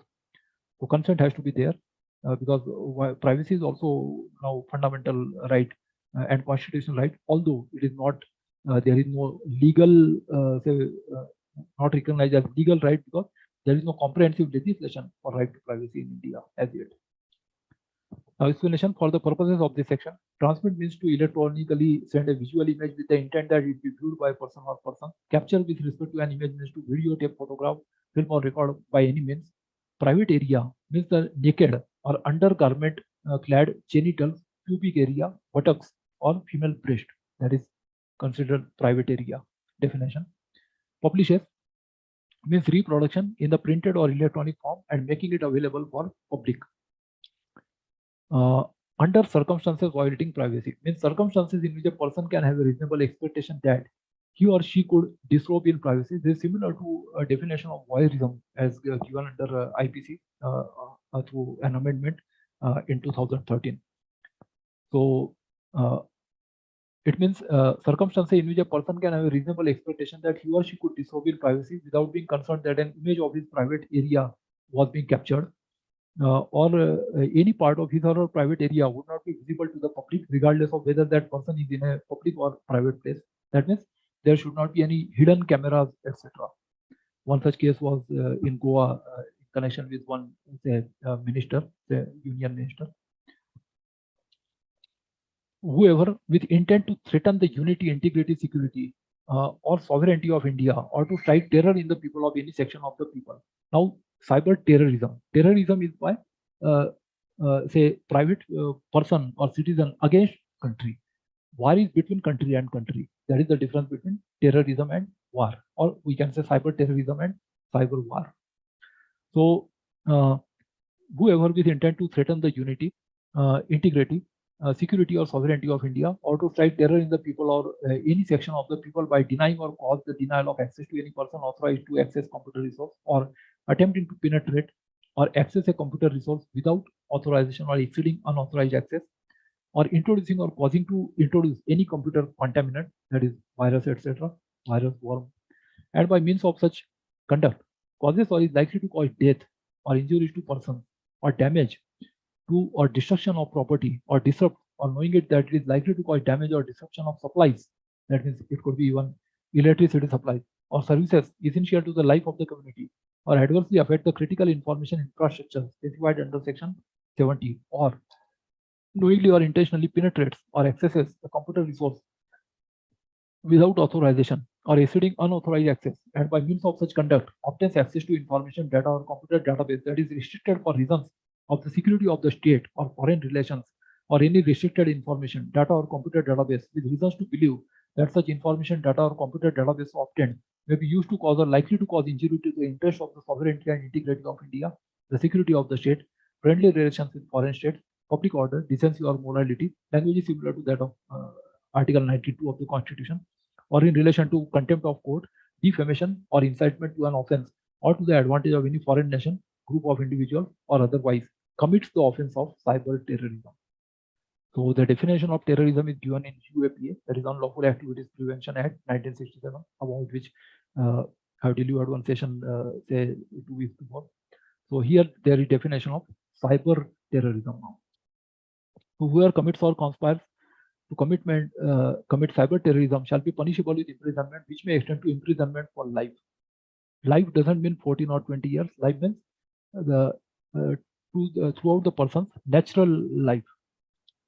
Punishment for publishing or transmitting obscene material in electronic form. Now we come to the matter of pornography. So whoever publishes or transmits or causes to be published or transmitted in the electronic form any material which is lascivious or appeals to the prurient interest, or if its effect is such as to tend to deprave and corrupt persons who are likely, having regard to all relevant circumstances, to read, see, or hear the matter contained or embodied in it, shall be punished on first conviction with imprisonment of either description for a term which may extend to 3 years, and with fine which may extend to 5 lakh rupees, and in the event of second or subsequent conviction, with imprisonment of either description for a term which may extend to 5 years, and also with fine which may extend to 10 lakh rupees. So it is 3 years and 5 lakh, or it is 5 years and 10 lakh on subsequent. That is for repeat offenses. Now, punishment for publishing or transmitting of material containing sexually explicit act, etc. in electronic form. So whoever publishes or transmits or causes to be published or transmitted in the electronic form any material which contains sexually explicit act or conduct shall be punished on first conviction with imprisonment of either description for a term which may extend to 5 years, and with fine which may extend to 10 lakh rupees, and in the event of second or subsequent conviction with imprisonment of either description for a term which may extend to 7 years, and also with fine which may extend to 10 lakh rupees. So 5 years and 10 lakh, or on repeat offense 7 years and 10 lakh. Then 67B. Now we come to child pornography. So child pornography is defined in this act, although the words are not used here. Punishment for publishing or transmitting of material depicting children in sexually explicit acts, etc. in electronic form. Now there is very drastic punishment for it. That means even if you type the word child pornography in your search engine, you could be on radar of investigating agencies. So you can't even say search for child pornography on internet, or you can't even store it on your computer or hard disk.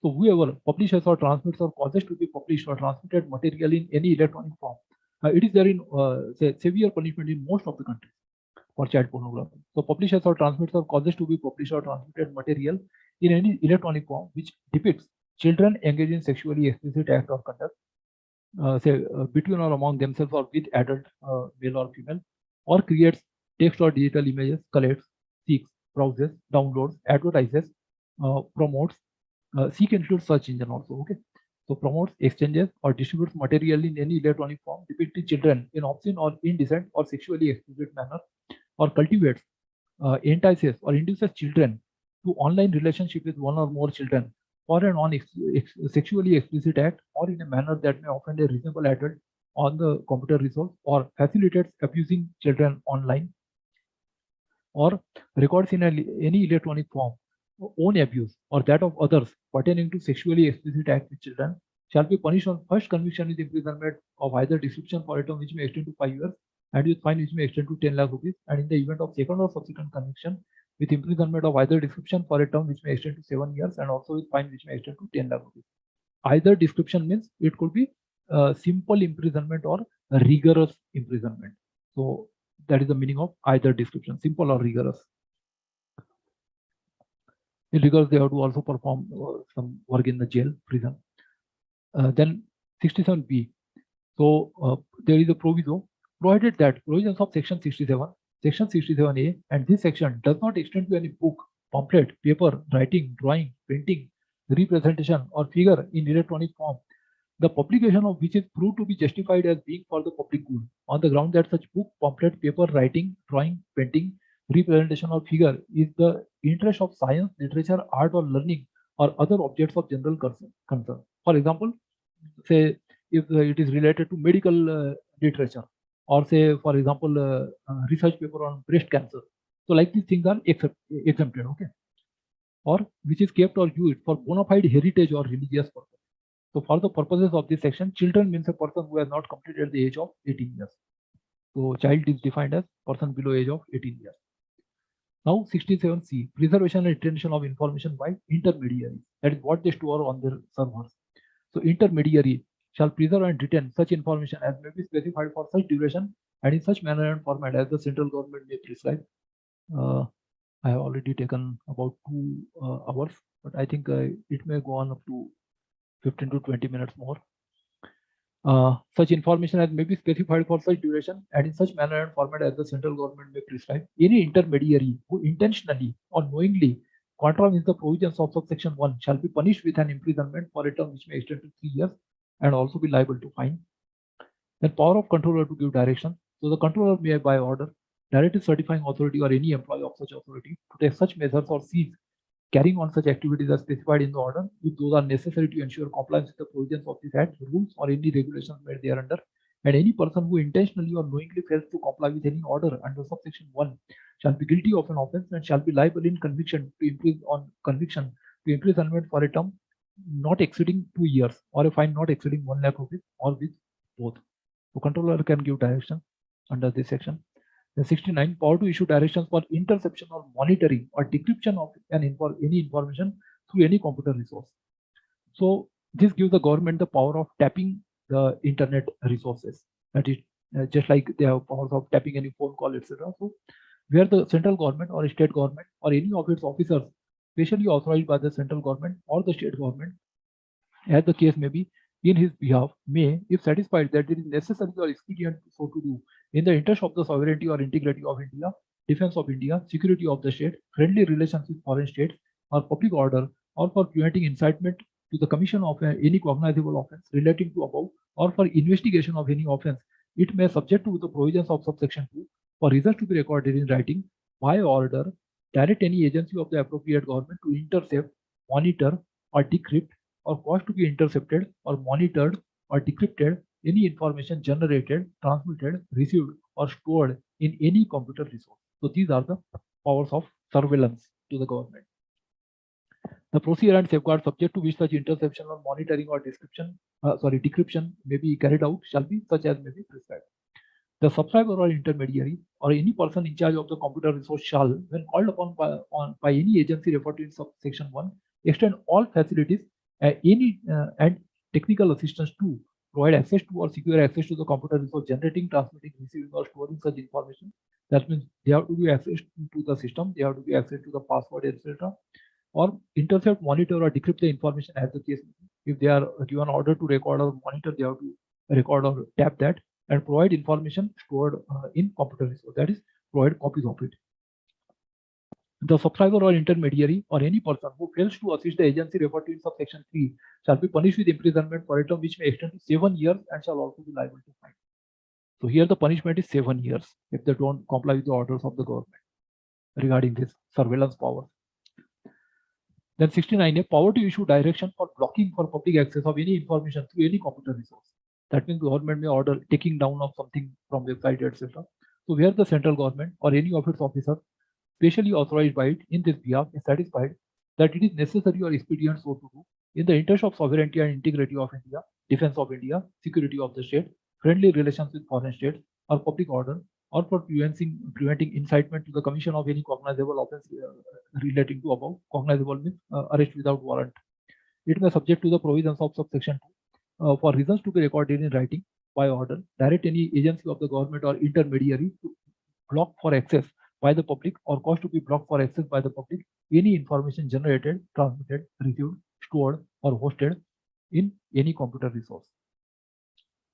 The procedure and safeguards subject to which such blocking for access by the public may be carried out shall be such as may be prescribed. The intermediary who fails to comply with the direction issued under subsection 1 shall be punished with an imprisonment for a term which may extend to 7 years and also be liable to fine. Then power to authorities to monitor and collect traffic data or information through any computer resource for cyber security. Now, traffic data is not the actual data, but type of the metadata. We can say data about data. For example, if the telephone call is not recorded, still a mobile telephone company may have your data like call connect, call disconnect, call duration, because they are billing you on that basis. Their tariff plans are like that. So that is called traffic data. Okay, so when the person was logged in, when the person was logged out, or how much time the person remained logged in, like that. This is called traffic data. That is metadata, data about data. The central government may, to enhance cyber security and for identification, analysis and prevention of intrusion or spread of computer contaminant in the country, by notification in the official gazette, authorize any agency of the government to monitor and collect traffic data or information generated, transmitted, received, or stored in any computer resource. It may be computer server, etc. The intermediary or any person in charge of the computer resource shall, when called upon by the agency which has been authorized under subsection 1, provide technical assistance and extend all facilities to such agency to enable online access to or to secure and provide online access to the computer resource, generating, transmitting, receiving, or storing such traffic data or information. And the procedure and safeguards for monitoring and collecting traffic data or information shall be such as be prescribed by rules. Any intermediary, accordingly, intermediary rules have also been notified by the government. In 2021, the latest rules have been issued. Any intermediary who intentionally or knowingly contravenes the provisions of subsection 2 shall be punished with an imprisonment for a term which may extend to 3 years and shall also be liable to fine. For the purposes of this section, computer contaminant shall have the meaning assigned to it in section 43. Traffic data means any data identifying or purporting to identify any person, that means phone call number, IP address, etc. A computer system or computer network or location to or from which the communication is or may be transmitted and includes communications origin, destination, route, time, data, size, duration, or type of underlying service and any other information. This is the type of metadata or traffic data. Then protected system. So this is defined. The definition is now substituted. The appropriate government may, by notification, square bracket indicates that it was substituted. The appropriate government may, by notification in the official gazette, declare any computer resource which directly or indirectly affects the facility of critical information infrastructure to be a protected system.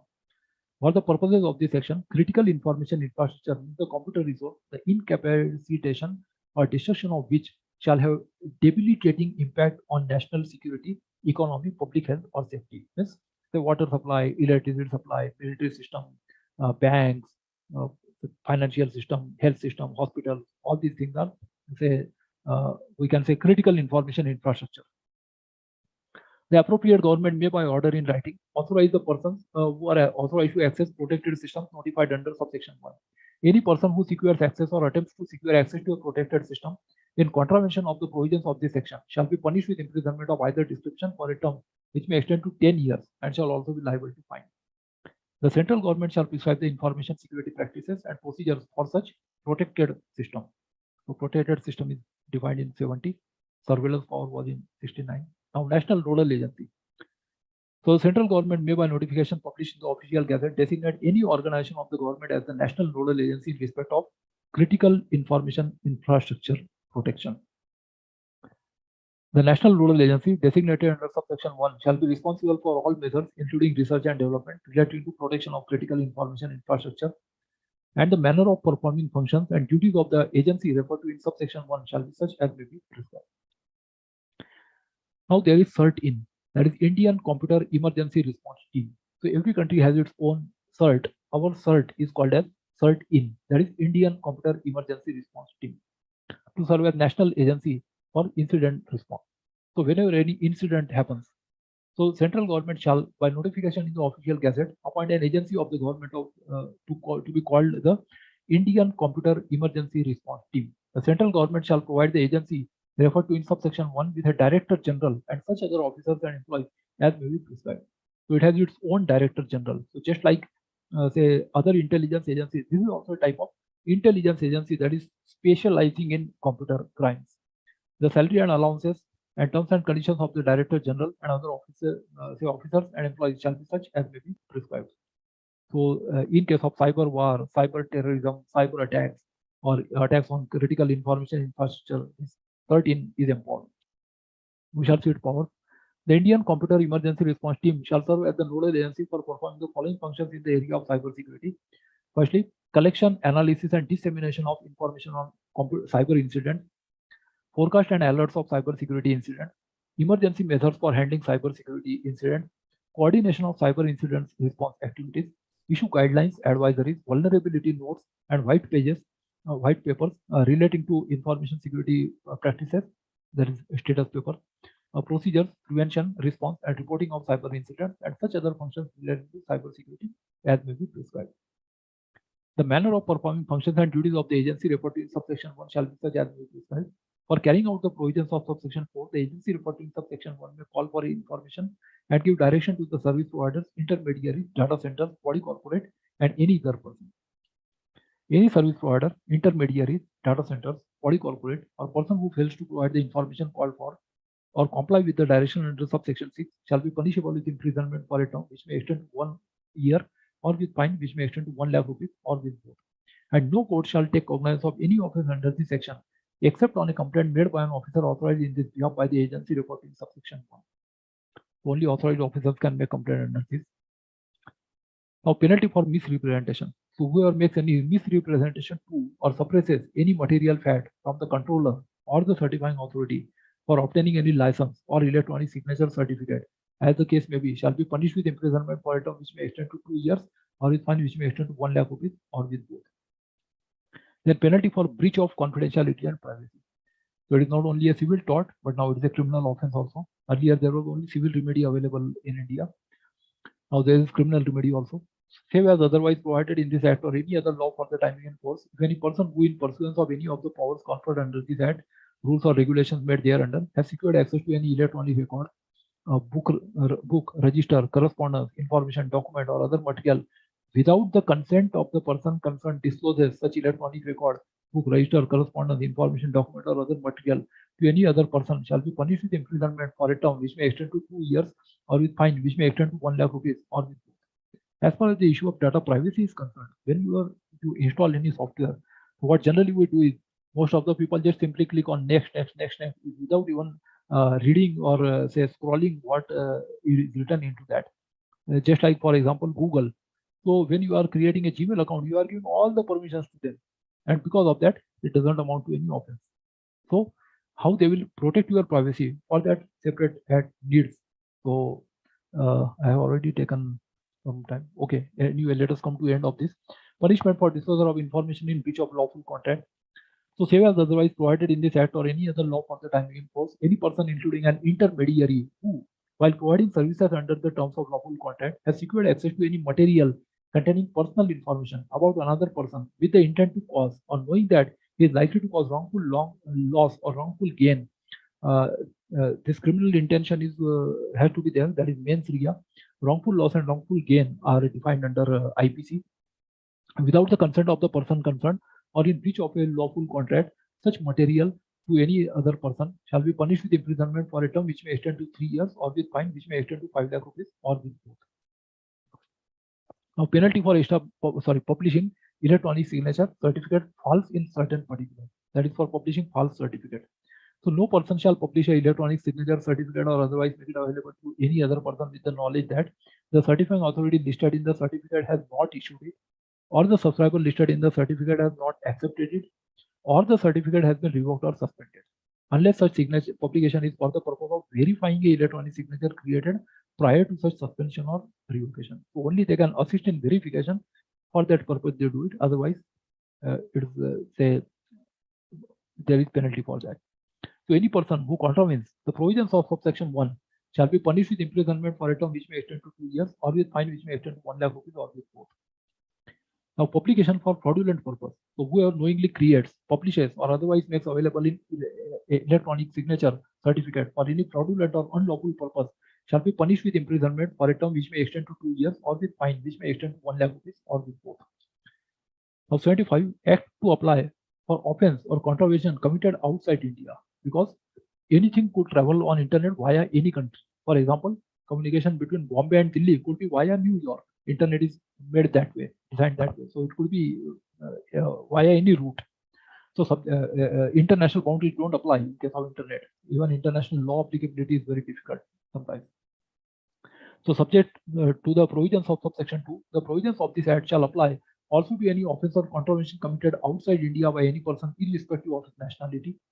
For the purposes of subsection 1, this act shall apply to an offence of contravention committed outside India by any person if the act or conduct constituting the offence or contravention involves a computer system or computer network located in India. That means if there is computer system or network located in India, automatically India has power or jurisdiction. Okay. Then confiscation of property. So any computer system, floppies, compact disc, tape drives, or any other accessories related thereto in respect of which any provision of this act, rules, orders, or regulations made thereunder has been or is being contravened shall be liable to confiscation. Provided that where it is established to the satisfaction of the court adjudicating the confiscation that the person in whose possession, power, or control of any such computer system, floppies, compact discs, tape drives, or any other accessories relating thereto is found is not responsible for the contravention of the provisions of this act, rules, orders, or regulations made thereunder, the court may, instead of making an order for confiscation of such computer system, floppies, compact discs, tape drives, or any other accessories related thereto, make such other order authorized by the act against the person contravening of the provisions of this act, rules, orders, or regulations made thereunder as it may think fit. Then compensation, penalties, or confiscation not to interfere with other punishment. So that will be in addition to other punishment. So no compensation awarded, penalty imposed, or confiscation made under this act shall prevent the award of compensation or imposition of any other penalty or punishment under any other law for the time in force. So this penalty, compensation, or confiscation shall be in addition to and not in derogation of any other say act or law. Then compounding of offences, that is compromise. So a court of competent jurisdiction may compound offences other than offences for which the punishment for life or imprisonment for a term exceeding 3 years has been provided under this act. That means it can compounding can be done only if it is punishable below 3 years, okay, up to 3 years. Provided that the court shall not compound such offence where the accused is by reason of his previous conviction liable to either enhanced punishment or to a punishment of a different kind. That means if there is enhanced punishment, compounding can't be done. Provided further that the court shall not compound any offence where such offence affects the socio-economic conditions of the country or has been committed against a child below the age of 18 years or a woman, because they can't give consent. So there is, they can't say even minors are not competent to contract. So their consent has got no legal meaning. So in such cases, no compounding. Then the person accused of an offence under this act may file an application for compounding in the court in which offence is pending for trial, and the provisions of sections 256B and 256C of the CRPC shall apply. So this is for compounding, that is with permission of the court. Offences with 3 years imprisonment to be bailable. So notwithstanding anything contained in CRPC, the offence punishable with imprisonment of 3 years and above shall be cognizable. That means arrest without warrant. And the offence punishable with imprisonment of 3 years shall be bailable. That is under 436 of CRPC. Power to investigate offences. So notwithstanding anything contained in the CRPC, a police officer not below the rank of inspector shall investigate any offence under this act. So if it is cyber crime, it can't be say investigated by sub-inspector. Or the inspector may take help of the staff for some purpose. So IO, investigating officer, shall be inspector or above.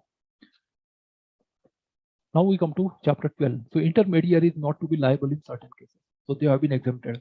So chapter 12 contains section 79.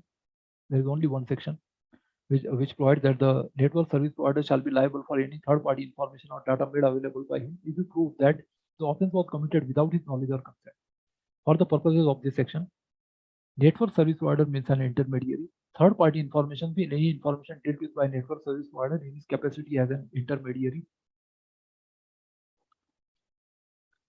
Now there is this exemption, subsection 1. Notwithstanding anything contained in any law for the time in force, but subject to the provisions of subsections 2 and 3, an intermediary shall not be liable for any third-party information, data, or communication link made available or posted by him. That means liability is the person who posts that thing on that website. Okay, just because thousands and lakhs of people are posting, so it is not the liability of the service provider because they are just providing their servers or services. The provisions of subsection 1 shall apply if the function of the intermediary is limited to providing access to a communication system for which information made available by third parties is transmitted or temporarily stored or hosted, or the intermediary does not initiate the transmission, select the receiver of the transmission, and select or modify the information contained in the transmission. The intermediary observes due diligence while discharging his duty. That is what we call as definition of good faith under General Clauses Act 1897. That is, due diligence has been exercised while discharging his duties under this act, and also observes such other guidelines as the central government may prescribe in this behalf. The provisions of subsection 1 shall not apply if the intermediary has conspired or abated or aided or induced, whether by threats or promise or otherwise, the commission of the unlawful act. So there should not be any abatement, etc., or conspiracy. Upon receiving actual knowledge or on being notified by the appropriate government or its agency that any information, data, or communication link residing in or connected to a computer resource controlled by the intermediary is being used to commit the unlawful act, the intermediary helps to expeditiously remove or disable access to that material on that resource without vitiating the evidence in any manner. That means the evidence should not be destroyed. For the purposes of this section, the expression third party information means any information dealt with by an intermediary in his capacity as an intermediary. Now comes chapter 12a. There is only one section, examiner of electronic evidence. So central government to notify examiner of electronic evidence. Just like there is GEQD, that is government examiner of question documents. So like GEQD, government may also appoint this examiner of electronic evidence, EEE. So central government may, for the purpose of providing expert opinion or on electronic form evidence before any court or other authority specify by notification in the official gazette, any department, body or agency of the central government or a state government as an examiner of electronic evidence. That could be a research lab, that could be a forensic lab, that could be a scientist, that could be a researcher, that could be a teacher. Any person who is, the government may appoint any person or authority and they may examine whether say particular CD has been tampered with or not. So for purpose of this section, electronic form evidence means any information of probative value that is either stored or transmitted in electronic form and includes computer evidence, digital audio, digital video, cell phones, digital fax machine. Now there is last chapter, that is miscellaneous. So sections 80 to 90. So power of police officer and other officers to enter, search, etc. So notwithstanding anything contained in CRPC, any police officer not below rank of an inspector or any other officer of the central government or state government authorized by the central government in this behalf may enter any public place and search and arrest without warrant. That is cognizable offences. Any person found therein who is reasonably suspected of having committed or of committing or of being about to commit any offence under this act. Earlier it was DYSP, now the power has been given to inspector rank. Power of police officer and other officers to enter, search, etc. So explanation is given. For the purposes of this subsection, the expression public place includes any public conveyance, that is transport also, any hotel, any shop, or any other place intended for use by or accessible to the public, where any person is arrested under subsection 1 by an officer other than a police officer, such officer shall, without unnecessary delay, take or send the person arrested before a magistrate having jurisdiction in the case or before the officer in charge of a police station. That is within 24 hours.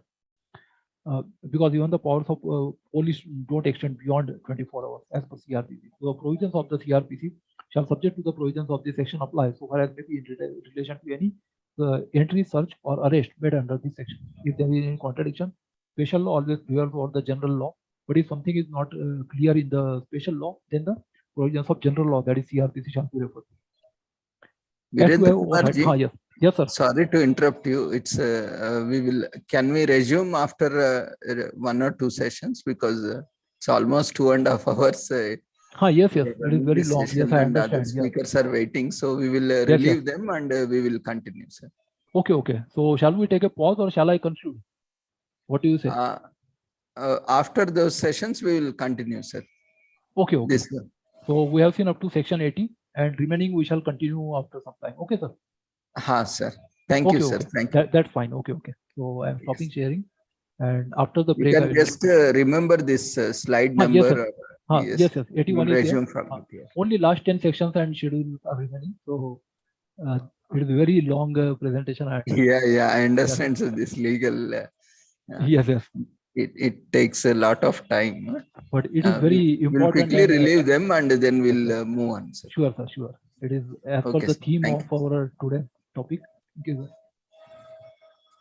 So let us take a pause here and remaining the 10 sections we shall. Thank you, sir, for a wonderful session. We will resume it after the And even the next question, session. even the question answer we shall take up. Yeah, any Okay, sir. queries also we will be taking in detail after these sessions. Sure, Sir sure. will be available. Okay, okay. Thank you, sir. Okay. So we will invite our next speaker for the day. We have with us Nagaraj ji from Bangalore. He is Deputy Bank Manager, State Bank of India, and also Assistant Governor, Rotary Club, Bangalore. And he is environmental activist and he is very active in social work. And he is professional social worker also, actively engaged in various social service and social work activities in spite of being visually challenged. So we invite Nagaraj ji to unmute yourself, start your video, and over to you for your session, Nagaraj ji. Thank you, Ravindra sir, for this wonderful opportunity. And I really feel proud of having amongst us Dr. Virendra sir. He's presenting the legal aspects very nicely. All are very interesting, enlightening. I should be really thankful to him for this wonderful information which he's providing.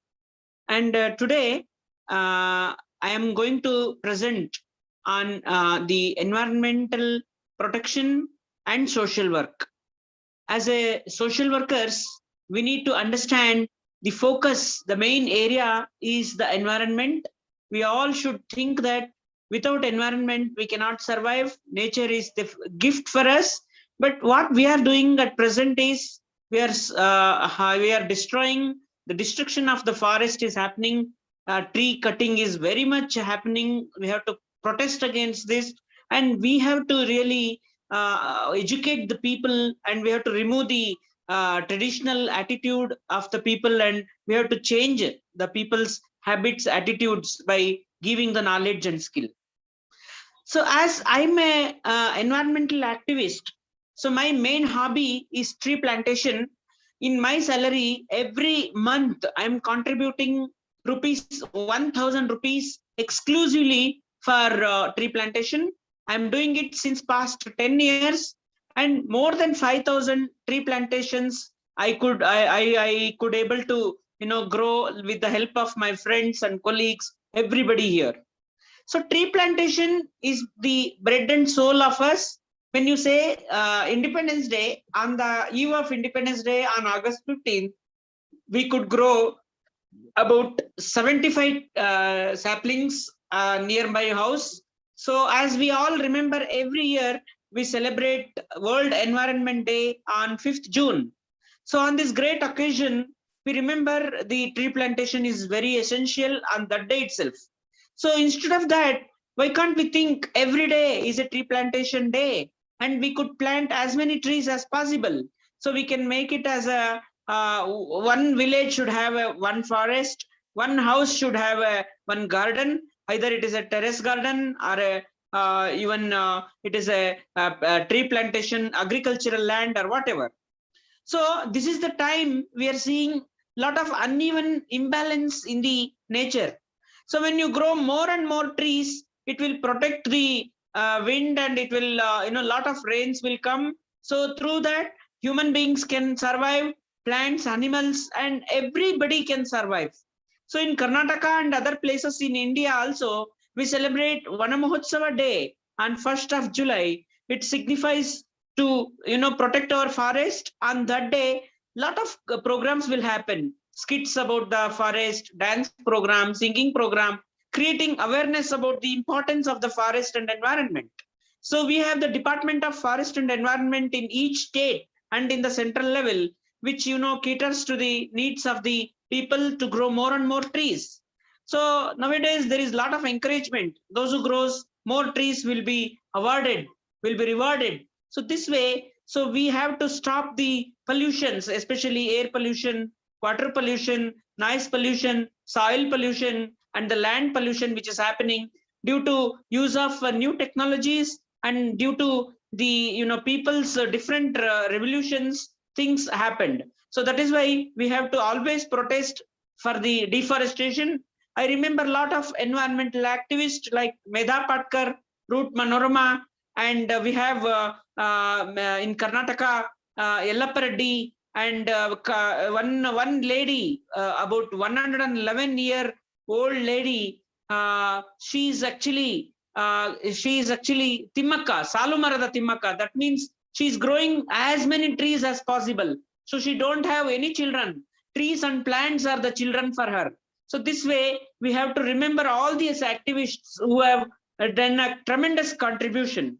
So we were discussing before about this rainwater harvesting, which helps actually to store and preserve the water, and water should be very safe and better. So biodiversity, so a lot of differences are happening. So we need to think about this climate change, what is happening. Every now and then we are getting a lot of floods everywhere, a lot of droughts is happening. So uneven distribution of this rainfall. One place we get more rain, one place there is no rain, scanty rain. So like this, 75% of this area covered with the water, and only 25% we are living in the land.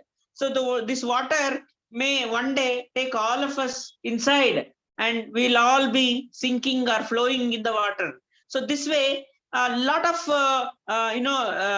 disaster management works are happening for these things. And nowadays we have to think also about the plastic reduction. So everywhere we have to think about the using of the bags of cloth bags, which are very important.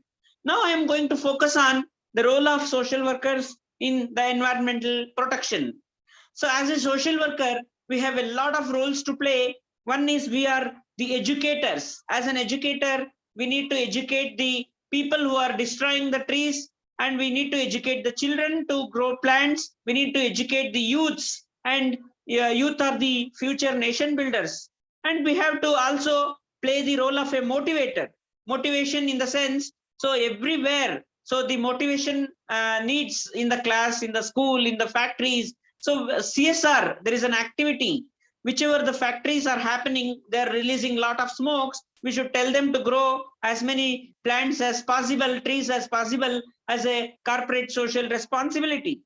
And we need to also think about we should organize a lot of camps to the college, schools, and in the villages, and we should involve them, we should motivate them, we should ask them to bring the weapon, the things, and they should dug the ditch this lot of holes, and they have to plant the trees, and they have to take care of these plants. So most of the time what will happen is tree plantation, everybody will involve, but who will take care of these trees? That is a major responsibility. So that is why if we grow it in the campus of schools, in the campus of hospitals, in the campus of the different community area, so definitely a lot of people can take care. And even we need to create awareness in the media also, like TV, radio, newspaper, and in the books also we have to write a lot of articles about the tree plantation. So even after I joined a manager, State Bank of India deputy manager, so I would like to tell you that every month I contribute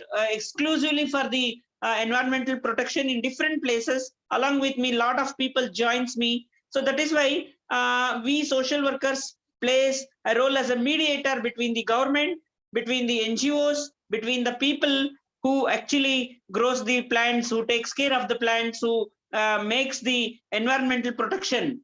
And we should also play a role of advocates to make the policies, programs, as our advocate Dr. Virendra sir was explaining. A lot of laws of the environment and other laws are very, very essential to protect the people and to give the justice and to give equality, to give dignity to our nature, because If the nature, we call nature is a mother, and we are the children of the nature, and we have to protest whoever is cutting the trees. We should cut them. That much angry we get so many times.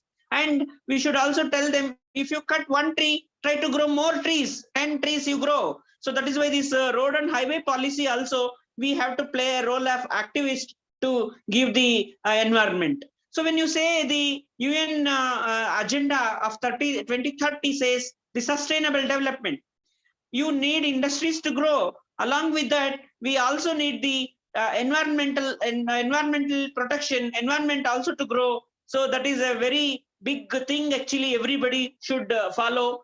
And as a sustainable development, we have to mobilize a lot of resources, and we play a role of enabler to give the all the products, whatever I am wearing this cloth because of the environment. I am sitting on this table, chair because of this environment. Is all made by our through trees. So we should remember that. So that is why agriculture is the backbone of India. More than 65% of them depend on agriculture.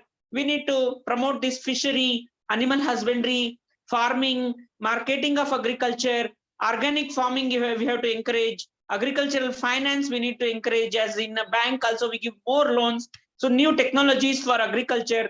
So I say proudly, SBI also started 10 windmills. So because we have to use lot of biodegradable, lot of reusable. So we wanted to use all these bags and other things in the environmental made. So that is why we have to conserve our environment. We have to protect our people. We have to give focus on garden and floriculture. Horticulture is the main basis for all our life. And even when you say the infrastructure development, so infrastructure means economic and social overheads like banking, finance, irrigation, health, hospital, everything, whichever we grow, it is all possible because of the environment.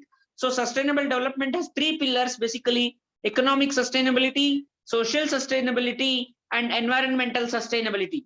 So when you say economic overheads, all this growth, we need to achieve our goal through economic activities like production, consumption, distribution, economic, public finance and banking. So balancing of trade and payments, and manufacturing and industries. Industries are releasing a lot of smokes, a lot of toxins are coming, a lot of diseases happening because of this new technologies coming up. So that is why we have to make sure that we have to, make positive drastic change in the people. As a changing agent, we have to play the role to create awareness more and more about the health facilities, health importance, because of this healthy medicines like tulsi, ginger, pepper, all this, we get a very good health.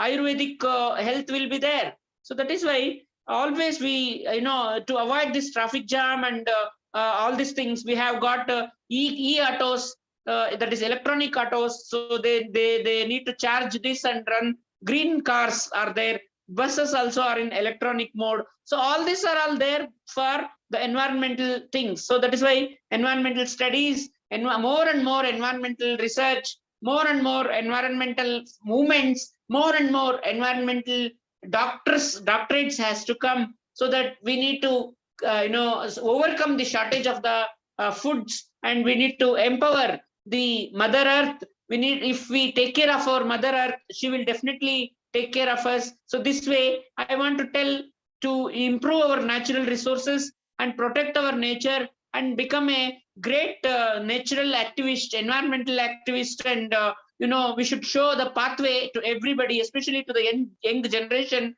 to teach them how to grow. So you should grow and you should take care of the tree plants. So this way, I would like to thank Dr. Ravindra sir, Mary Florence, and everybody who all are here for giving me this opportunity to present in short about the environmental protection, which is a base for us. So I request once again to all of you, kindly take care of your environment, our environment, and stop the pollution and be happy in this world. Thank you. Thank you, Nagaraj, for the brief and insight. As usual, you have covered various insights in a very short time. It's nice to see you and hear you from you. That's a great inspiration for all of us. So any questions are most welcome, sir. Dear friends, if you have any queries, you can unmute yourself and we can take up your observations or queries.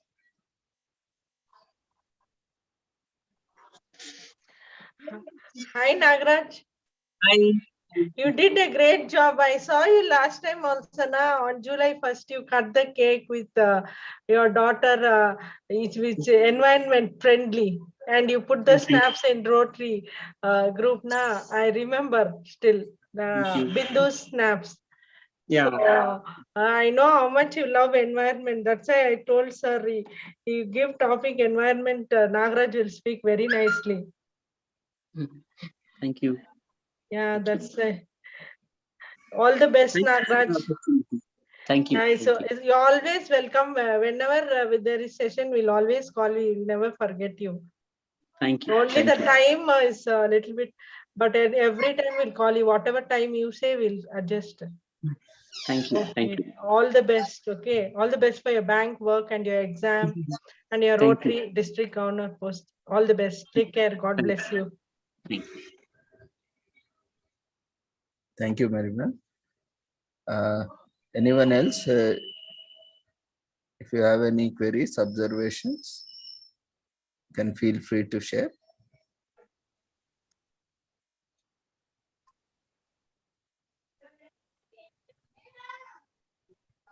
Okay, I think you can also provide your feedback through feedback form.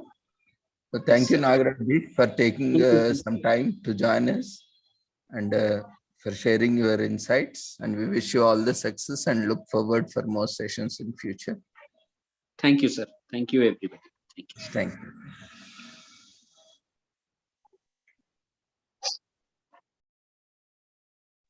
Dear friends, quickly fill up the feedback form for the session.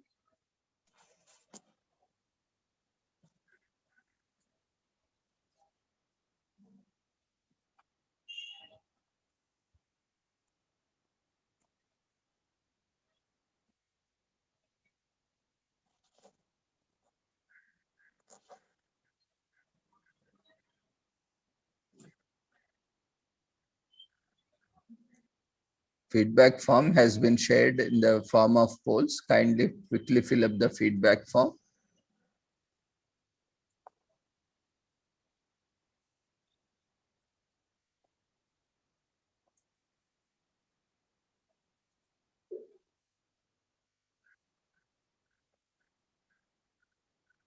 Our next speaker would be Professor Aparna Vajpayee.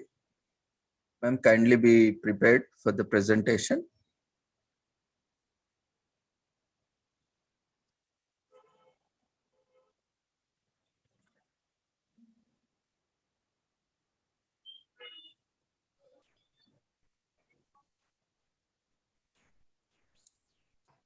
Dear friends, quickly fill up the feedback form.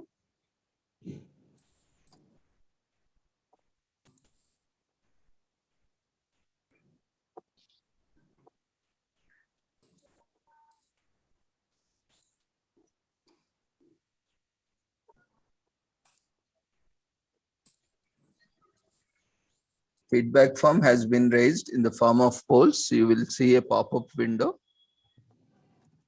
Maybe if you have accidentally closed it, you can just go to more options. In that, you will find the polls option.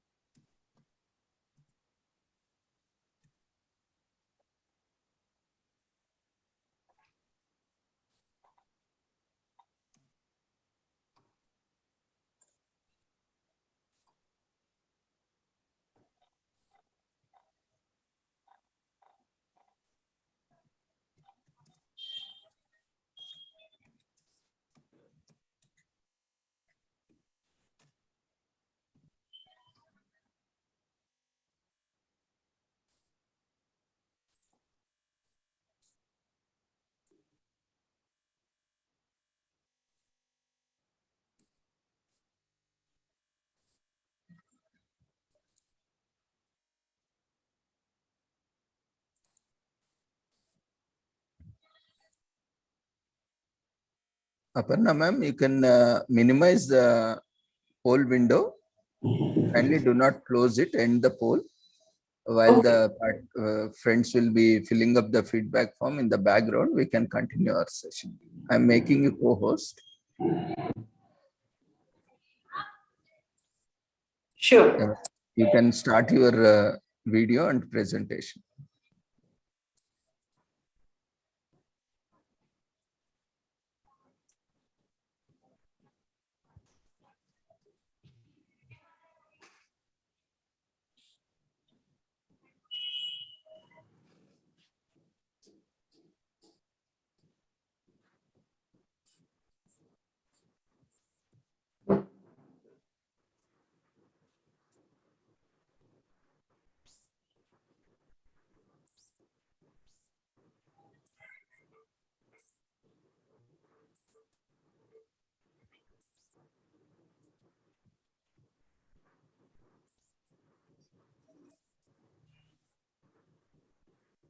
Dear friends, quickly fill up the feedback form.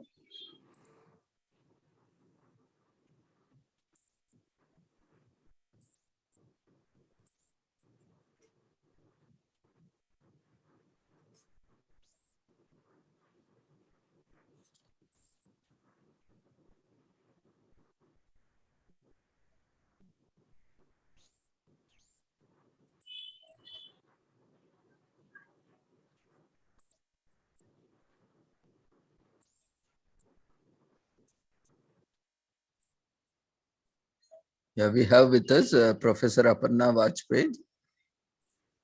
She will be presenting. She is Professor and Associate Dean, School of Liberal Arts and Management from PP Savani University. She would be presenting on. Am I able to show the slides? Yes, ma'am, they are visible. Okay. Yesterday it was the International Suicide Prevention Day, and today I'm going to talk about with the various facts, myth, and the strategies to prevent the suicide in society. Often it is perceived that it is a duty of some community center or government or agencies like WHO or Indian agencies to prevent. And we keep ourselves aside from the cases of suicide. But if you are aware and you can have little understanding, we all can become a vital partner in preventing suicide from the community. So with this purpose, I have thought of making presentation.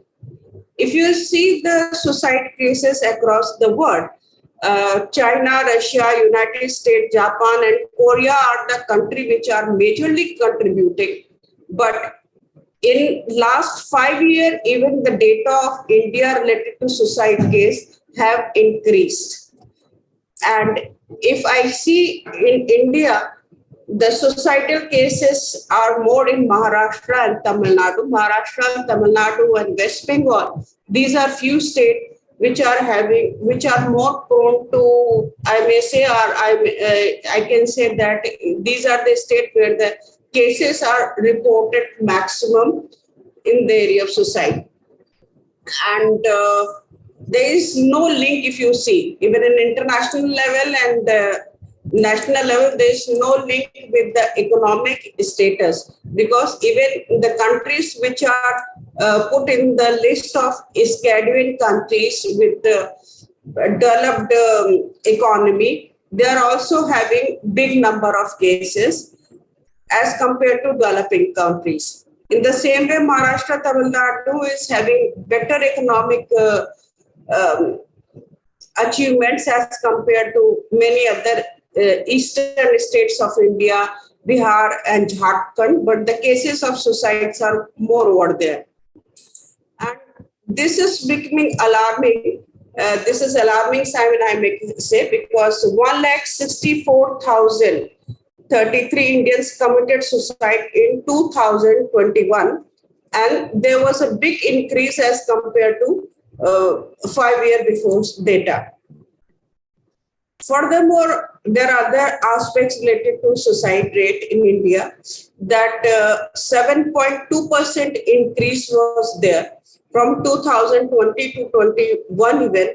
That means with growing economy and stability, where it can assume that there will be less cases, even then the cases are increasing. And maximum cases of suicides are in the range of 16 to 45, and in 15 to 35, the cases of suicide are the third biggest number of death in India. So this is one important aspect. And I can say the reason behind that is that it is the time when challenges of life started at the age of 16 and till the age of 39. And some people who are often not able to face the challenges of life effectively and found difficulty with the life, they end their life by committing suicide. So these are some facts and figures.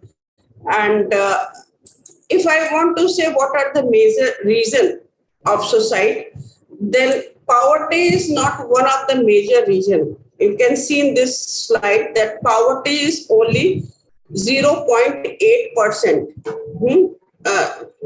That means poverty is not contributing even as a factor in 1%. The major factor of suicide in India is family problem, illness, and even this illness consequences often linked with the family patterns and relationships. If you go in detail, the studies are saying that. Along with this, marriage-related issues are also more or less a family problem mainly. And love affair cases is also in some aspect can be put into the category of family problems. In the same way, unemployment and other aspects. So the overall analysis of these factors says that 56% more or less is a family problem or family related issues because of which people commit suicide. Rest of other factors are also drug abuse and other which are having major contribution. But the family problems are the major problem in compared to other problem or in compared to other factors which are contributing to the suicide. If I see the life of students or the youngsters, they are having the life arenas are increasing and they are having problems related to exam, love affairs, academic achievements, family, health, income. And the comparison is another one factor where they have a comparative analysis of poverty or comparative analysis of unhappiness and they decide. These are a few findings with which I am starting.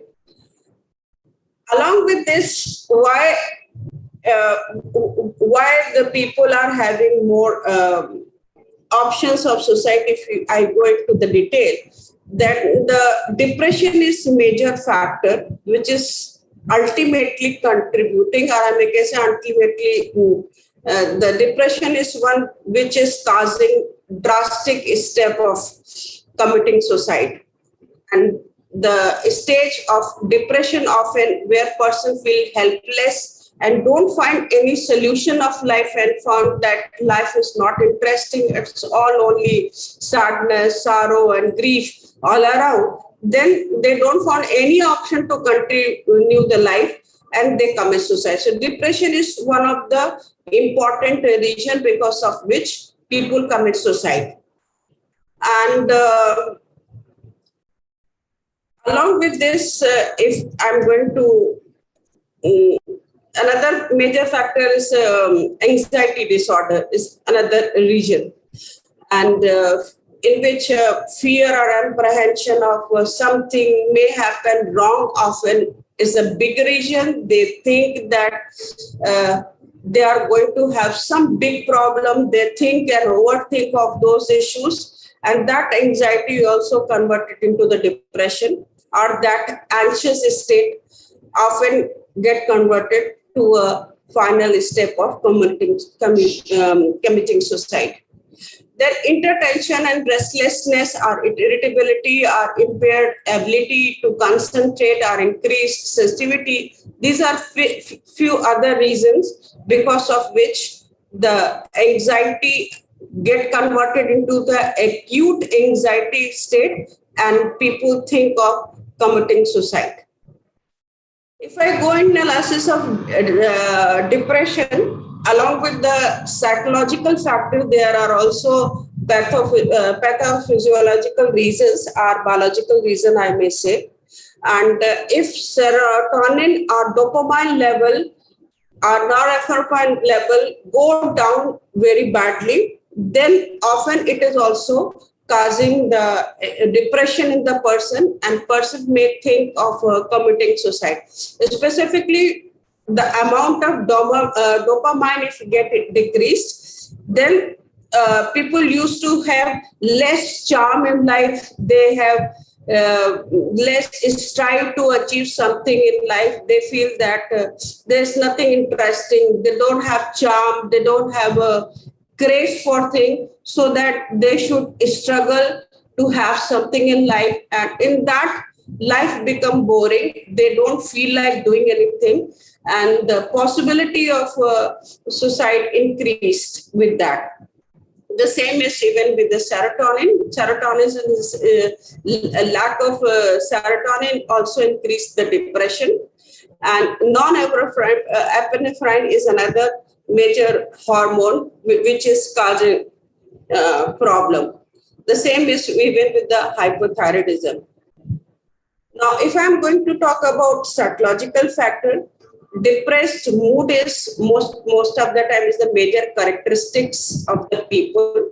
The people who feel like committing suicide, they feel loss of pleasure. They don't get involved in any pleasure activities of life, and they don't feel any interest to become something. Their self-esteem level is very low, and they blame society. Sometimes they blame people, even they blame God, that there's nothing good in life. All around them, it is something bad only. And that feeling get converted into the suicide. And the somatic symptoms are also there related with the depression. If lack of sleep is there, the problem of insomnia or hypersomnia, they sleep more or they don't sleep at all. These two stages, they have over fatigue, continuous headache or anorexia, loss of weight or gain of weight.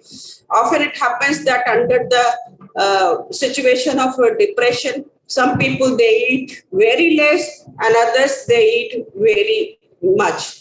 So in both of the cases, the causes, the possibility of depression is very high, and which may converted into suicide. Then in anxiety, the symptoms are considered as clinically significant, which are abnormally severe. Unusually, people stretch one small negative event for long period of time or exaggerate the information, feel stressed with that, too much thinking, and impair physical or social occupational functioning. Or these are some reasons of with which the anxiety disorders get reflected and become the cause of suicide in the life of a person. If I see both both anxiety and depression, in both of the cases, what is usually happening with a person, that the arousal of emotion is very high, and that is often linked, or another terminology is being used, which is known as amygdala hijack. Amygdala hijack means that the emotional arousal in brain is very high, which is stopping often the function of other parts of brain, and because of that emotional arousal, the logical part of the brain of a person is stopped working. And in that case, person is unable to logically think about the situation to handle effectively, and they get emotionally suppressed. And in that case, amygdala hijack their power of looking into the perspective in detail, and they get depressed with the situation, or they get anxiety. They live with the emotions only rather than living with the logics of the situation, and that get converted into the suicide. So these are few reasons, I may say, related to suicidal cases. Now I'm going to talk about, can we really spot if somebody is having suicidal tendency? Can we spot? And if we can spot, we can obviously think of preventing.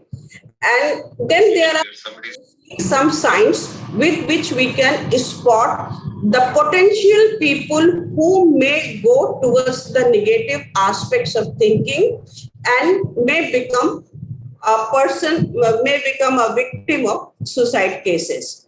And if we can spot, then obviously we can stop them. In this case, there's few myths. Often there's one myth I would like to talk about. That myth is there that the people who commit suicide, they don't talk about that. It's not the fact at all. The people who commit suicide, there are 3 stages. The first stage is the stage of ideation, where they get idea that there is nothing interesting in life, they should go to commit suicide. And in that stage, when they get idea, they express in one or another manner. Often they said there's nothing interesting in life, there's nothing good, they feel like dying, they don't want to live, like that. So the first stage is ideation, where they get idea and they often express that idea. That is where we can identify the people and can notice. Another stage is there when they start harming themselves, or I can say when they start threatening themselves with consciously or unconsciously. Sometimes, such as they don't feel like eating, they don't feel like talking, they don't feel like, these are all things with which they start threatening themselves. So if any person is seeing that somebody is alienating himself or herself, living all the time aloof and alone, don't want to mix with the people and don't want to talk, always listening sad songs, or don't want to go for outing, eating very less or very high and talking negative. These are few sign, or I'm giving potential warning signs, where you can notice the person, that person is under the depression, and that depression may convert into the extreme end of suicide. So, and then the third stage after threatening is that when they attempt. So there are 3 stages. The first stage where they are having ideation. Second, they start consciously or unconsciously damaging themselves with, or I may say, they start some threatening towards, they start threatening themselves. And the third stage where they attempt. So there's number of warning signs which one can identify, such as if you find someone when someone is saying, they're talking about, for example, I'm going to kill myself, I wish I were dead, I wish I hadn't been born. And if they said they don't have any interest in life, withdrawing from social contact, wanting to be left alone, having mood swings such as being emotionally high one day and another day very low. These are few symptoms. Then being occupied with the thoughts of death, dying, and are very aggressive or put themselves in violence, in aggressions, and a lot of hopelessness is there in the life. In some cases, they also start using some alcohol or drugs to reduce their anxiety or depression. That is another sign which is warning sign, I may say. Then changing normal routine. They don't sleep or lack of sleep is there. Sometimes they don't sleep for even even for a 1 hour. Another day they can sleep for 24 hours. So some patterns and routines of life is also found disturbed with some such cases. Along with this, risky and self-destructive things may happen. That it is found that they can sit even just in 5th or 6th floor and just in the border. They don't feel, they don't have any fear. They may fall down. So that kind of patterns one can also see in their behavior. So these are some warning signs. If you see, you can identify people and then you can stop. Then there are other factors. How we can recognize the danger. If somebody is sitting alone, down, somebody is too much anxious with things of life, too much anxious, and that anxiousness is not just for a day or 2 days. It's continuously with the person. Then the person is having potential risk. Despite being among many people, the person is in the depression, not feel like mixing with the people, alone all the time. Our social isolation is there. Our social phobia, presenting something, talking in front of the people and getting mixed with the people. These are few signs. Along with this, the other signals, like some people, they don't show many signs, but there are some hidden signs which reflect. If you will seriously look into them, you will find that is reflecting, such as they may have difficulty in concentrating, they have increased worries, headache, tight muscles, trouble in completing assignment in time, not coming in class in time, and short-tempered or increased agitation. These are few signs which are also signal that person is into. Then panic attack with something, or they may have very fast breathing or low breathing. Blood pressure sometimes get affected with that, low blood pressure or high blood pressure. So in panic attack is one signal often before going into the deep state of depression. Then post traumatic syndrome, something if goes wrong, someone near and dear died in the family. If somebody is unhappy or crying for few days, 1 or 2 or 3 days or a week, it's okay, it's normal. But if it is continuing, person is unable to overcome from that situation, unable to forget that episode, is not the person is not in the mainstream of life, then it is another warning sign where anyone can spot. And I think it's a duty of people living who are close to that person to spot. And if you can spot, then obviously you can stop.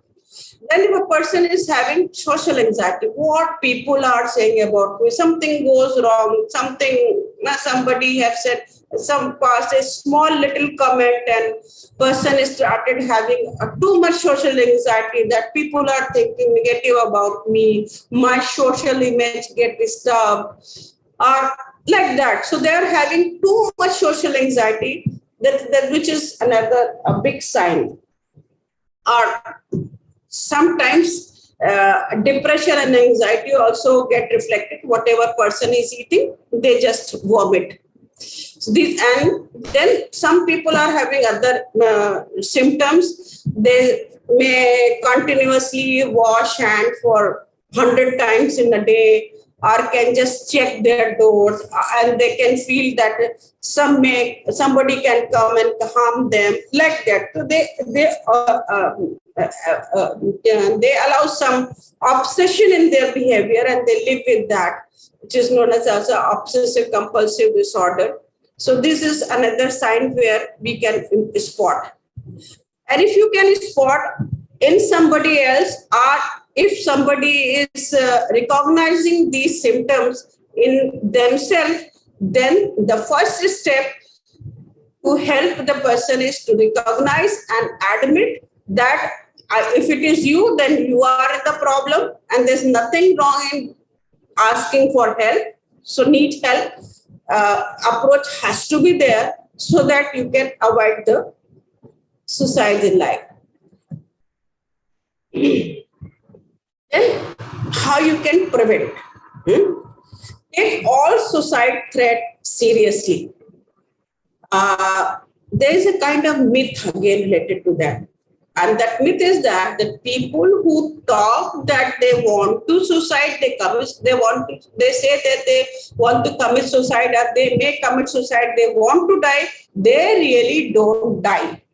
But it is not a fact. Researchers are saying that 70% people express their feeling before their death in one or another manner. So if some threat, if any suicidal threat should be taken seriously, we should not ignore. And if someone mentions suicide, don't be afraid to discuss. Then people say that if we'll talk about suicide, then the feeling will increase more. That is another myth about the suicidal cases. No, there's nothing like that. We can talk to the person who is feel like committing suicide. And if we will talk, then we can also help that person. And then obviously I have shared some danger sign. If we can spot those danger signs, we can avoid the danger. So the 3 steps mainly involve that: ask, care, and spot. And these 3 things, any one of us can do for ourselves. And if we see these signs of suicide in any other person nearby us, we can also help them. This ask, when I say ask is not simple asking. It is really helping the person. Such as if somebody is, why are you so sad? What has happened with you? What have gone wrong? Why are you not eating? And this is not just it is something with which you can show your concern, and you are allowing another person to express their negative feeling. And often, if a person is getting a space to express, then the intensity of negative emotion get reduced. So always allow the person to speak, always ask, inquire, develop a kind of trust with the person so that person can really express what the negative feeling he or she is passing through and can talk about all the situation because of which a person is suffering. So asking is the first step with which we can start helping the person. And as I said, it is not just asking, it is really a great help. We should not ignore that. And then care. Ask the person directly. We can directly ask, or you can indirectly talk to a person with the help of a teacher, with the help of the guidance counselor, psychologist, or responsible people related to the expert areas of dealing some such cases. Then care. Keep your ear open and resist the temptation to talk a lot. Be present for the person and don't interject with quick or easy solutions. Sometimes easy solutions such as, I found a case where person said that the person have committed the suicide but was saved. So what happened when the person committed suicide and interacted with someone, that another person said, everything is wrong in your life, it's so bad, and have charged board. And that was not really the help. It has tempted more to go towards the negative side. So we need to little prepare with the positive thoughts to interact, and we should think before saying anything. that is my thought or action is really going to help, are going to give a right solution, then proceed. Otherwise, take a help of someone who is expert in dealing with. Then convey a sense of caring and interest. If somebody is sad, people ask, but the people who feel like committing suicide, they don't share because the trust of sharing is missing. So it is the duty of a person to convey a sense of caring, and then obviously they can share. Then ask questions what are open-ended. Open-ended, when I'm saying where they have scope in place of just, are you sad? Yes or no? No. Where they are, why are you sad? What has gone wrong? Yeah, tell me. Give them open-ended questions where you are going to allow them to express all their negative feelings and thoughts related to their life. So always allow a person with some open-ended question. And then create a time and a space for someone to open. Always give some time. Be careful. Take them for outing. Take them for a cup of tea or a cup of coffee outside the place. You can go for watching a movie, and often out of sight, out of mind works a lot or helps more. And by these small things, we can really make a person, can help the person to feel better. Then there's one question we should always ask to ourselves and even to the person who is prone to suicide.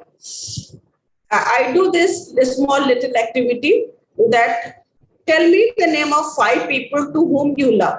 And I found that whenever I ask, 95% people give me the list of the name where they love someone else, but they don't put their own name as they love themselves. And to prevent suicide, it is one important factor. The person who will have self-love for themselves will not think more for committing suicide. So if it is you who is feeling low, then we should always have some question for ourselves. Do you love yourself? Do you take care of yourself? Do you observe yourself? Do you notice your body movement? And do you make plan to make yourself happy? Do you compromise your priority every time? That if you are spotting someone, you can also create some environment where the person can have self-love. And if it is you who is feeling low, then you should start loving yourself. See 2 or 3 times after getting ready in front of mirror how you're looking. And at least if nobody else is appreciating, you can appreciate yourself. You can observe yourself. Should I do something for myself to make a better appearance? And body movement, being a psychologist, we often use dance therapy or body movement therapy to allow person to feel their body movements, because often the person who is under depression or anxiety don't feel like even thinking of their body. So do you think, have you observed, have you noticed your body movement? Often we only work with hand and legs. Have you made any other moment where you have allowed your other body parts to move? And this is how we can involve the person for the self-love. And then another question, how many times you ask, are you prepared some plan to keep yourself happy, to plan for movie, plan for going out, plan for going for some outing, by keeping yourself into the center. So this is how one can increase the interest of the person in their life. And then is it you who is always compromising your feelings and thoughts and giving priorities to others? Then start giving priority to yourself. These are few things with which we can involve a person for self-love and it have been found that the people who are more with self-love, they have little less possibility to go towards the negative dimensions of drastic steps like suicide. Then we can also help the person to increase self-esteem. Yeah, you can become something, you can achieve some goals in life. So if tomorrow you are facing some problem, if you have some goal with which you can actualize yourself, then that problem is just a small part of life and you will have a good status, recognition in society very soon. Like that, we can increase the self-esteem. And if I'm going to talk about the life stresses, pessimistic thinking and optimistic thinking, this pessimistic maladopted thought should divert. If everything is wrong, nothing wrong. If somebody says I'm very ugly, I used to handle one of my student who was very fat, but was really very innocent, good look. She was passing through this problem. So I used to know, no, you're very charming, very good. Why are you feeling low? You are so good with your writing and other things. So always help the person by focusing on some of the positive aspect of the life of person rather than allowing the person living with the pessimistic thinking. So, and then encourage the person to live more with that as compared to the negative aspects of life. And nobody is perfect. Nobody, the people who are very beautiful are not very educated. It's like that we can give some example and can help the person to feel better.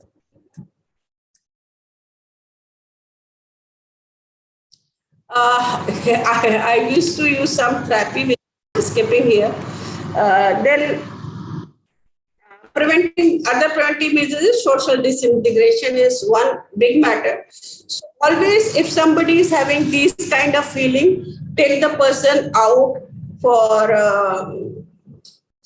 to the places where there's a big gathering, in some big party, and allow the person to mix with some people. Even you can ask some of your friends in advance that if I'm going to come in your party or I'm going to meet you with someone who is feeling very low and I want to help the person, kindly integrate him in the group so that we can help that person to feel better. And this is one with which we can really prevent. Then mental disorders, obviously there are a number of therapies we can deal with. We can regulate the pesticides, regulating the sale of pesticides. Here we can, it is that we can stop, if somebody is buying some medicines which are, overdose of which medicine can create a big problem. So there we can stop and can promote with some motivational sessions. And then improve the perception. When I'm talking about improving the perception, then the same thing, same situation which looks negative right now may convert into the positive situation. And many times it happens with every one of us that if something goes wrong, we feel very bad. And after sometimes we feel, oh, this has happened wrong, but ultimately it has really helped me. So sometimes bad things happens to every one of us. We should wait for the right time, or sometimes even the bad situation get resulted with the positive, fruitful aspects of the life. So we should help the person by saying that. And then there are many stories even I use to help the person so that they can feel. And this is one I use. If something goes wrong, with every wrong thing, we have more opportunities even to work with. And then have patience, things will get changed. it has been found that the people who commit suicide,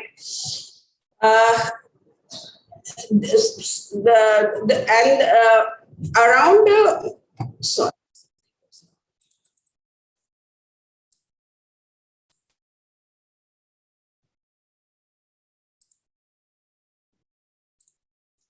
People who commit suicide and could not succeed into that. It is found that often people, women specifically, have been found that 70% times they are being saved even after attempting the suicide.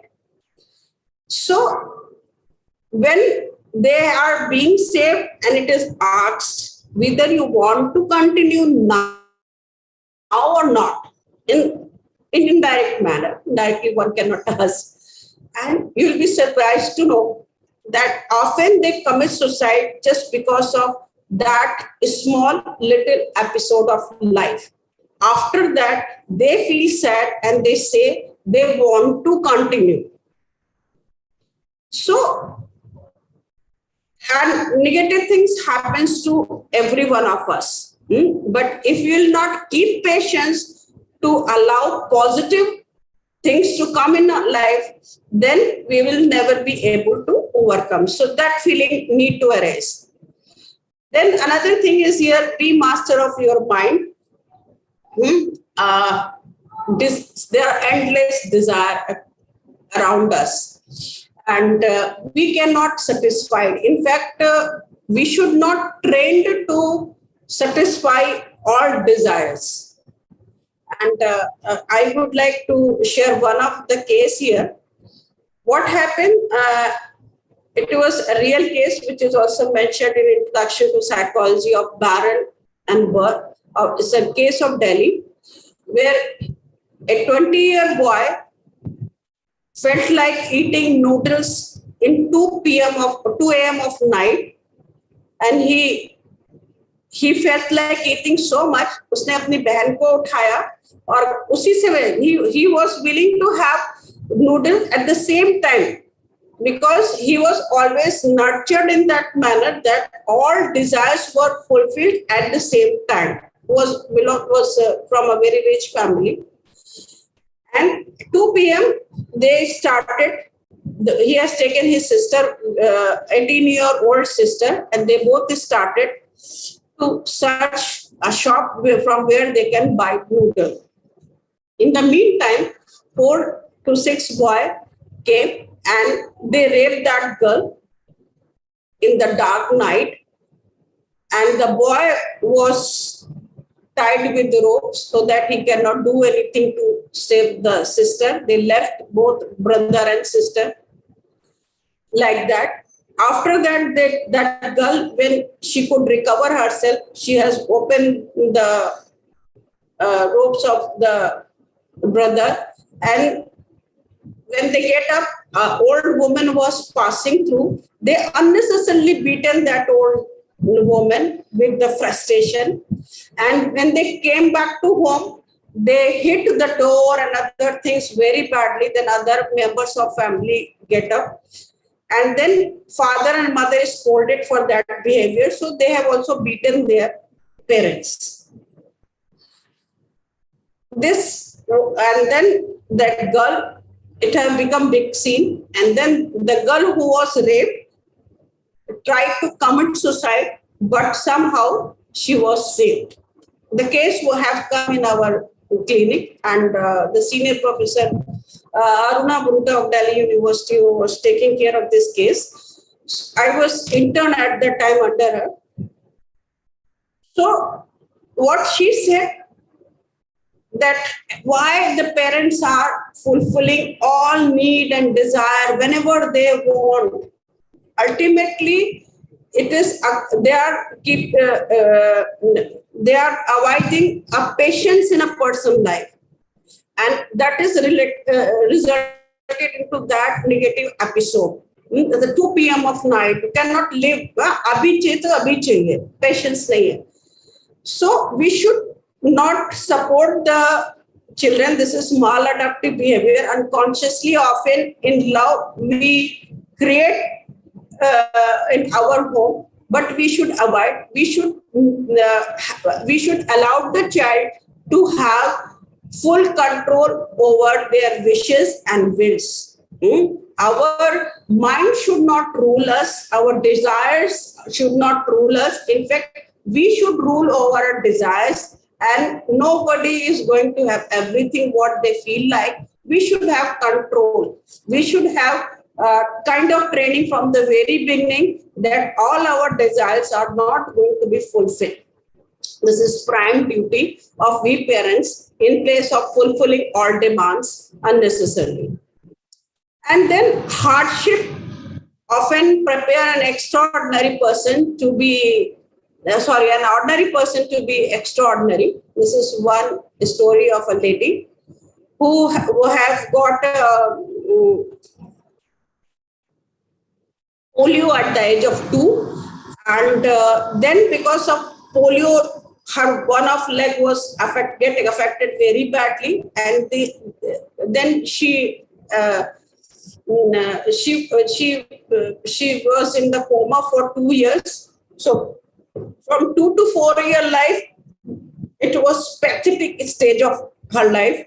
Then somehow she was cured, but schools were not ready to take because she was handicapped and was not able to speak effectively. But somehow they got one school, and then this child, despite of all difficulties, she worked hard, became CA, and then later on she qualified UPSC, and now she is working as an income tax commissioner. So hardship often prepare us to do something extraordinary. We should not be afraid of hardships of life. Even the example of the life of Rama and Krishna also says that. Rama was in the forest for 14 years. The Krishna was born in jail. So hardship, we should accept positively. If hardship is coming, we should prepare to face those hardships in place of surrendering in front of the hardship. And hardship people get, then hardship prepare us. And in other words, if I can say, that some people who are playing a lot of games, if in game you are not having any challenge, you're just able to win, then there will be no interest. There should be some hurdle, there should be some challenge. Then only you find even a game interesting. Life is also that. If hardship is there, that hardship is preparing you to be more stronger, or that hardship is preparing you to do something extraordinary. Just wait, just accept that challenge and go ahead. So I never give up messages there. This is a small video often I use.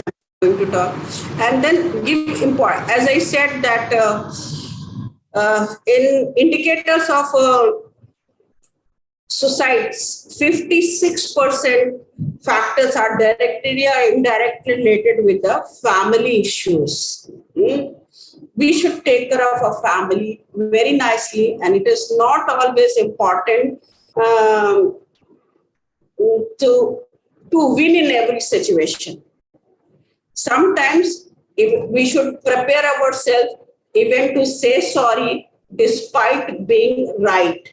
And we don't say sorry that because we are wrong. We say sorry because we care for the relationship. I'm not showing this video, some messages there.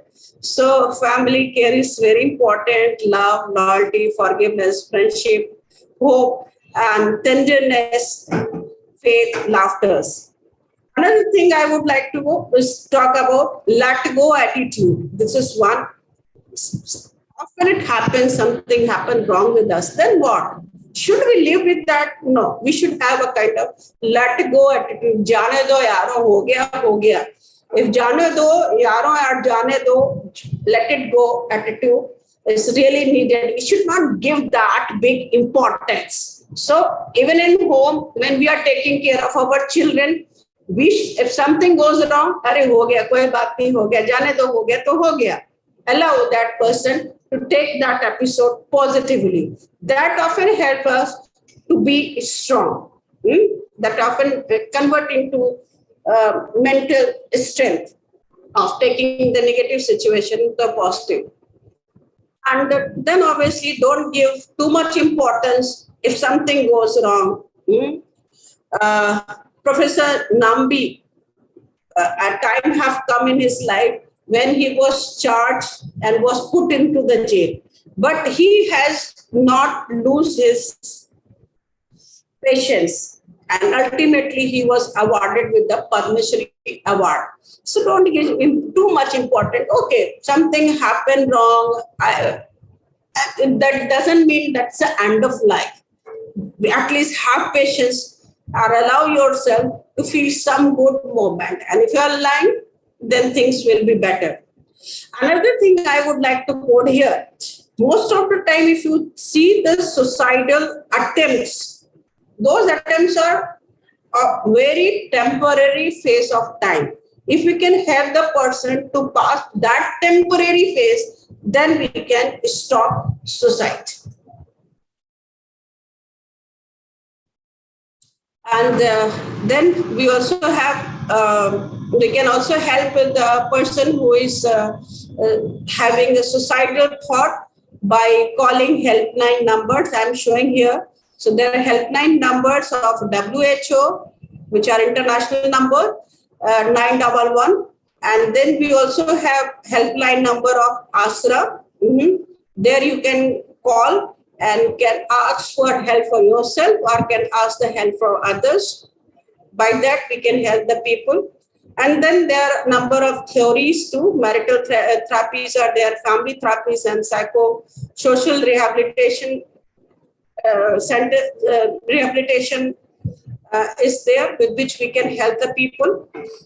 The therapies are also there, which can, if hormonal imbalance is there, dopamine, serotonin, acetylcholine level is low, we can help the person by some biological therapies. So we should not feel shy if something goes wrong. Often it happens that in psychology, often if it is some physiological disorder, we have headache or we have some other injury, we go and take advice of a medical practitioner. But consulting a psychologist is feeling is kind of a taboo in society. We should not have any hitch for that. Feel free, consult. It will really going to help you, and always allow yourself to accept it positively. Those are the stream of knowledge which are developed to help people only. So don't consider as a taboo of life.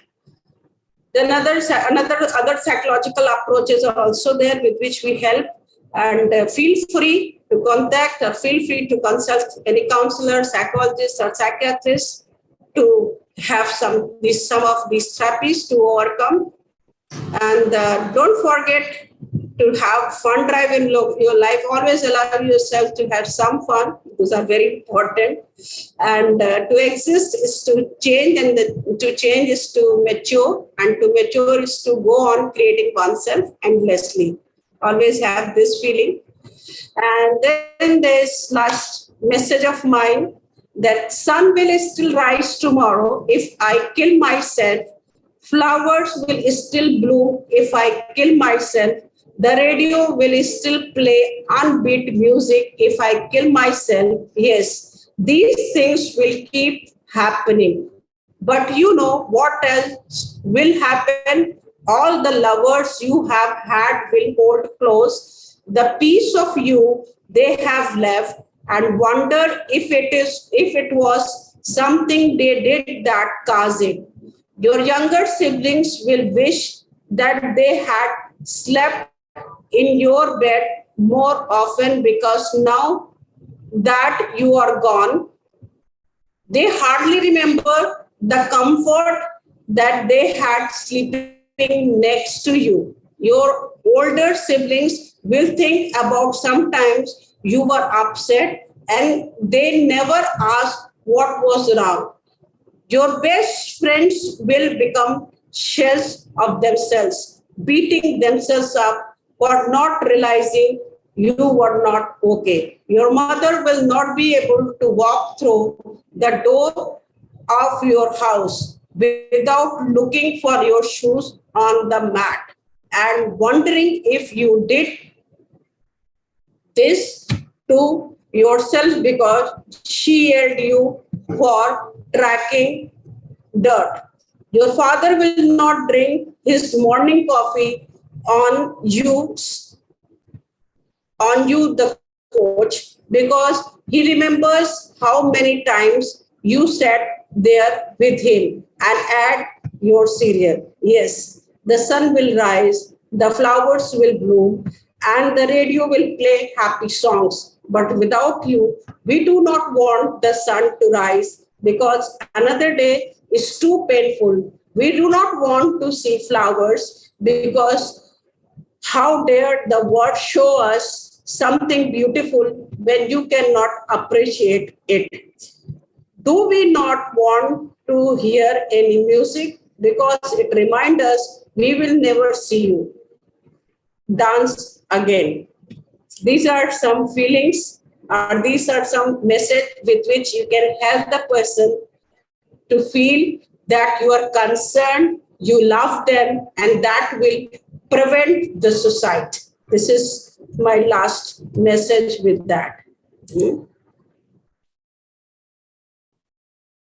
So you can ask, care, and elevate, and can help the person to prevent the suicide. Thank you so much.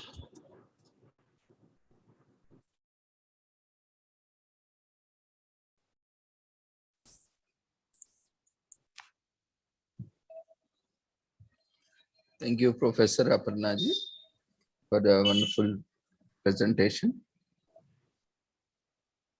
Participants, if you have any queries, you can unmute yourself and quickly ask or share in chat box.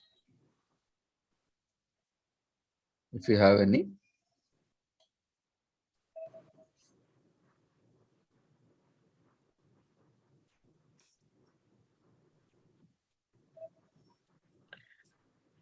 Good evening, ma'am. Actually, your closing statement was very nice about our parents, mother and father, about seeing you, and all your topics were more learning and informative for me.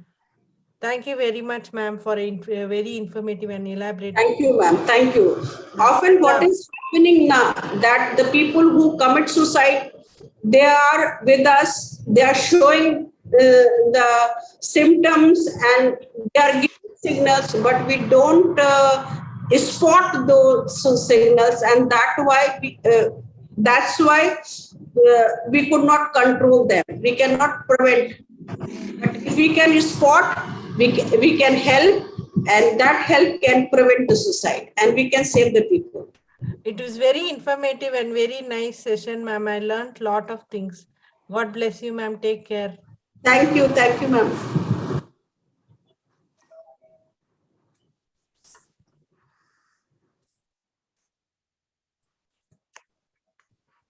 Thank you. Anyone else have any queries? You can quickly share.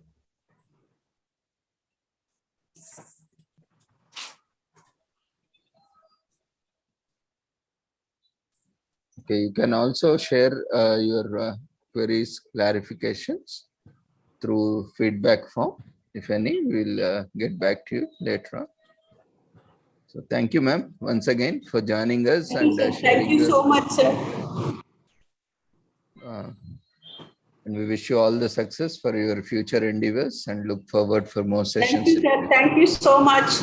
And I also am really appreciating your endless effort of allowing us to share our thoughts. Thank you, sir. Thank you so much. Thank you, ma'am. It's all because of all our fraternity support. Now our academicians, research scholars, students continuously joining us and contributing. So it's we all collaborative effort that we are able to take up this task. So entire credit goes to all of us, entire fraternity in India. With the Great call of, effort by your team. thank you, ma'am. Thank you very much. Dear friends, quickly fill up the feedback form. It's been shared in the form of polls.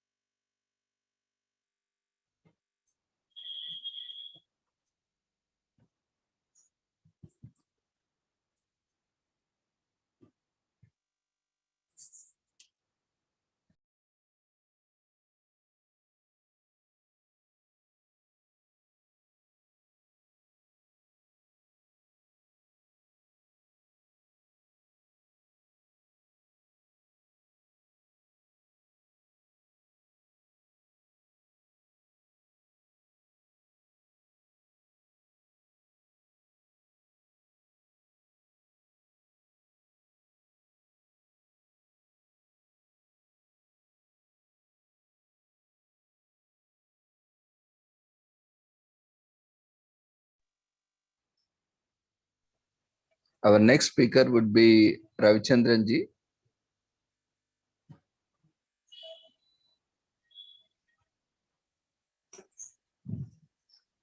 He is Principal Consultant, Mapper Consulting Co., Chennai. And he would be delivering on work environment of today. And this would be the last session for the day. After that, we'll quickly resume the Virendra Kumar ji's session and we'll conclude today's proceedings.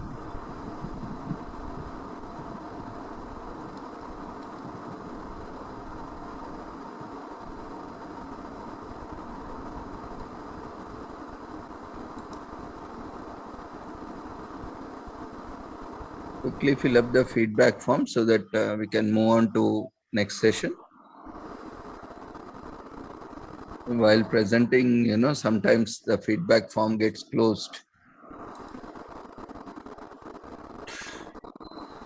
So you might have difficulty because once closed, we cannot relaunch it again because the data will be lost.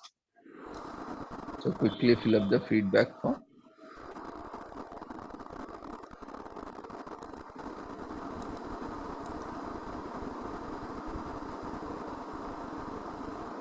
Ravichandran ji, you can just continue your session.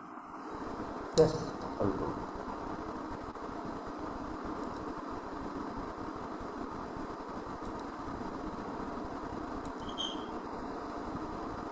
Kindly do not close this polls window. You can minimize it. Do not Yeah, end I up. kept minimized. I kept it minimized already.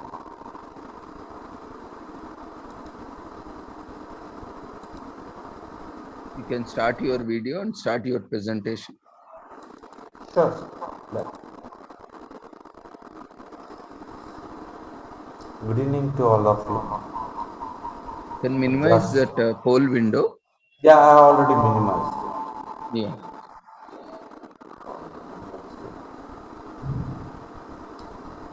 I'm starting up with the similar subject. I think you have to mute other device. You are using two devices. There is an echo. Yeah.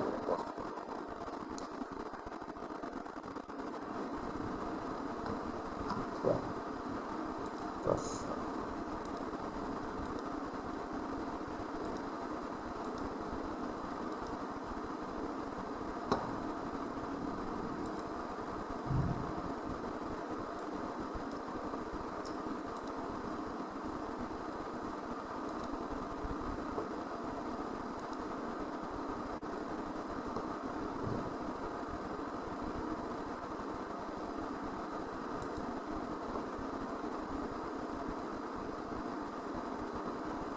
Just going with. Your PPT is visible.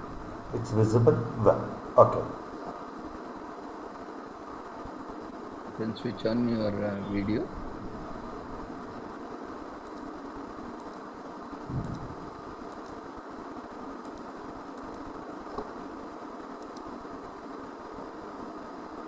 Hold on, please.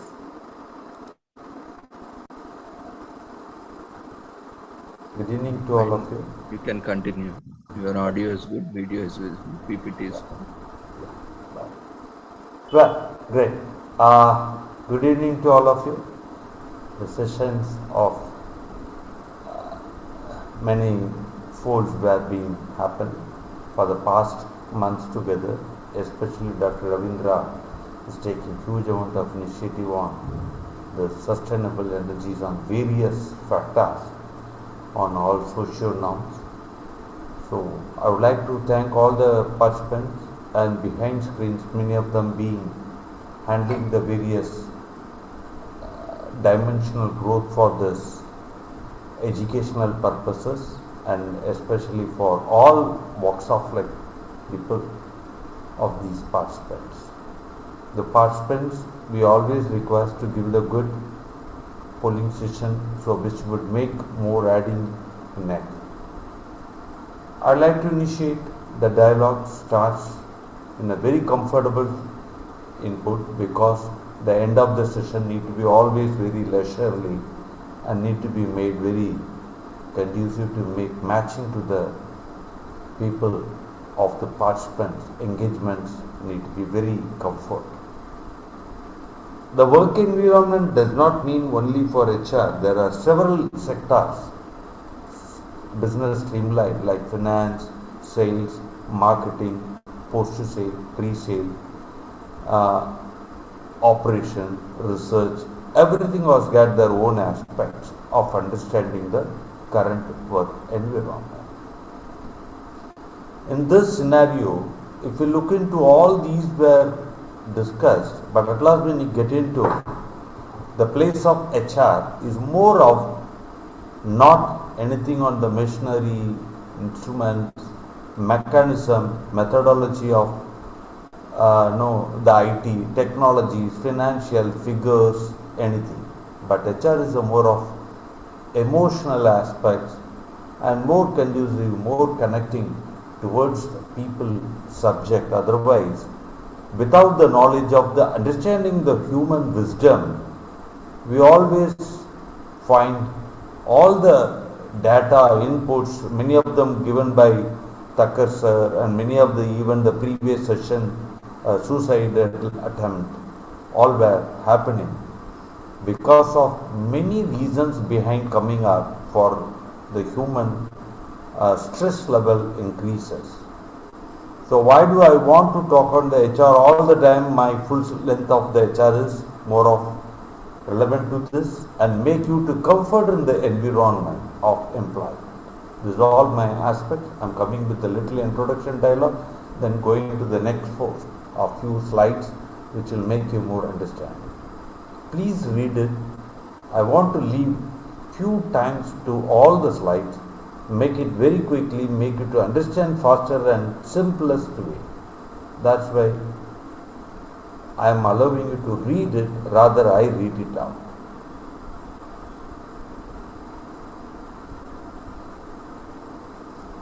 They work in office. Most of the people work in the full time of an employment. Approximately 11 to 12 hours a day they spend in their office hours. Please imagine a person living a 24 hours of a life. 12 hours he is being involved in the engagement of the employment apart from his daily core activities. And I know hardly 3 to 4 hours they spend at their home. So nothing lesser than 3/4 of your life spent in your offices, not at home. You reach home back, you go back office. Please look into the figures of the numbers. If you are a finance man or you are a technical man, minimum 3/4 of the life you spend in your employment behind life. Family side is hardly 5 hours, 6 hours a day. Saturday, Sunday you spend time, okay. but at last, your professional makes you to all the time engage in work environment. Great. That's what all employment. See, these are people of around sitting in these slides, all across of their ages, segments. Many of them are little senior, 50 plus, 40 plus, 20 plus, 30 plus. They are all sit in one environment where they have to live their life comfortably, not alone by sitting on the ball of here, but make them mentally grown up, connecting, encouraging themselves, dynamic themselves, sensefully connect themselves, everything themselves, but again word is himself and myself. There are 6 types. We call it traditional, open, activity based, agile. Agile means more comfort and more of connect. No, simplified, very living a life, not simply making money all the time across. So, HR is a more senseful psychological connect. That's why I want to put the word HR is the pulse of understanding the human being, human resource engaged in. So that's why. Well, in life of HR, I always rather put in the words, yes, we handle recruitment, hiring, developing their individual birth. See, the people have been employed, again they are put into the classroom session to make understanding their subjects in spite of their practices of employment. So, you were in classrooms for continuously 18 years or 20 years, again employment engaged in new employment, again you are putting into training and development. Why it all happens? Because the work environment does not mean the 20 years of your life. It engages with all sets of people, like a social, where you travel on the bus journey, you see all the types of resources, manpower moves on various verticals of the employment curriculum. Similarly, when you go into the office employment, you are supposed to live with a different model of employees. You can't expect all your 20 years of the same age, same people, same education background, first class, second class, passed out, first rank, fifth rank, 8th rank, 20th rank, boys all put together. Like here, different environment, different social norms, everything passing through in your life, not on the road line, in employment office. So you will find a lot of difficulties going along with people. So you need to make your environment clearly understood before you get in. Well, I always want to read out not the slide, but read out my mind. Try to connect it. My mind, sometimes I expect my volunteers, participants, come upfront, explain your fields. We will try to give you a resolution by me and Dr. Ravindra will talk, make you engage, understanding things. I am giving you a slide in front, please read it. It's a clearly English written. Again I want to explain on few of my sense of understanding, how did I go through the journey of HR curriculum. Work environment, that is understanding of the personal. Let me tell you one example. Ravichandran is giving a subject of dialogue on work environment today. Few minutes before starting Ravichandran start his lectureship, you come to know Ravichandran is a bad man. He doesn't know subject. He is actually not relevant to, or he is a wrong person. How will you react? The person going to give a lecture to you, which I do not know. Ravichandran, I myself do not know. But you come to know Ravichandran is not the right one, man. Why I put my across as an example to you is to make you understand the sudden environment when you are going to hear the lectureship.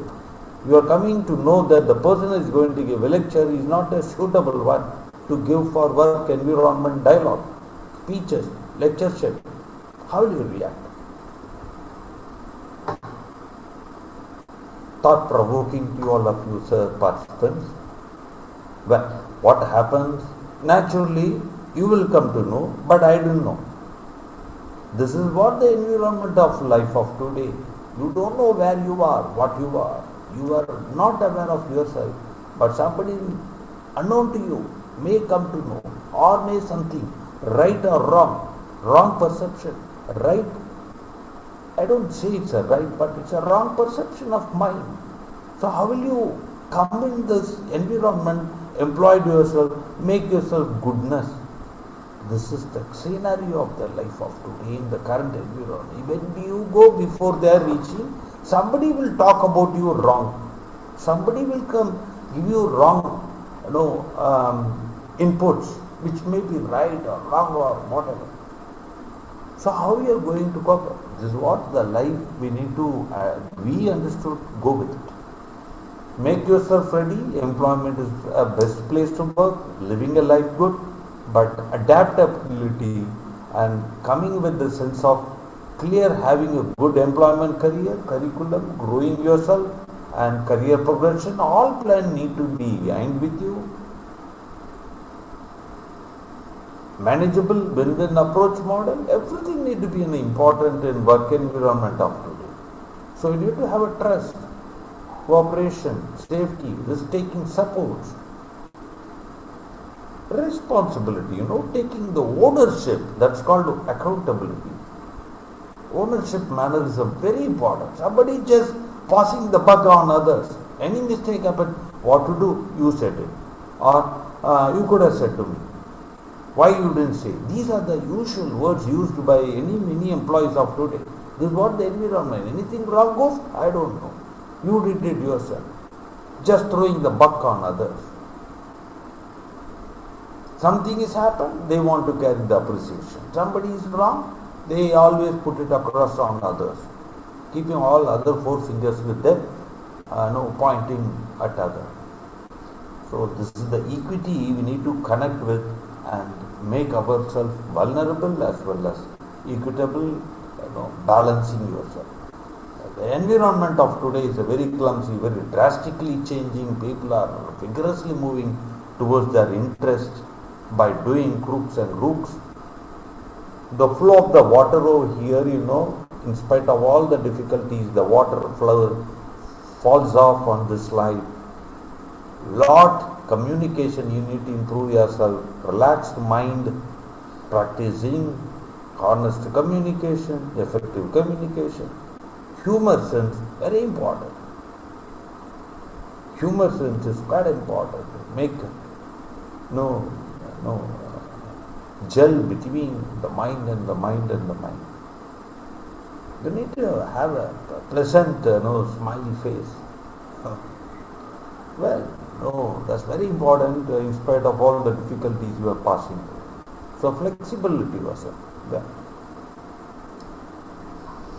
Importantly, I want to again say on 7 improvements and important points. I believe all the participants would have come across in their life and come across with the various sets of in their appreciations received. Again and again, we always say from the HR side, put it in a very clear sense, make yourself right choice of office, physical environment, listening, sharing, well balanced life work.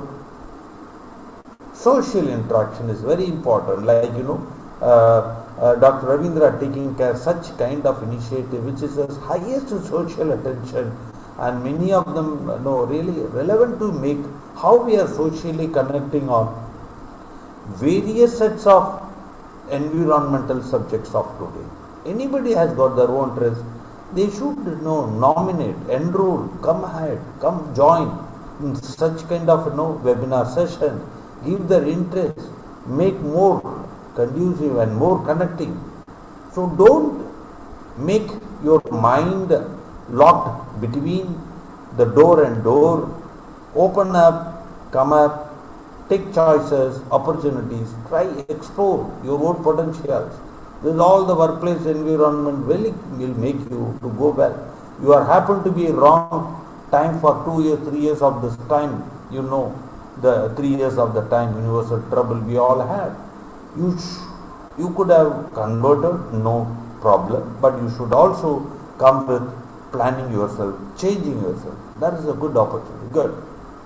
Ergonomic seating aspects, you need to have good work style of living, not to make all the time you are engaged in doesn't mean that you are employed. Fully connected on subjects of your employment. Anybody beyond working of 6 hours a day means, again repeating, anybody working beyond 6 hours a day means in their profession, they are not professionals. They do not know the more, how cognitive, how subject to their employment, how they are not able to cope up or how they are not able to complete their job duties. Make yourself try to complete within the time bound, especially beyond 7 hours, 8 hours, 12 hours, anybody works, they feel they are the good in employment. Not at all. They may not be right one to complete their commitment task given. So try identify over a period of years, maybe 3 years, 4 years, it's okay. But beyond certain years of time, you spend all the time in your office employment, it doesn't mean that you are fully tightly occupied. It may be also meaning of your delivery of work is not proper. So be alert, be careful. So I'm quickly completing very fast by next 10-15 minutes, but I need to make your mind to open, to enlarge yourself, to think what we are talking. Employee sat, that's called employee satisfaction. Every company conducts employee satisfaction on every year. It's called in employment during my period, they call it the ESAT. ESAT, employee satisfaction. There are several scales, measurements are available to identify the person engaged in the last 12 months of time. I have come across this ESAT exercise for several stages in telecom industry. So that also can be discussed over a period of time because it's a quite important subject, ESAT survey we call it. Well, okay.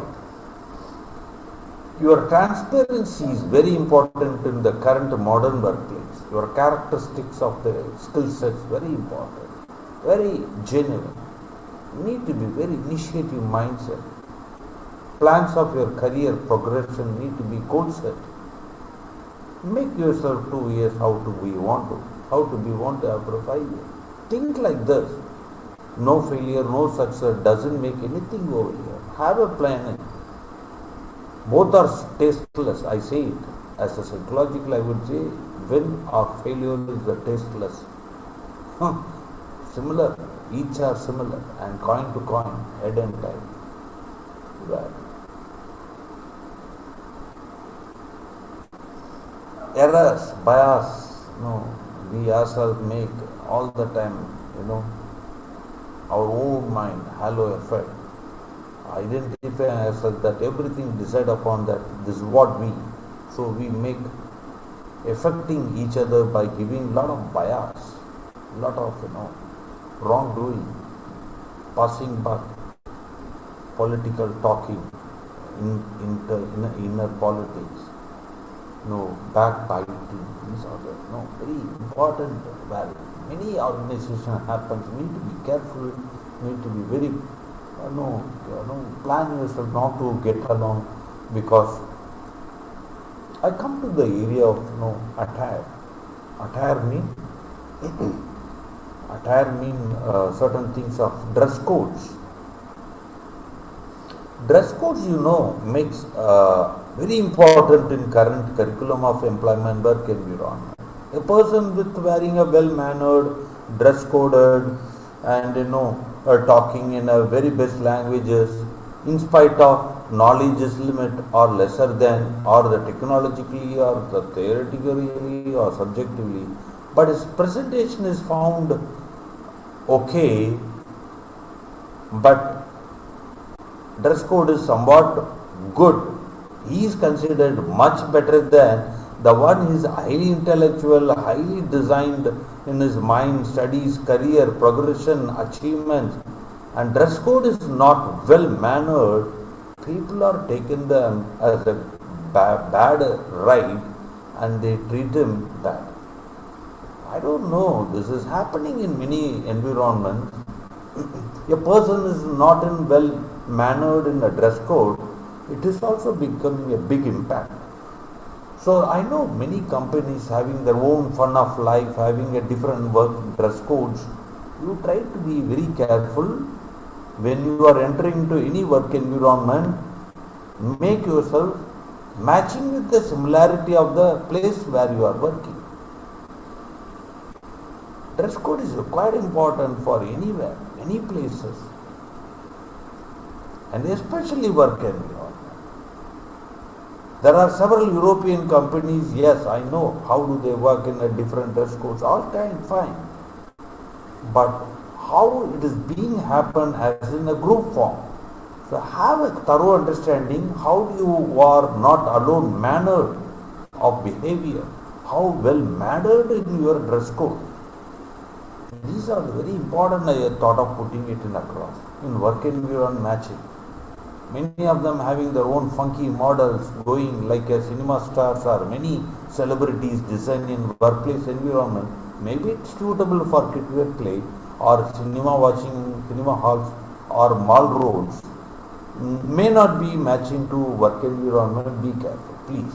That's very important. Well, okay, these are the work environment. Again, I discussed with you earlier. Similarly, where you are work employed, you need to be very careful. Motivational aspects, gossip, backbiting, recognition and rewards are need to be given by the organization. An employee should also encourage people internally connect, rewarding themselves, recognizing themselves, giving a good note about others. These all makes energetically you yourself grown up, making others also appreciate you, others to appreciate each other. It's a win-win model. Win-win model of self-appreciation is very important. Psychologically self-appreciating yourself, even you yourself tap your shoulder, tap your own shoulder, make yourself, yes, good, Ravichandran, you did it good today. Others' encouragement is always important, fine, but yourself encourage. Similarly, encourage others. You get recognized. Train yourself. Many new things, try to learn, curb yourself. Well, again, very important, living of the lifestyle, all the time working, all the time watching cinemas, all the time watching on some video games, all the time watching on the screens, not even, taking your neck up off the life, social media. Try avoid those, live your own life, understand yourself, what interests, try explore. That makes somewhat very important to have the next day life good. Every day watching one movie before night sleep, it's as simple as you are eradicating or erasing your brain thoughts. Be careful, don't watch a movie every evening and sleep go. There are several people who are doing extraordinarily good in study, but they do watch a movie, 30 minutes, 40-minute web series before sleep. That makes your next day very miserable. Nobody accept this, admit this. Don't watch. Make alternative something very important. This is the environment importance of today. See, these are the lot of words I have put it across. You fall into one or the other. These are very important. Design yourself, technologically understand, factory understanding, business, engineering yourself. Self-engineering is very important. We always talk engineering is a mechanical, instrumental, IT, mechatronic, engineering of various fish engineering, technology engineering. I call it by self-engineering. Engineer yourself. Because our brain has become into engineering design today. Engineer yourself. Make your engineering of your own body, neck, posture, thought process, including thought process. Many. Self-engineering yourself. Syndromizing, very bad thing, syndromizing. We all get into syndrome by various sets of social available. Try engage in the social subjects like restoration, retention, rehabilitation, sustainable energies development, which is getting demolished by various sets of social practice.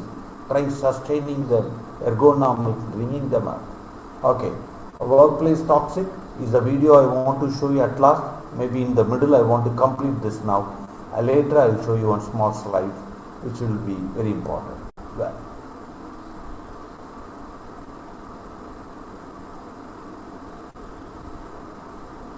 yes, it's a very common surpassing of your own expectation.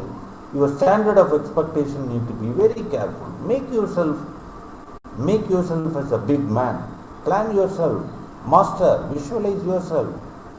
Plan. You are going to construct a home after 5 years. Visualize it. Why not? Draw it yourself. Put it on somewhere. Or you want to complete your progression as a manager, market, research. Take a photograph. Put it with your passport size photo fixed on top of it. Put it on your home door. You want to become a doctor or nursing, clinical support services. Make your dress code somewhat wearing those sites of dresses. Take the photo images. Put it on your doors. Put it on somewhere in the home. View it all the time across as and when you happen to visualize. That's what I say. Visualize. Feeling of visualization is quite important for mind to set yourself coming in the better path. Okay. Absenteeism is a very big task. We are always falling into absenteeism. Consciously, subconsciously, we always run behind on place to place, work on, without knowing what is socially happening. There are several peoples like, energy development, inner out, many social subjects are discussed over. See, this platform is only for you people to come on, join, participate, encourage, motivate, initiate many issues, encourage new volunteers come, new participants to arrive in, make something, that also makes sustaining of your inner energy to channelizing to others.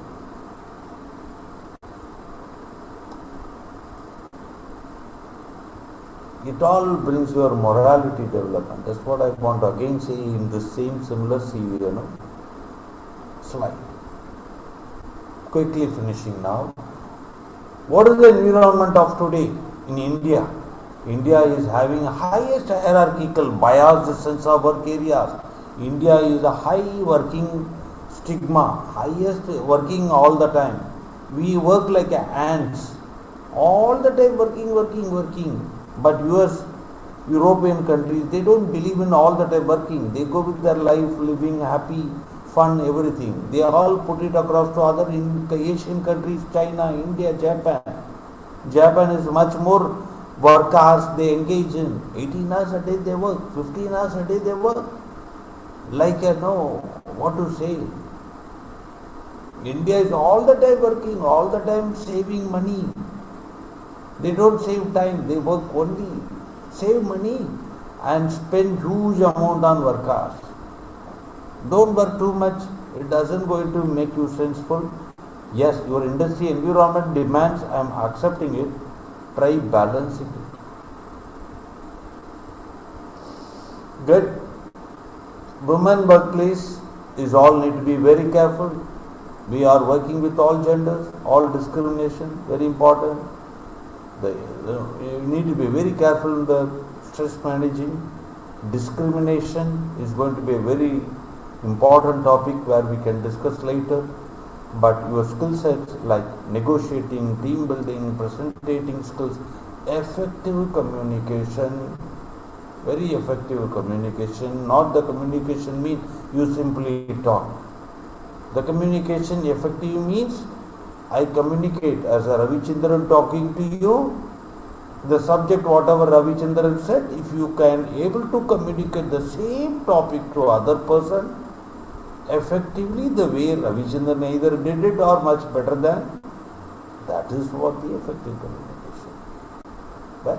Got it? What is effective communication? Good. Okay. These are the common.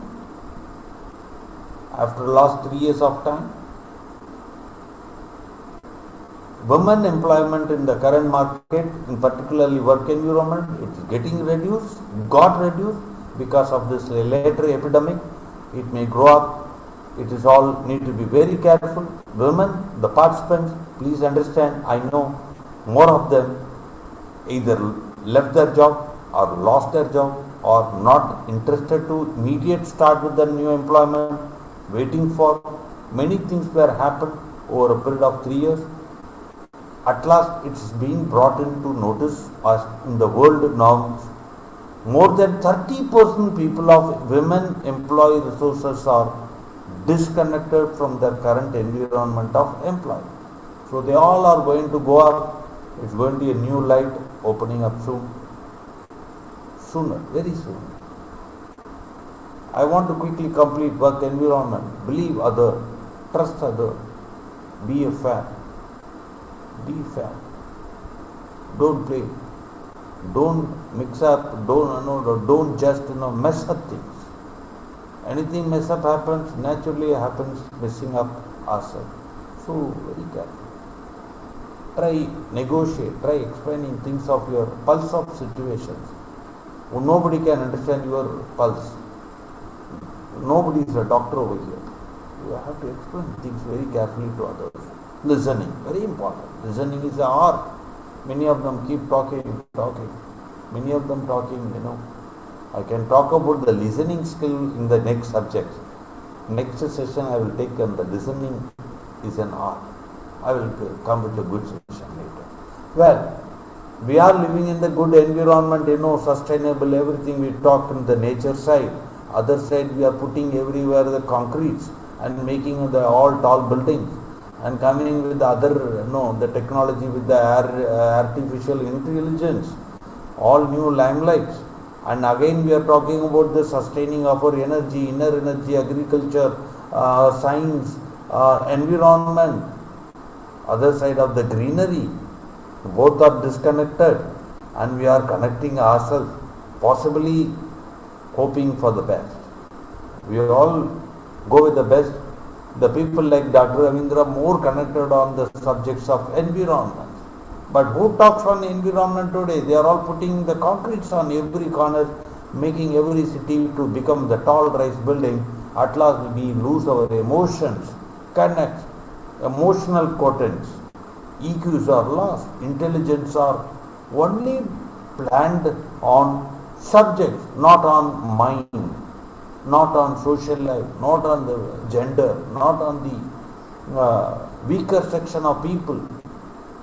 Many things not balanced. We are against nature, we are against the sea, we are against the ocean, we are against farming. Many things. These all we are going to come with the next presentation. Dr. Ravindra will come up with a lot programs. I will complete quickly by small video clips and the session is getting completed. And what is very important on soft skills and hard skills, how difference between. I am immediately finishing after the session, only few minutes session over. Dr. Ravindra, are you hearing on this audio? Dr. Ravindra?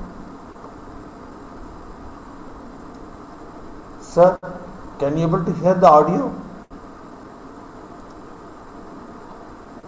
Yeah, Ravichandran. Audio is hearing? Yeah. Yeah, well, I'm running it. I'm running, because audio, if it doesn't go, then it will be meaningless.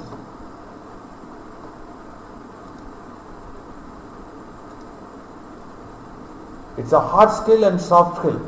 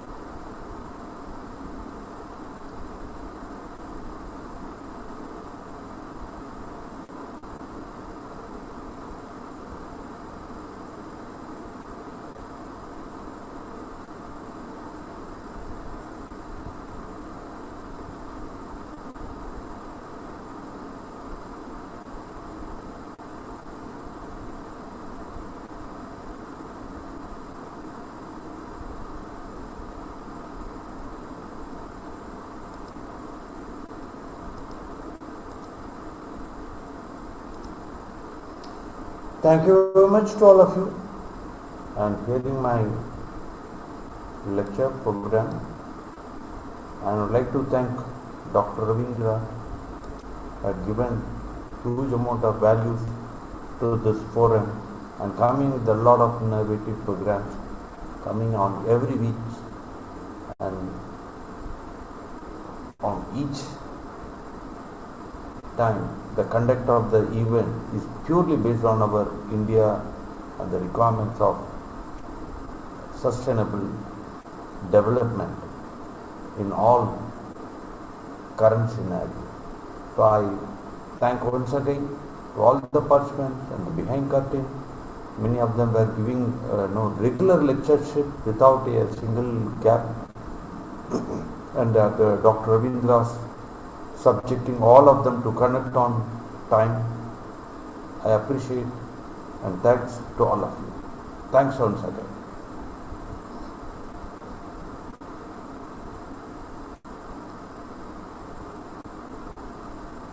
Dr. Ravindra.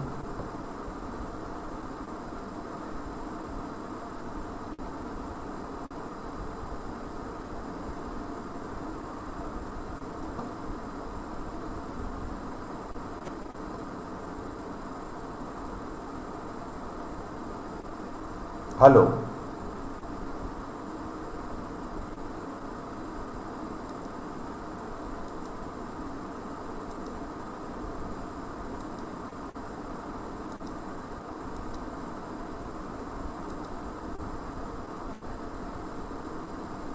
Hello.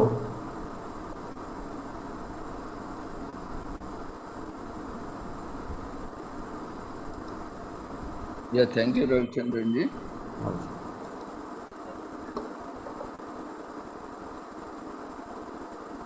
You can close your PPT, and thank you for your presentation, and we wish you all the success for your future endeavors.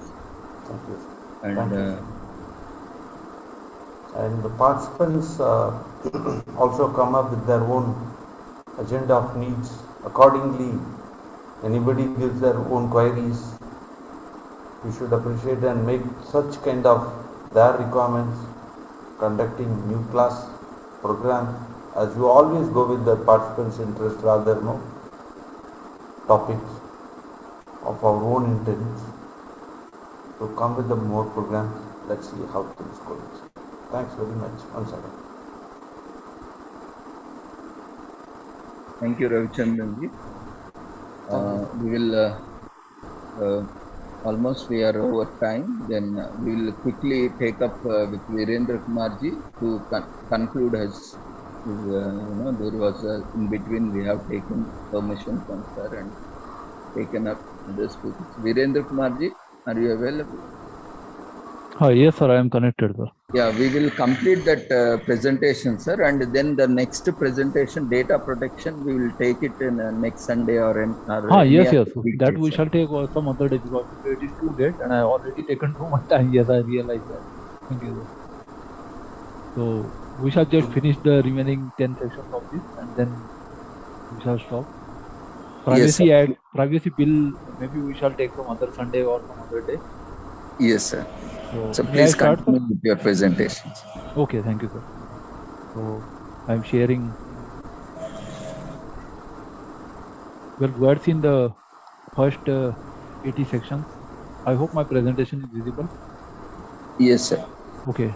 Now we shall see the last 10 sections, that is of miscellaneous chapter of this act and the two schedules to this with the latest amendments.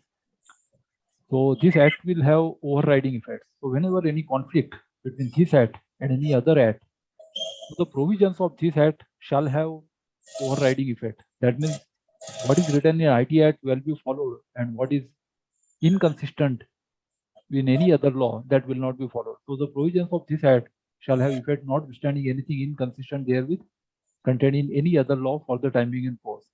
If there is some inconsistency or if there are more than one say overriding effects, then such say disputes are resolved by the state. There is one proviso to this, one exception, provided that nothing contained in this act shall restrict any person from exercising any right conferred under the Copyright Act 1957 or the Patents Act 1970.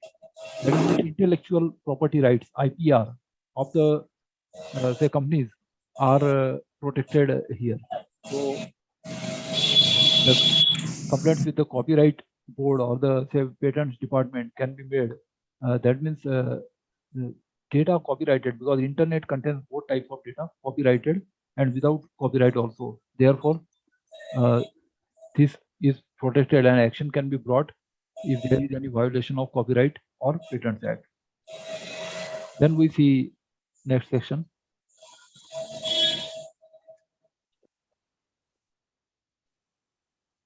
(81A). Okay. 81A is application of the Act to electronic check and truncated check. So about the checks, there is Negotiable Instruments Act of 1881. It's a type of banking instrument. So the provisions of this Act for the time being in force shall apply to or in relation to electronic checks and the truncated checks, subject to such modifications and amendments as may be necessary for carrying out the purposes of the Negotiable Instruments Act 1881 by the central government in consultation with the Reserve Bank of India by notification in the official gazette.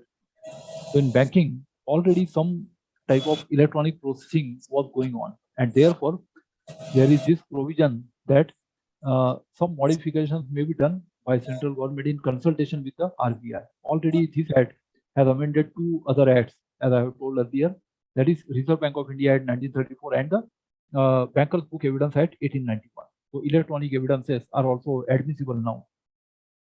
Then we see every notification made by the central government, subsection 2, under subsection 1 shall be laid as soon as may be after it is made before each House of Parliament while it is in session for a total period of 30 days, which may be comprised in one session or in two or more successive sessions, and if before the expiry of the session immediately following the session or the successive sessions aforesaid, both houses agree in making any modification in the notification, or both houses agree that the notification should not be made, the notification shall thereafter have effect only in such modified form or be of no effect as the case may be. So, however, that any such modification or annulment shall be without prejudice to the validity of anything previously done under that notification. So, this is the usual provision for any modification under any Act. So, that is applicable here. For the purposes of this Act, the expressions electronic check and truncated check shall have the same meaning as assigned to them in section 6 of the Negotiable Instrument Act 1881. So all types of banking instruments and say these are defined under the Negotiable Instruments Act. Besides that, we also have Banking Regulations Act, Regulation Act 1938, that was on after the RBI Act of 1934. RBI Act applies only to Reserve Bank of India, but Banking Regulation Act applies to all banks. The controller, deputy controller, and assistant controller to be public servants. The controller, the deputy controller, and the assistant controller shall be deemed to be public servants within the meaning of Section 21 of the Indian Penal Code. That means criminal prosecution can be say initiated against them if there is any crime. So for that purpose, they are treated as public servant. Public servant is defined under Section 21 of IPC. Then power to give direction. So the central government may give directions to any state government as to be the carrying into execution in the state of any of the provisions of this Act or of any rule, regulation, or order made thereunder. So this is as per the say federal structure of our government, unity as well as federal structure. The protection of action taken in good faith. So no suit, prosecution, or other legal proceeding shall lie against the central government, the state government, the controller, or any person acting on behalf of him, and adjudicating officers. Especially included here in case of the chairperson, member, adjudicating officers, and the staff of Cyber Appellate Tribunal, because the Cyber Appellate Tribunal has been abolished now. Now there is only Appellate Tribunal, that is TDSAT. So this word has been substituted for anything which is in good faith, done or intended to be done in pursuance of this Act or any rule, regulation, or order made thereunder. So good faith is defined in IPC 52 as nothing to said to have been done in. Nothing is said to have been done in good faith which has not been done without due care and caution. So this is different from the definition under say General Clauses Act 1897. So here, if there is due care and caution, then it is said to have been done in good faith. Then modes or methods for encryption. So the central government may, for secure use of the electronic medium and for promotion of e-governance and e-commerce, prescribe the modes or methods for encryption. So plain text is converted into ciphertext, that is unreadable text, by means of encryption, and then later it has to be decrypted, that is again it is converted from ciphertext to plain text. So this method may be prescribed. Many different algorithms are there, generally weighted to computer science students in final year. The punishment for abatement of offences. So whoever abates any offence shall, if the act abated is committed in consequence of the abatement and no express provision is made by this act for the punishment of such abatement, be punished with the punishment provided for the offence under this act. That means there is no formula of 50% or 25% like in IPC. It is the punishment for abatement will be the same full 100% as prescribed for the main offence. So an act or offence is said to be committed in consequence of abatement when it is committed in consequence of the instigation or in pursuance of the conspiracy or with the aid which constitutes the abatement. That means the person himself doesn't do the offense, but instigates somebody else to do the offense. In Hindi, we call it tush prerana. There is 107 IPC. There is for conspiracy there is 120A and 120B. Apradhik Shadyantra in Hindi. The punishment for attempt to commit offences. So attempt is also punishable. So whoever attempts to commit or an offence punishable by this act or causes such an offence to be committed, and in such an attempt does any act towards the commission of the offence, shall, where no express provision is made for the punishment of such attempt, is be punished with imprisonment of any description provided for the offence, or a term which may extend to 1/2 of the longest term of imprisonment provided for that offence, or with such fine as is provided for the offence, or with both. That means here the punishment will be 50% or say fine or with both. Normally there are 4 stages of crime. First is mens rea or guilty state of mind. For thinking about crime, there is no punishment. So if you just think in your mind, nobody can be punished. But if there is preparation, then the punishment is 25%. If there is attempt, it is 50%. And if it is actus reus, that is the offense is actually committed, then the punishment is 100%. So these are the 4 stages of crime, and there are different punishments that are provided. Offences by companies. So where a person committing a contravention of any of the provisions of this act or of any rule, direction, or order made thereunder is a company, every person who at the time the contravention was committed was in charge of and was responsible to the company for the conduct of business of the company, as well as the company, shall be guilty of the contravention and shall be liable to be proceeded against and punished accordingly, provided that nothing contained in this subsection shall render any such person liable to punishment if he proves that the contravention took place without his knowledge, or that he exercised all due diligence to prevent such contravention. So merely being on the board of directors or say what we call as sleeping partner, that doesn't make the person liable. It has to be proved that it was with his knowledge or he exercised all due diligence. Okay. Now, notwithstanding anything contained in subsection 1, where a contravention of any of the provisions of this act or of any rule, direction, or order made thereunder has been committed by a company, and it is proved that the contravention has taken place with the consent or connivance of, or is attributable to any neglect on the part of any director, manager, secretary, or other officer of the company, the director, manager, secretary, or other officer shall also be deemed to be guilty of the contravention and shall be able to be proceeded against and punished accordingly. For this, the burden of proof is on the prosecution. While for say this proviso, the burden is on the person that it was without his knowledge or that he had exercised all due diligence. So this is as far as the burden of proof in criminal cases is concerned. For the purposes of this section, company means any body, corporate, and includes a firm or other association of individuals. So any association that includes trust, society, cooperative society, proprietorship, everything. Director in relation to a firm means a partner in the firm. Lastly, removal of difficulties. So if any difficulty arises in giving effect to the provisions of this act, the central government may by order publish in the official gazette make such provisions not inconsistent with the provisions of this act as appear to it to be necessary or expedient for removing the difficulty, provided that no order shall be made under this section after the expiry of a period of 2 years from the commencement of this act. So this provision is only for first 2 years after the new act is made. Every order made under this subsection shall be laid as soon as maybe after it is made before each House of Parliament. That the same provision have to be followed as per say Amendment Act or for say rules for this removal of difficulties order also. Also, it can be done by executive order, but it shall be laid before the Parliament. The power of central government to make rules. So the central government may, by notification in the official gazette and in the electronic gazette, make rules to carry out the provisions of this act. In particular and without prejudice to the generality of the foregoing power, such rules may provide for all or any of the following matters, namely the conditions for considering reliability of electronic signature or electronic authentication technique under subsection 2 of section 3A. Accordingly, many such rules have been made. I'm not giving here a listing of any such rules because that would have made it further longer. The procedure for ascertaining electronic signature or authentication under subsection 3 of section 3A. The manner in which any information or matter may be authenticated by means of electronic signature under section 5. The electronic form in which filing, issue, grant or payment shall be effected under subsection 1 of section 6. The manner and format in which electronic records shall be filed or issued and the method of payment under subsection 2 of section 6. This is all for e-governance.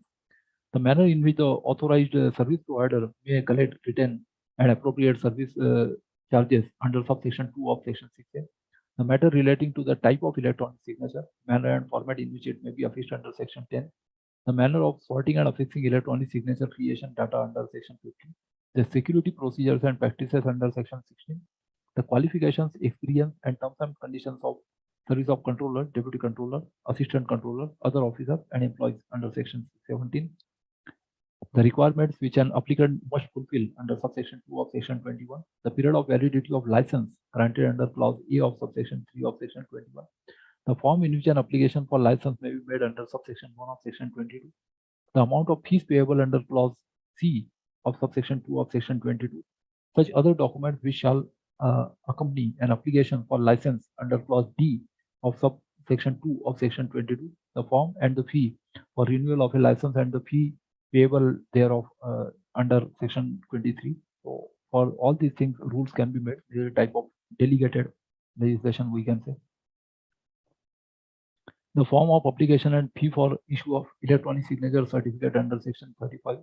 The form in which application for issue of electronic signature certificate may be made under subsection 1 of section 35. The fee to be paid to the certifying authority for issue of an electronic signature certificate under subsection 2 of section 35, the duties of subscribers under section 40A, the reasonable security practices and procedures and sensitive personal data or information under section 43A, the manner in which the adjudicating officer shall hold inquiry under subsection 1 of section 46, the qualification and experience which the adjudicating officer shall possess under subsection 3 of section 46, the form in which appeal may be filed, and the fee thereof under subsection 3 of section 57. Any other power of a civil court required to be prescribed under clause G of subsection 2 of section 58, and the powers and functions of the chairperson of the appellate tribunal under section 52A, the information, duration, manner, and form of such information to be retained and preserved under section 67C, the procedures and safeguards for interception, monitoring, or decryption under subsection 2 of section 69. The procedures and safeguards for blocking of for access by the public under subsection 3 of section 69A. The procedure and safeguards for monitoring and collecting traffic data or information under subsection 3 of section 69B related to surveillance. The information security practices and procedures for protected system under section 70. Section 70 defines protected system. Manner of performing functions and duties of the agency under subsection 3 of section 70A. The officers and employees under subsection 2 of section 70B. Salaries and allowances and terms and conditions of service of the Director General and other officers and employees under subsection 3 of section 70B. The manner in which the functions and duties of agency shall be performed under subsection 5 of section 70B. The guidelines to be observed by the intermediaries under subsection 2 of section 79 and the modes of methods for encryption under section 84A. So whatever the list, wherever the word prescribed appears under that, so these rules can be prescribed by the central government, and accordingly they have prescribed a lot of rules which we shall not go into so much details, but under this act there are so many rules, dozens of rules that have been prescribed from time to time in last 22 years. Latest was in 2021. Every notification made by the central government under subsection 1 of section 70A and every rule made by it shall be laid as soon as maybe after it is made before each House of Parliament while it is in session for a total period of 30 days which may be comprised in one session or in 2 or more successive sessions, and if before the expiry of the session immediately following the session or the successive sessions aforesaid, both houses agree in making any modification in the rule, or both houses agree that the rule should not be made, the rule shall thereafter have effect only in such modified form or be of no effect as the case may be. So, however, that any such notification, modification or annulment shall be without prejudice to the validity of anything previously done under that notification or rule. Similarly, there could be the ordinance making power of president and governor. So even in such cases, whatever action has already been done in the ordinance remains permanent, and the ordinance is subsequently repealed by the bill when it is converted into an act. So similar types of provisions are given in the Constitution as far as the ordinance making power is given for president and the governor. The Constitution of Advisory Committee. The central government shall, as soon as may be after the commencement of this act, constitute a committee called the Cyber Regulations Advisory Committee. So this is yet another say framework in this act. Cyber Regulations Advisory Committee is formed. The Cyber Regulations Advisory Committee shall consist of a chairperson and such number of other official and non-official members representing the interest principally affected or having a special knowledge of the subject matter as the central government may deem it. The Cyber Regulations Advisory Committee shall advise the central government either generally as regards any rules or for any other purpose connected with this act. The controller, in framing the regulations under this act, there shall be paid to the non-official members of such committees such travelling and other allowances as the central government may fix. So this was regarding the advisory committee. Then the power of controller to make regulations. For regulating his own procedure, he may make regulations. The controller may, after consultation with the Cyber Regulations Advisory Committee and with the previous approval of the central government, by notification in the official gazette, make regulations consistent with this act and the rules made thereunder to carry out the purposes of this act.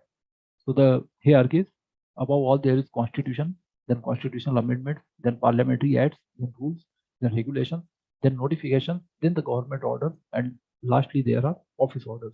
So that is as far as the administrative law is concerned. In particular and without prejudice to the generality of the foregoing power, such regulations may provide for all or any of the following matters, namely the particulars related to maintenance of database containing the disclosure record of every certifying authority under clause N of section 18. The conditions and restrictions subject to which the controller may recognize any foreign certifying authority under subsection 1 of section 19. So these are all powers of say controller to make regulation. The terms and conditions subject to which a license may be granted under clause C of subsection 3 of section 21. Other standards to be observed by certifying authority under clause D of section 30. The manner in which the certifying authority shall disclose the matters specified in subsection 1 of section 34. The particulars of statement which shall accompany an application under subsection 3 of section 35. The manner by which the subscriber shall communicate the company's compromise or private key to the certifying authority under subsection 2 of section 42. Accordingly, a lot of regulations have been made by the controller. So every regulation made under this act shall be laid as soon as may be after it is made before each house of parliament while it is in session for a total period of 30 days, which may be comprised in one session or in 2 or more subsequent sessions. And before the expiry of the session, immediately following the session, all the successive sessions aforesaid, both houses agree in making any modification in the regulation, or both houses agree that the regulation should not be made. The regulation shall thereafter have effect only in such modified form or be of no effect as the case may be. So, however, that any such modification or annulment shall be without prejudice to the validity of anything previously done under that regulation. So, similar procedure as we have seen earlier for rules. So that procedure applies to regulations also. And lastly, the power of state government to make rules. So state government may, by notification in the official gazette, make rules to carry out the provisions of this act. In particular and without prejudice to the generality of the foregoing power, such rules may provide for all or any of the following matters, namely the electronic form in which filing, issue, grant, receipt of payment shall be effected under subsection 1 of section 6. This is for e-governance. For matters specified in subsection 2 of section 6, every rule made by the state government under this section shall be read as soon as may be after it is made for each house of the state government, state legislature, where it consists of 2 houses, or where such legislature consists of 1 house before that house. As you can see, power of state government are very less as compared to powers of central government as far as rule making powers are concerned. And lastly, there are 4 sections which have been omitted. So these sections were amendment of IPC, amendment of say Act 1 of 1872, that is Indian Evidence Act, amendment of Act 18 of 1891, that is Banker's Book Amendment Act, Evidence Act, and amendment of Act 2 of 1934, that is Reserve Bank of India Act. Although these sections have been omitted, however, what the amendments have been done, they are not nullified, but they have been incorporated into the main act. This is as per the rules of interpretation and the provisions of General Clauses Act 1897. So whatever has been done, so unnecessary those references clutter the act, and therefore these have been say already incorporated in the respective acts, and these 4 sections have been omitted. Lastly, there are schedules. So sections 91, 92, 93, 94 are omitted by IT Amendment Act 2006. That was passed in 2008 with effect from 2009. For the first schedule and second schedule to the principal act, new first schedule and second schedule have been substituted. So earlier there were 4 schedules. All those 4 schedules have been repealed. Now there are 2 new schedules. The new first schedule lists the documents or transactions to which the act shall not apply. And the new second schedule gives the pro forma for electronic signature or electronic authentication technique and procedure. Part 3 of the IT Amendment Act 2008 made some amendments to the Indian Penal Code 1860. Part 4 of the IT Amendment Act 2008 made some amendments to the Indian Evidence Act 1872. Now, this is the first schedule. So, these documents must be executed manually, and electronic documents are not admissible. That is, the IT Act shall not apply to these documents. So what have been preserved manually only, that we can learn from this. So documents or transactions to which the Act shall not apply. A negotiable instrument other than a check, as defined in section 13 of the Negotiable Instruments Act 1881, because there are electronic check and truncated check also. A power of attorney as defined in section 1A of the power of attorney. Power of attorney has to be on stamp paper in manually as provided. A trust as defined in section 3 of the Indian Trust Act 1882. So trust deed, that has to be like manually. A will, wasiyatnama in Hindi, as defined, testament we call it, what a person writes before death, how his say this property shall be distributed after his death, that is called will. A will as defined in clause H of section 2 of the Indian Succession Act 1925, including any other testamentary disposition by whatever name called. Any contract for the sale or conveyance of immovable property or any interest in such property, like land documents, etc., they have to be manually. Lastly, the second schedule. So electronic signature or electronic authentication technique and procedure. So accordingly, they have recognized description and some procedure. We are not going into details of this, just the original schedule that was prescribed by them. And third and fourth schedules have been omitted, as told earlier. So that completes this presentation. So thank you very much to Dr. Ravindra. Thank you very much to Sri Holistic Health Foundation India for giving me this opportunity to make this presentation. And thanks to Sri Center for Art, Science and Well-being for giving me this opportunity. Thanks to all the audience for patiently listening to me. If there are any questions, I'd be glad to answer them. Anything, questions related to computer, cybercrime, or say cyber law.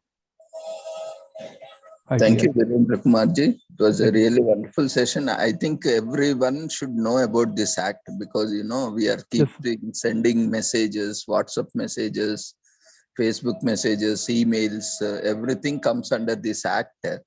So I think this act should be extensively discussed. And, you know, the nuances of this act or bill should be detailed discussion should go on, I think, maybe. So one clarification always, you know, we get, you know, a kind of ambiguity when we are sending WhatsApp messages nowadays, because recently I have come to know or came to read about few things that, you know, nowadays even message sent through WhatsApp is also considered as, you know, a legal document. So how far is it true, subject to correction? Just I want to get clarified. And one more thing is like sometimes, there are in groups or certain messages where we don't really see the messages. When there are plenty of messages, when we open the WhatsApp, automatically all messages are marked as read. Yes. Yeah. But actually, we are not reading all the messages. But how do we treat this technical glitch?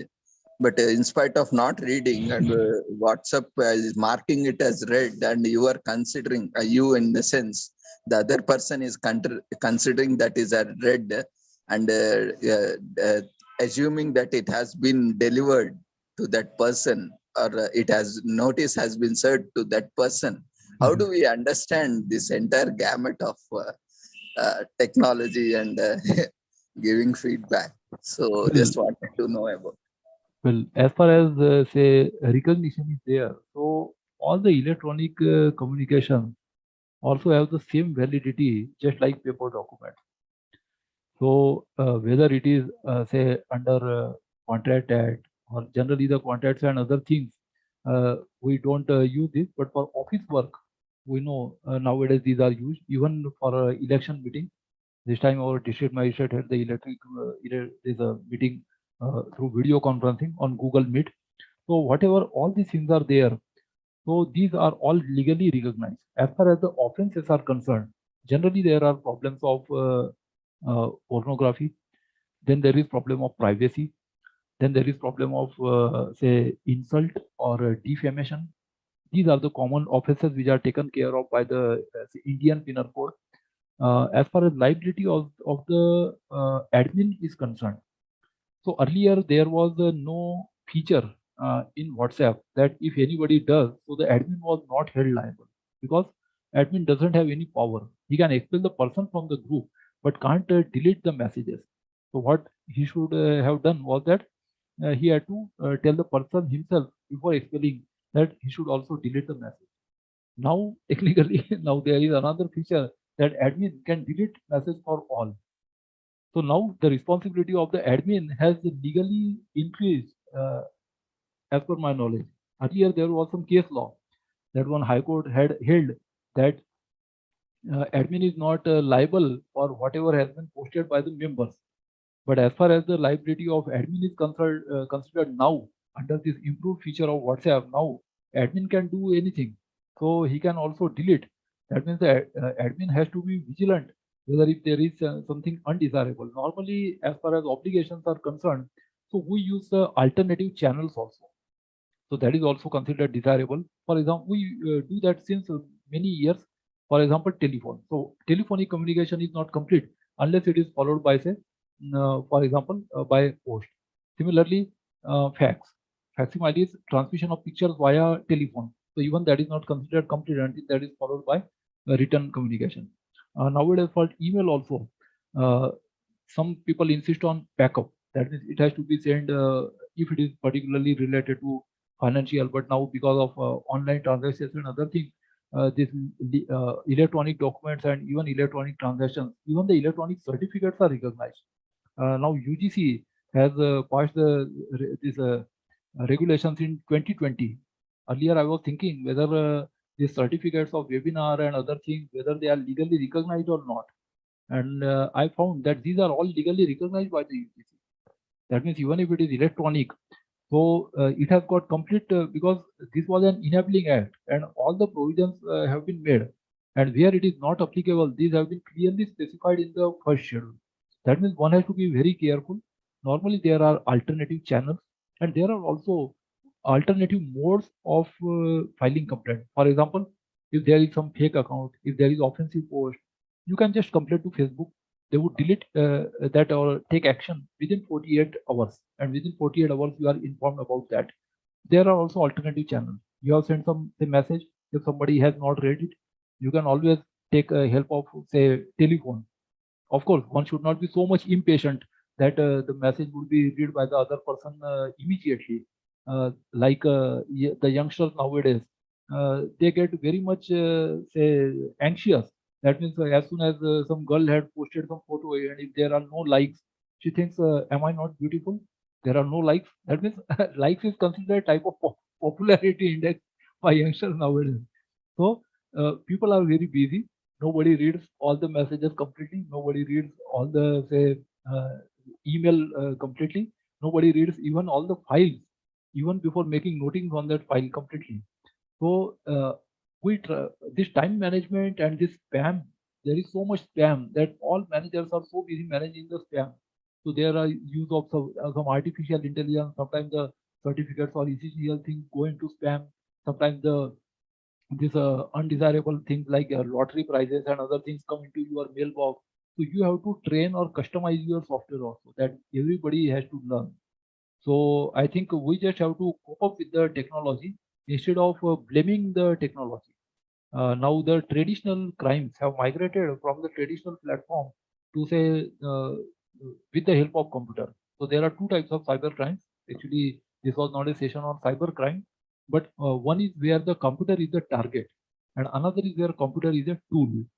So computer can be target, computer can be tool also. So maybe in future I will take some detailed sessions on that, and then we shall discuss different types of, because cyber crime is another interesting area, and I am specialized in computer as well as in law as well as in criminology. So maybe we can discuss those things in detail in some separate session. As far as the Data Privacy Act is there, so we shall I will take the presentation some other day. Anyway, that has not been passed. It was just withdrawn on 3rd August this year. 3rd August. So it was pending before the parliament. It took about 5 years. It was adopted in 2017, and then in the parliament there was a committee, joint committee was there. Joint committee is when there are members of Lok Sabha and Rajya Sabha. So joint parliamentary committee was formed. It suggested 81 amendments to that, and finally the ICT minister declared that they are withdrawing the bill. So it will be reintroduced, and maybe we shall see it some other day. Thank you, sir. Thank I you, hope sir. I answered. Yeah, it was really insightful. I think these kind of discussions are more required, and whenever we get some time, we will definitely. Yes, definitely, sir. Definitely, because sometimes I get phones from my students that there was some fraud, some cyber crime, we have to report, and this type of phone I'm getting from many people. Yeah. And to the best of my knowledge, I offer them advice, because I'm familiar with the criminal law, with IT Act and other things. Even some security experts, I have listened to their lectures, and in some faculty development programs also I have attended. So I know some say people at national level also, and therefore even when we have to report cyber crime, what to do, what is the procedure. So I have helped some of my friends also recover their lost money. So I think whenever somebody is in trouble, at the time, advocate is the person who can help you in the best possible way. So, Yeah. And one more thing, as you rightly pointed out, we need to customize software, according to the threats. Yes, you have to train. Yes, you have to train, because social promotion. Because see, everybody now you may be interested in something. I may be interested in something. Somebody is interested in attending courses. Somebody is interested in publishing research papers. Somebody is interested in some other thing. So all persons have got different likes and dislikes. So maybe I'll discuss about that in data privacy when we come to that, because that is another very interesting topic. And in that we shall hold one session maybe next week or some other day.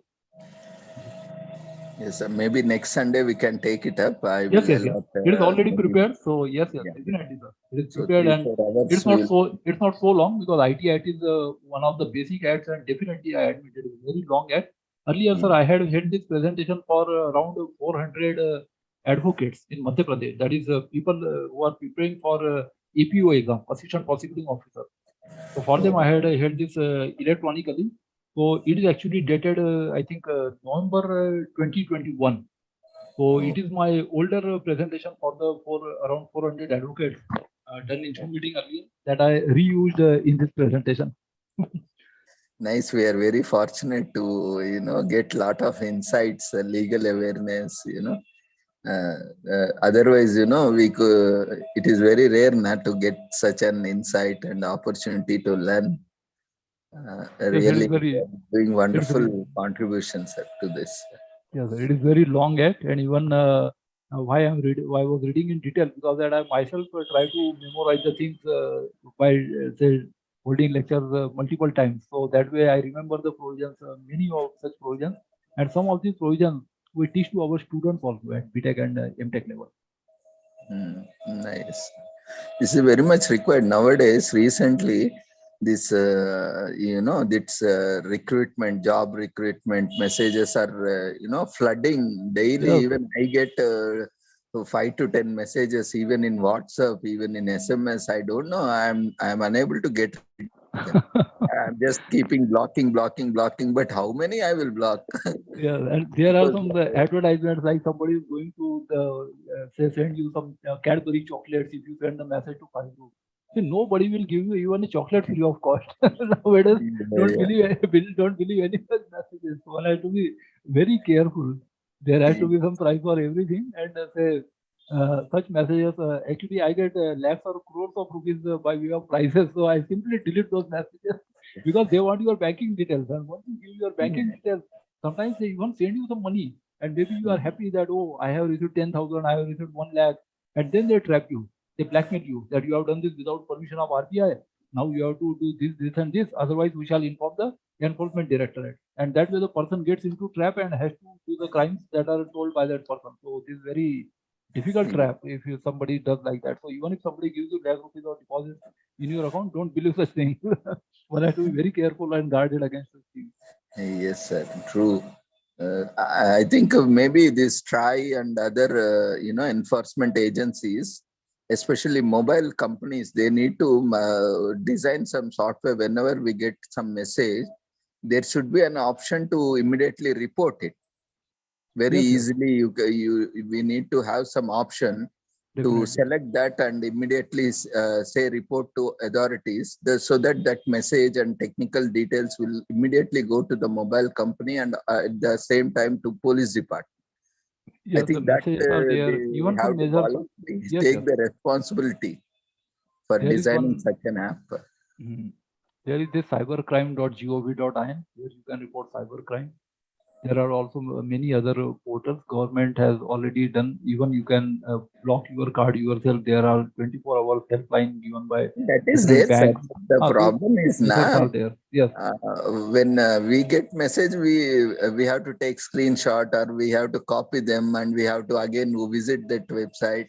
This is very tedious process. How many are aware that is, instead of that, in the operating system itself, maybe Google can collaborate with the law enforcement agencies because Android is manufactured by Google only.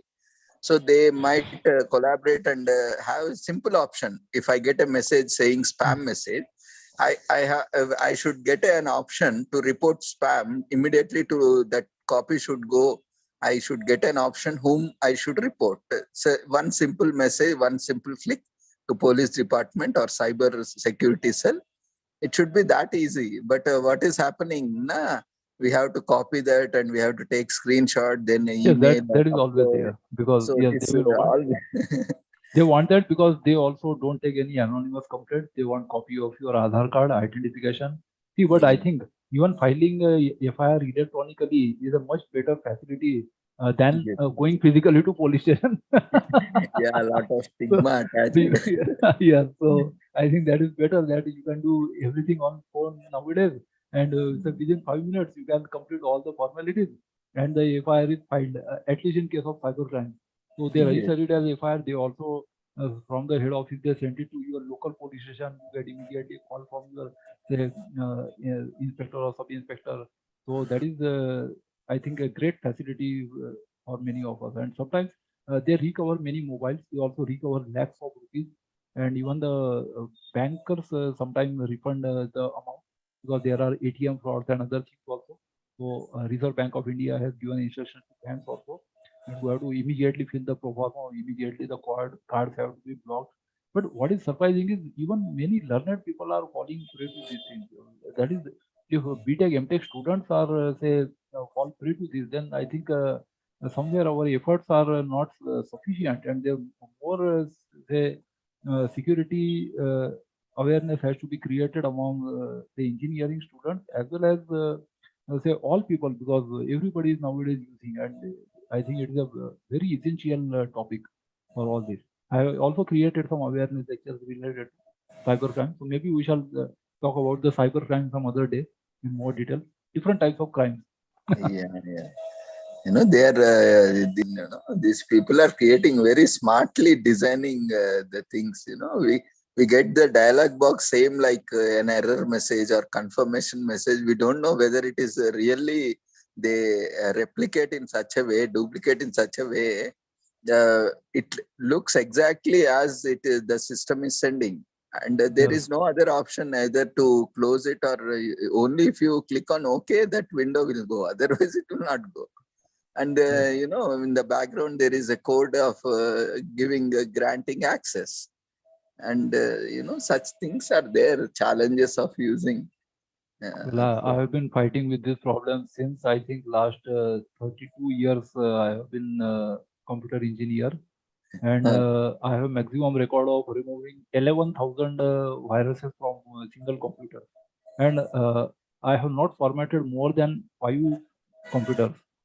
No, I have not formatted more than 5 computers, although I have repaired thousands of computers. So I always try to do it technically without formatting, because troubleshooting is my hobby. And I think formatting is like committing suicide. Actually, it is suicide prevention day today. So I always try to solve the problem technically and try to troubleshoot it. And whenever I troubleshoot, I also teach the method to my students so that next time they should not be dependent on me and they should be able to do it independently. So that is why I always make it a point that whenever I'm doing something on their computer, I also tell them all the precautions and how to solve that problem next time themselves. Because the more the problems of people you solve, the more your own knowledge increases. I think that is the biggest advantage of this. And you get that satisfaction and smile over the faces of those your victims. That is the best gain that you have after solving their problems. Yes, sir. It was very nice, this kind of, because it's very much important for everyone. And maybe a lot need to be done, especially, I also, now I am not into that core IT field, but earlier I was also working on servers, mainframe, and these Unix servers and Windows servers. No, we cannot shut down even for 1 second. 1 second, if we shut down the server, entire thing is gone. Yes, and lakhs of people get into inconvenience. Yeah, and rarely once in a year also we don't shut down servers. Even there have to be prior notice. Even when State Bank of India does it for 2 hours or Indian Railways does, they have to give notice because lakhs of people get inconvenience. It is not like your own workstation that you may shut down anytime. Yeah. So it takes a lot of efforts in maintaining, and especially when we are doing these updates and rollbacks, we have to be very careful. A small thing can crash the entire server. Yes, actually, I was a system analyst in SGPG IMS Lucknow, Sanjay Gandhi Postgraduate Institute of Medical Sciences. So there we had around 60,000 patients per annum. So we also had to take their backup, and because that was very essential, because if there is those medical records, and we had to take a lot of precautions there. And as the in charge of computer center, I had got a lot of authorities there also. So I had computerized that entire hospital during within a span of 2 years with the help of IIT Kanpur and CDAC New Delhi. Nice, sir. It was a really wonderful session. Though I am regretting that I am unable to give much more time, but no, you have already given so much time, sir. Actually, actually, all the credit goes to our audience that they have. Participants really, with their yes. support only, we are able to continue and organize so many things, especially that's why I always start with gratitude to God and all of us. The entire credit goes to all of us. It's not an individual effort. It's all together. Running from almost 1 year, and there is still 1 more year left for Azadi Ka Amrit Mahotsav celebration, and this is not going to end today. Only till next Independence Day only we are going to end Azadi Ka Mahotsav celebration. So our journey will continue for another 1 year. Yes, it is a great effort by you, sir. Yeah. That you are maintaining it so much regularly in spite of all the problems. So it is really appreciable, sir. Thank you. Thank you, sir. It's all because of all collaborative support from everyone, nice people like you, everyone supporting, we are able to do that. Otherwise, one person, doing these things is an highly impossible task. It's Well, all thank you for giving me the platform. Actually, it is our job to spread awareness in the society. Yes, yes. Thank you, sir, once again for joining us. And it was really wonderful session. And we wishing you all the success and look forward for more sessions in future. Thank you, sir. And participants, if you have any queries, you can unmute yourself. And before this is the last session, and we shall conclude. In the meanwhile, if you have any queries, you can share. I'm sharing the feedback form for the last session. You can Hi, fill sir. Good evening, madam. Sir, you're giving a very detailed, for me, every time I'm learning a lot from your session. I don't have questions to ask because you're giving so much. We don't know half the things we don't know. Not half, a quarter also we don't know. Every time when you're taking sessions, I'm only taking notes and I'm learning from your sessions, and I'm very impressed of your PPT. And every time I'm learning a lot from your sessions. I don't have any questions. Half the thing I only don't know. So I'm learning everything, sir. You did wonderful job today, sir. Thank you. I'll send you the copy of PPT also. Actually, for the all last the 4 5 Sundays, I could not send you, so I will send you all together. Okay. Okay. All the best, sir. God bless you. Take care. Thank you. Thank you. Thank you. Sir, I have been listening to your PPT presentations almost since last 1 week, maybe.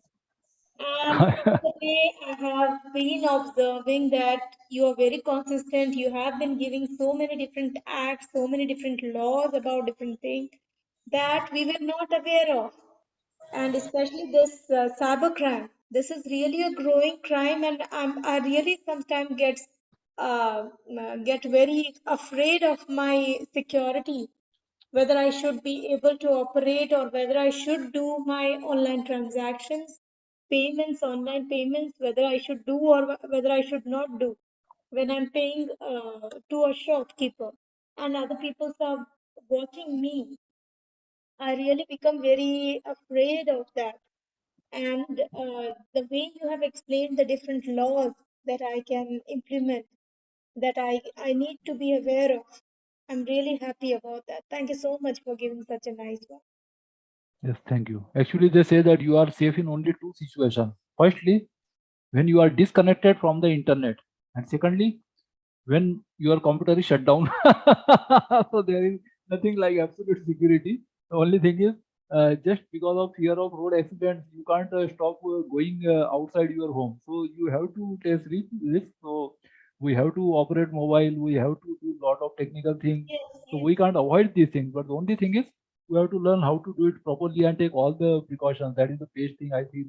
I think we can do. So we can't avoid it altogether. We have to go with the technology, the force of the technology, and keep ourselves constantly updated. Thank you.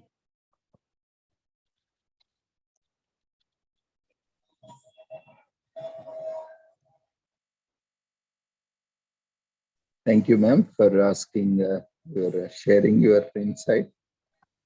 And feedback form has been shared for the last session.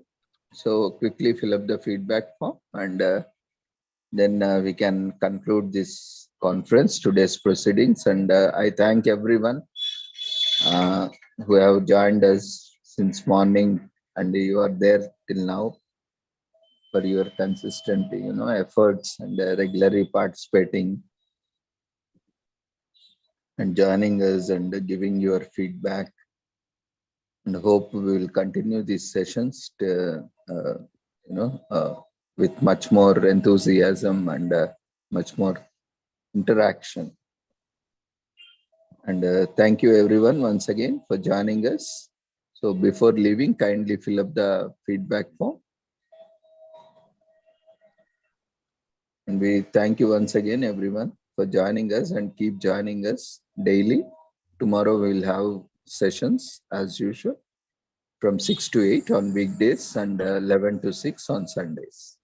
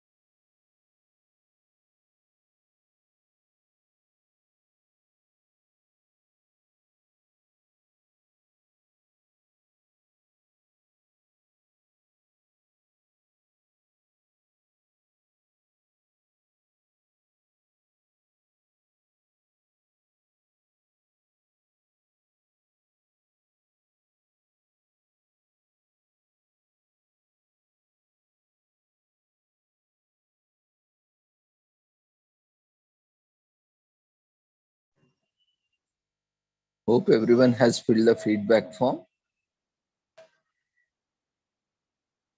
So I'm closing the conference for today. If anyone is yet to fill up the feedback form, kindly fill it up.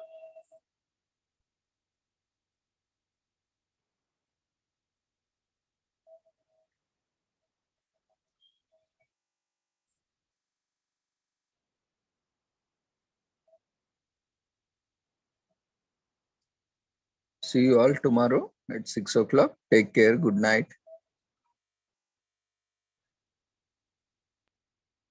Good night, sir. Good night, ma'am.